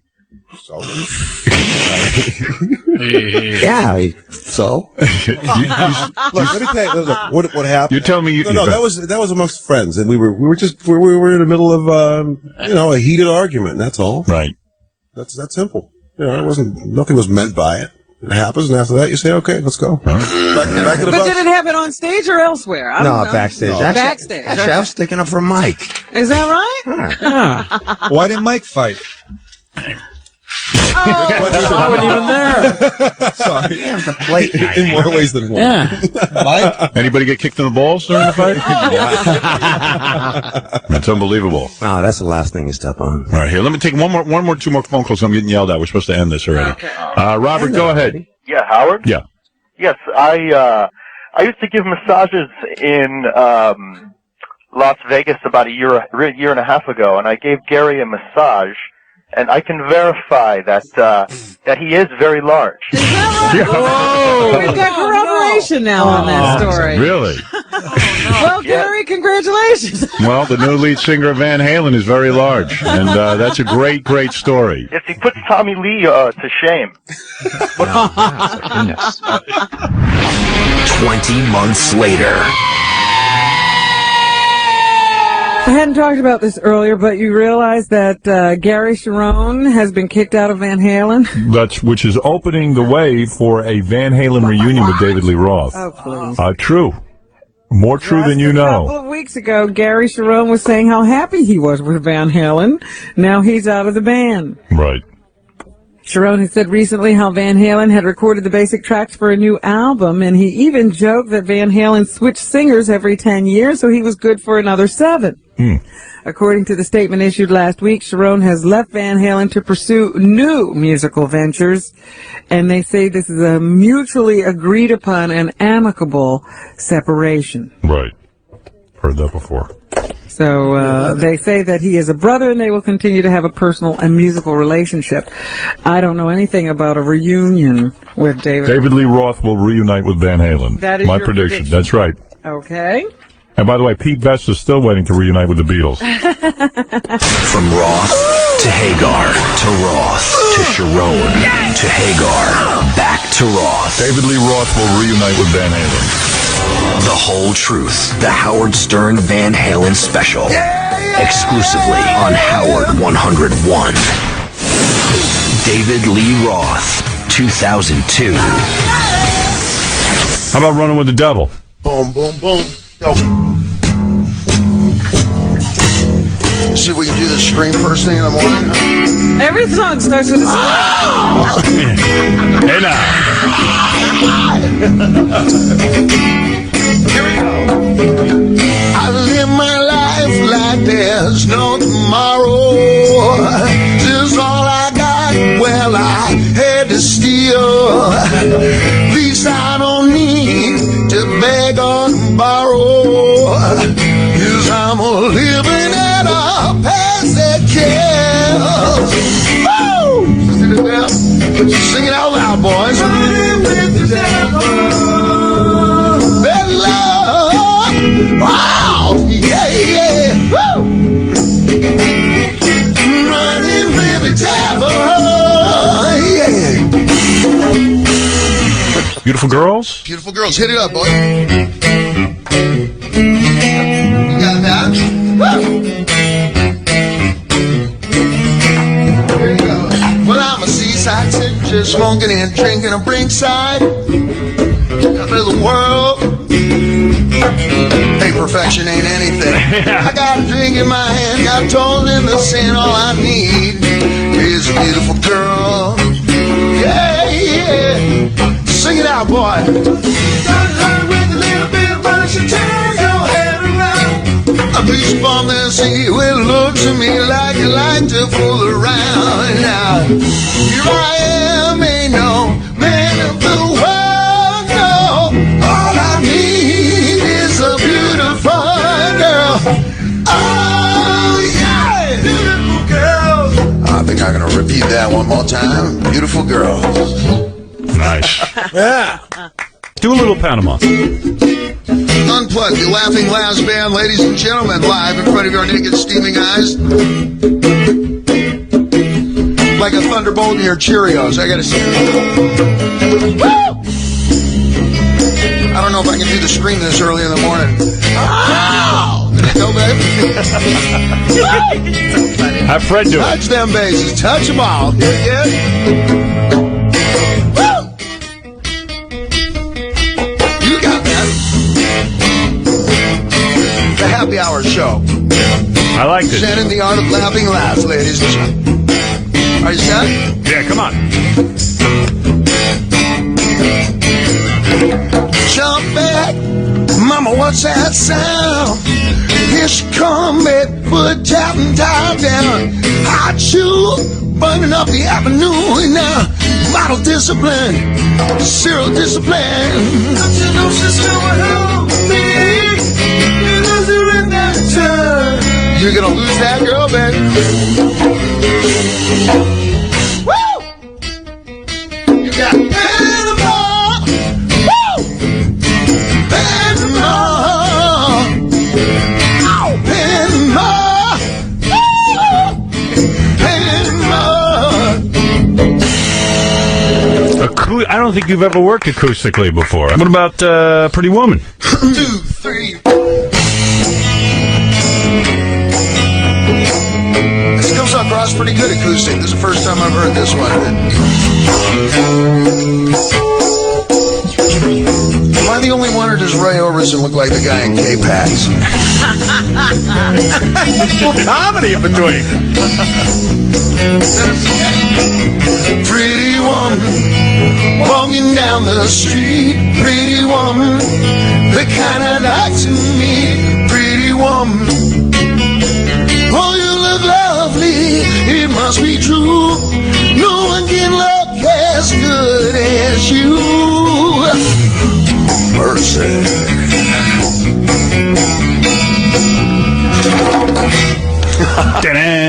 West Side Story ending, too. How about Ice Cream Man?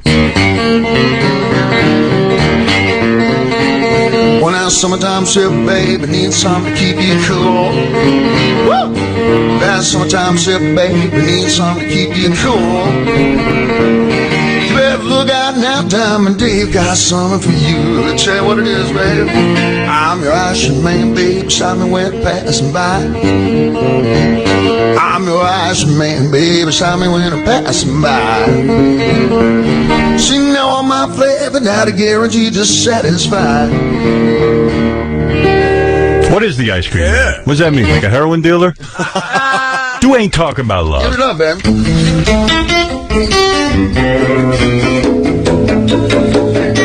I heard the news, babe, all about your disease.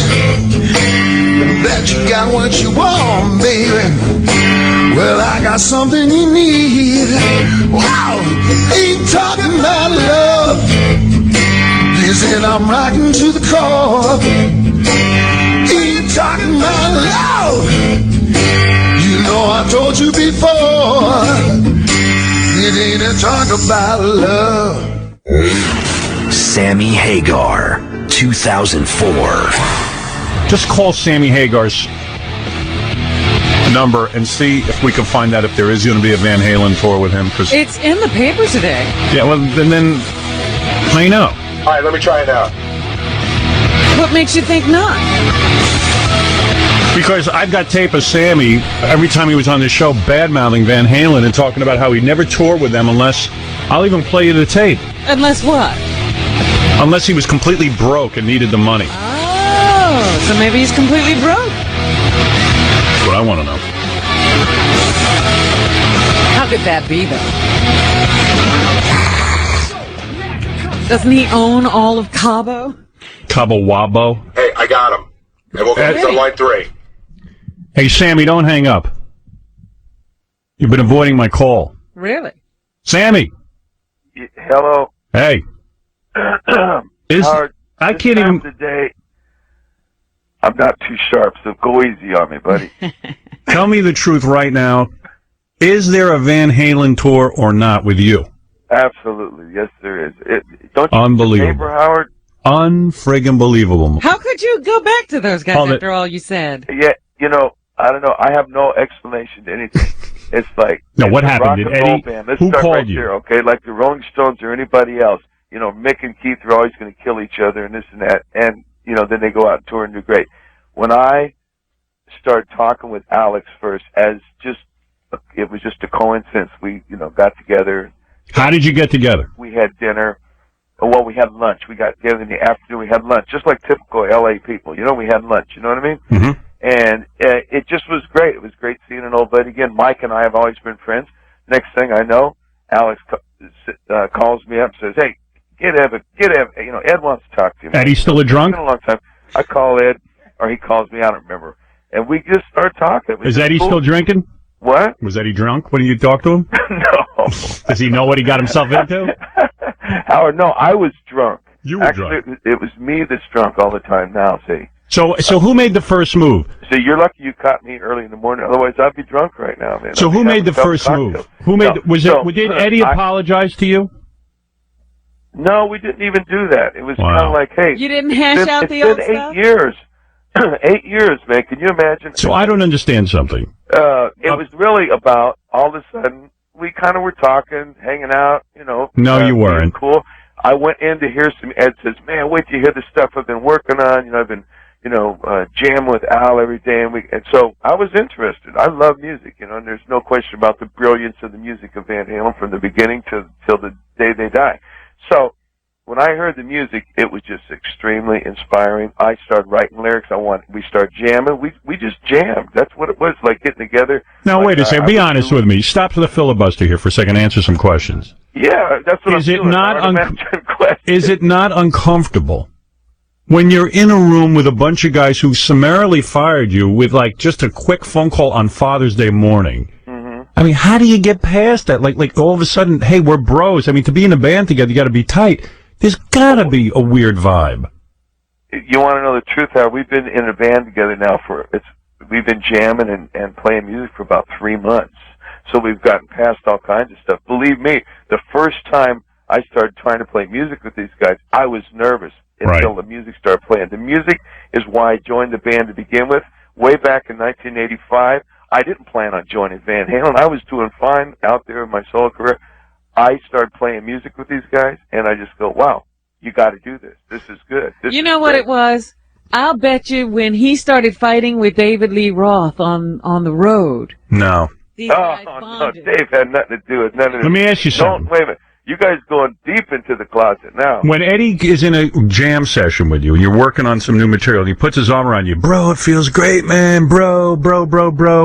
You know, oh, man, bro. You gotta know that. You gotta know you're not his bro. Right behind that is another firing. There's another knife in your back. Nah. You know, I'll be there for you when the breaks up. You got to be like the battered wife. You got to be sitting there going, when the hell's the bad stuff going to happen? Every time Eddie looks up. No, I'm not battered at all. And those two other idiots never stood up to Eddie when he fired you. Now, you got to be having some kind of resentment. Now, stop it. No, absolutely not, Howard. There's nothing like that going on. It's so far beyond that. My life is so awesome.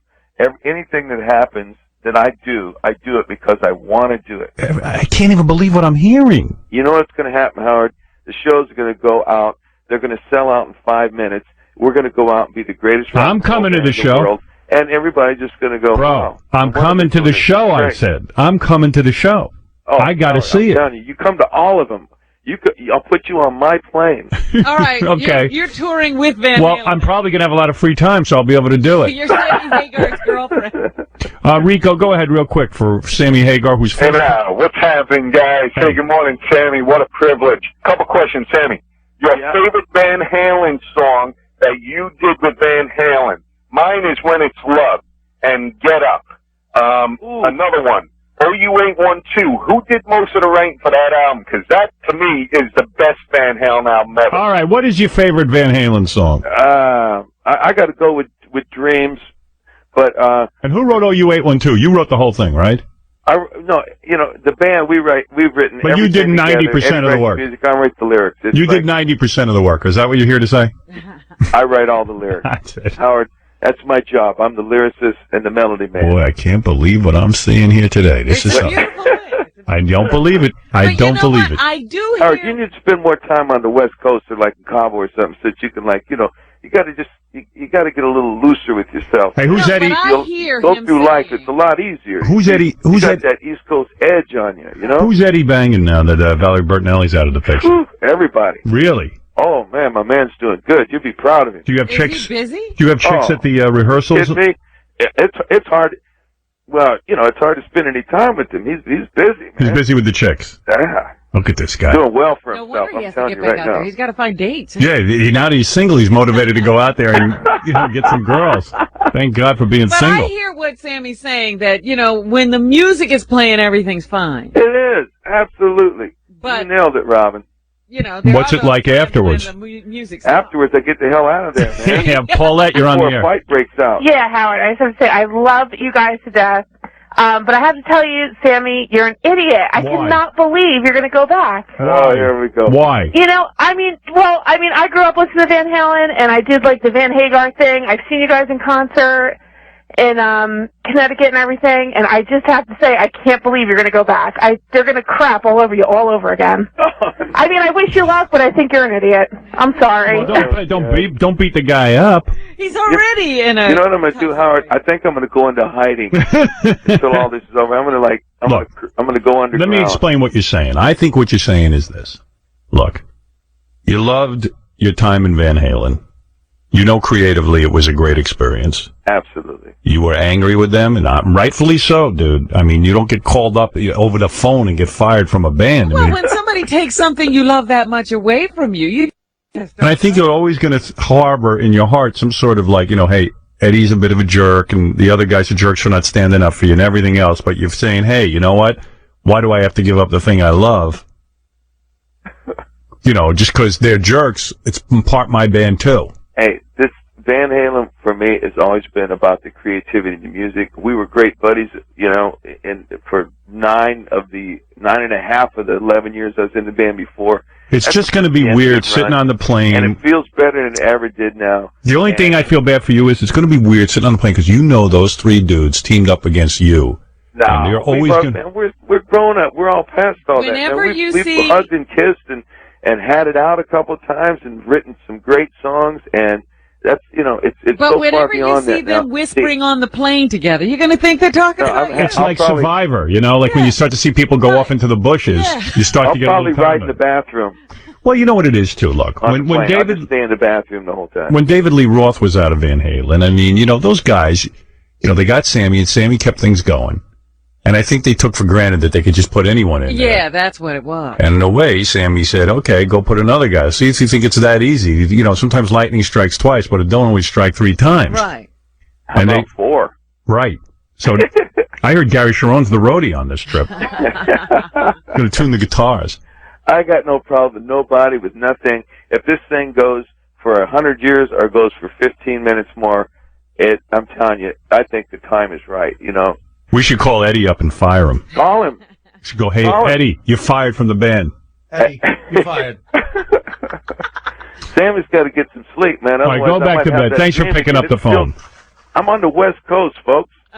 Thanks for picking up the phone, man. Peace and love, Howard. Good luck with the tour. And honest to God, I swear, you be my special guest any place you want to be. You come back. I got to hang with you sometime instead of us always bantering each other. Yeah, hey, We're bro, gonna let me sit tell you down, something. Do a couple shots and talk, you know. I've come to know you. You're a good dude. I see you're a solid guy. I hope these guys don't burn you. I really do. Well, I don't think it's going to happen. They can't, and it's not. That isn't in the cards now. That all, you know, all that stuff. Yeah, how would he get burned? Exactly. Well, look, it's embarrassing to be thrown I'm a out of a grown band. man. You It doesn't matter. It's not about the money. It's about the you know, listen. But Sammy's done it once, you know, and he knows he can survive, so. You know when a woman gets punched in the face over and over by her husband? No, You know what I'm saying? I think he's going to go back. Howard, wait a minute. Who you been hanging with, bro? I know what you're saying. You're saying Sammy's a woman.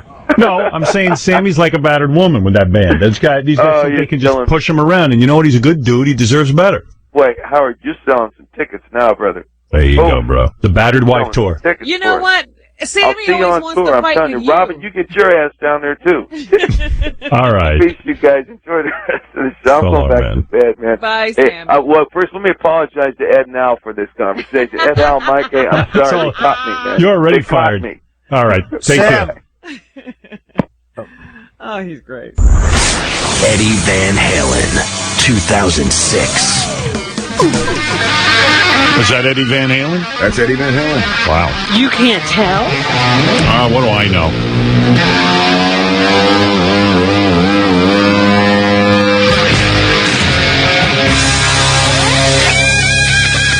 Oh, that's good. Wonder how he felt about David Lee Roth's radio show. He probably I wonder if he heard it. he's probably like, why the hell's he doing that? I noticed he hasn't stopped to do radio. Yeah. She doesn't want to lose that cool factor. Eddie. Hi, Howard. How you doing, man? Great, Howard. We're checking out some of your tunes, man. Listen to this. We should have asked him, who is this guy? We got this new guy. See if he recognizes himself. That's pretty good, man. Listen to that. It's crazy. You're the best guitarist that ever lived, right? You talking to me? Yeah. Oh, hey. Hey now. Does he consider himself the best, or who does he think is the Who's better than you? At what? Guitar. Oh, I don't know. Think about it. There's no one, right? You're the best that ever lived. Hendrix, maybe. It's you and Hendrix and... What do you think of Hendrix? You know, he used a bunch of pedals and stuff, and I couldn't afford the shit, so you get the 7-second delay, don't you? Yeah. You don't need it. Don't need it. Yeah, you can say whatever you want now. You're on satellite. Well, fuck me around it if you can catch me. So you're saying Jimi Hendrix was A hack. bullshit? No. He did some crazy shit, you know, but I don't know. I couldn't afford the wah pedal, the fuzz box, you know, all that stuff. So I kind of did my own thing. Right. What's going on? You going to come out and play music, or are you going to just, doing this? You're doing that all day? I had no idea the piano is actually my main instrument. That's what I was reading. I'm shocked. Yeah, and then I read that... I play cello, I play drums, and I think the world does know that my brother took my drums while he was playing guitar. I said, okay, fuck you, take my drums, I'll play your damn guitar. Yeah, David Lee Roth never wanted piano in Van Halen. I know. And then... you mean Q at Zirconium? Right. You're never going to do a reunion with him, are you? I'm open to anything is the thing. Really? Yeah. Why? He makes it seem like you're the difficult. In 2000, Alex and I tried to pull something together with him. So that really was true? Oh, yeah. So what happened? You tell me. You couldn't stand being around him? No. The guy's a loose cannon, but at the same time, I can deal with loose cannons. Right. Everybody says you're the problem. Oh, yeah. Because I don't respond or talk about this stuff. Here's, I get a new lick for everyone. It's like, Mike, the bass player, I call him Sauce Soboleski. His name isn't Mike Anthony, it's Michael Soboleski. You still like Michael Anthony? I get a feeling you don't dig him anymore. It's not a matter of digging him, it's a matter of them digging me. Yeah, he's out touring with Sammy now, yeah, right? with the Little Red Rocker. What kind of horseshit is that? You're telling me... Actually, the Little Red Worm. You're telling me the little chubby guy is running around with Hagar? Oh, yeah. Well, they're both kind of chubby. Yeah. Yeah, I think they're a little wider than they are tall. Michael Anthony had the best mullet ever. I got nothing bad to say about these guys. They're doing... The only thing I got to say is that they're out there billing themselves as the other half of Van Halen. Oh. So, my brother is the other half of Van Halen. Right. That's my brother, Alex. Well, I'm the other half of Van Halen. I didn't even know Sammy Hagar was with Michael Anthony. Yeah, he always seemed to be pretty close to Michael. Well, I rest my case. Yeah, I didn't know at all. Because they're out there selling hot sauce and tequila. It's about the music. Yeah, right. And they're playing all my music. Are they? Yeah. They're playing all your songs? Yeah. That's why they're billing themselves as the other half of Van Halen. I'm sure, yeah. That don't bother me. It just makes them a cover band, So have you said to them, listen, let's cut the horse shit and let's get Van Halen going?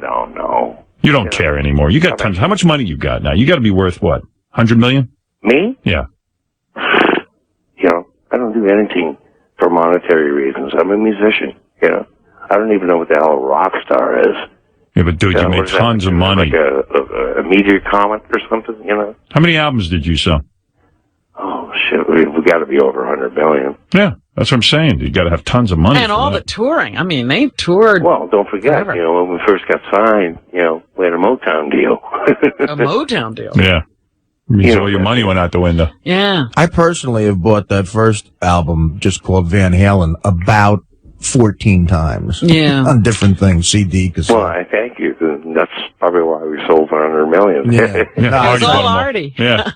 So, Eddie, I don't understand something. So now you're sitting around, you're writing music. I have so much music. Ask Michael Min, who's also on the phone. He's the director of the movie. Oh, is that the cat who made the porno movie? Well, I don't call it porn. What do you call it? Sex. Oh. What's going on with sex with you? You got to be banging some hot chicks now that you're single. Yeah. Yeah, who you getting? You got a girlfriend? You have a girlfriend. Yeah. Who you banging? Huh? Who you banging? Well, you mean who's she banging? Right, well, what do we mean? What, is she an actress? She's right here. She is? Yeah, her name's Janie. Is she a model? She's actually a press agent. You're kidding me. Huh. She must be super hot. Damn right. How'd you two meet? At a press conference. How long you been with her? How long have we been together? 2 months. Oh, so you've been playing the field pretty heavy, huh? No, come on, Howard. You know me good enough, man. How often do I do interviews, or when do you see me on Entertainment Tonight, or Extra, or all that BS? I don't even respond to, what, What about your son? He's a good guitar player. He must be getting laid. Oh, Did he, wait. you think he's getting laid yet? No, you have no idea. For the last 2.5 weeks, he just started school 2 days ago. Alex, Wolfgang, and I. Okay, for one, his main instrument is drums. Number 2 is guitar. And about 3 weeks ago, he started playing bass. This kid is fucking dangerous. This kid excels at the speed of light. Really? This is, my brother goes, this is the first time I've had bass in my headphones. Oh. This kid is a groove monster. He is taller than me. Is he getting laid? He's only 15 years old. Oh, you're kidding. Eddie, is he getting laid? Musician. Is he getting laid? I'm sure he is. How hot are the chicks he brings home? He's definitely spanking it. I know that. How do you know that? Well, come He's on. found the socks or something. You spend 45 minutes in the bathroom. You ain't taking a shower. You got you got custody of the kid, or is Valerie? Yeah, Valerie and I have joint custody. That's good. So you get to see him and stuff. Oh, I see him every day. Like, hey, wait till you hear this kid play bass, guitar, and drums. He can do anything I do on guitar. How great would it be to have Eddie Van Halen as your dad? I mean, It sounds pretty cool. what does he do with you all day, Vic? Do you guys jam? Well, he's in school now, but yeah, the last couple of weeks, Alex, he and I jammed. He says he's already a world-class musician. This kid is dangerous, I'm telling you, man. And now that's not just a proud dad talking, is it? No. And he comes home from school and he jams with you dudes and like hangs out. Well, no, this was during summer vacation. Oh, all right. The school he goes to is just wicked, man. They lay so much fucking homework on you, man. I would say, hey, I'd have someone else do it for me. Do you tell him that? You should just say, why don't you just hire someone and get him to we'll hire someone for that. hire abroad. All right, so let me sum up this part of it, this part of the interview. You're telling me you would go back out on the road with either Hagar or David Lee Roth. You wouldn't go back on the road with Hagar. I think you've had it with him. I'm pretty much open to anything, but what's going to happen is there's a new Van Halen emerging member involved, and that is my son. That's what I'm hearing. I'm hearing that Michael Anthony can't even come back. I'm hearing Michael Anthony's out and your son is in. Let's just say my son is in, and Sassoul can do whatever the hell he wants. Does Wolfgang sing? Oh. Sounds to me like you're upset with Michael Anthony so much that but you're revealing his real name. I'm not. Well, that is his real name. Yeah. Why did he change it to Michael Anthony? Is he embarrassed by being a Soboleski? Fuck me, I don't know. I think he lost him. So you're saying there's a new Van Halen lineup. It's you, your brother, your son, and whatever idiot you can get to sing. It sounds like Wolfgang can sing too, though. Well, if you get Wolfgang to sing, then put it this way, the name Van Halen, the family legacy, is going to go on way after I'm gone. This kid is fucking dangerous. Oh, I want to hear this. Can't wait. He will. Okay. Fasten your seatbelt. Because this kid is just a natural.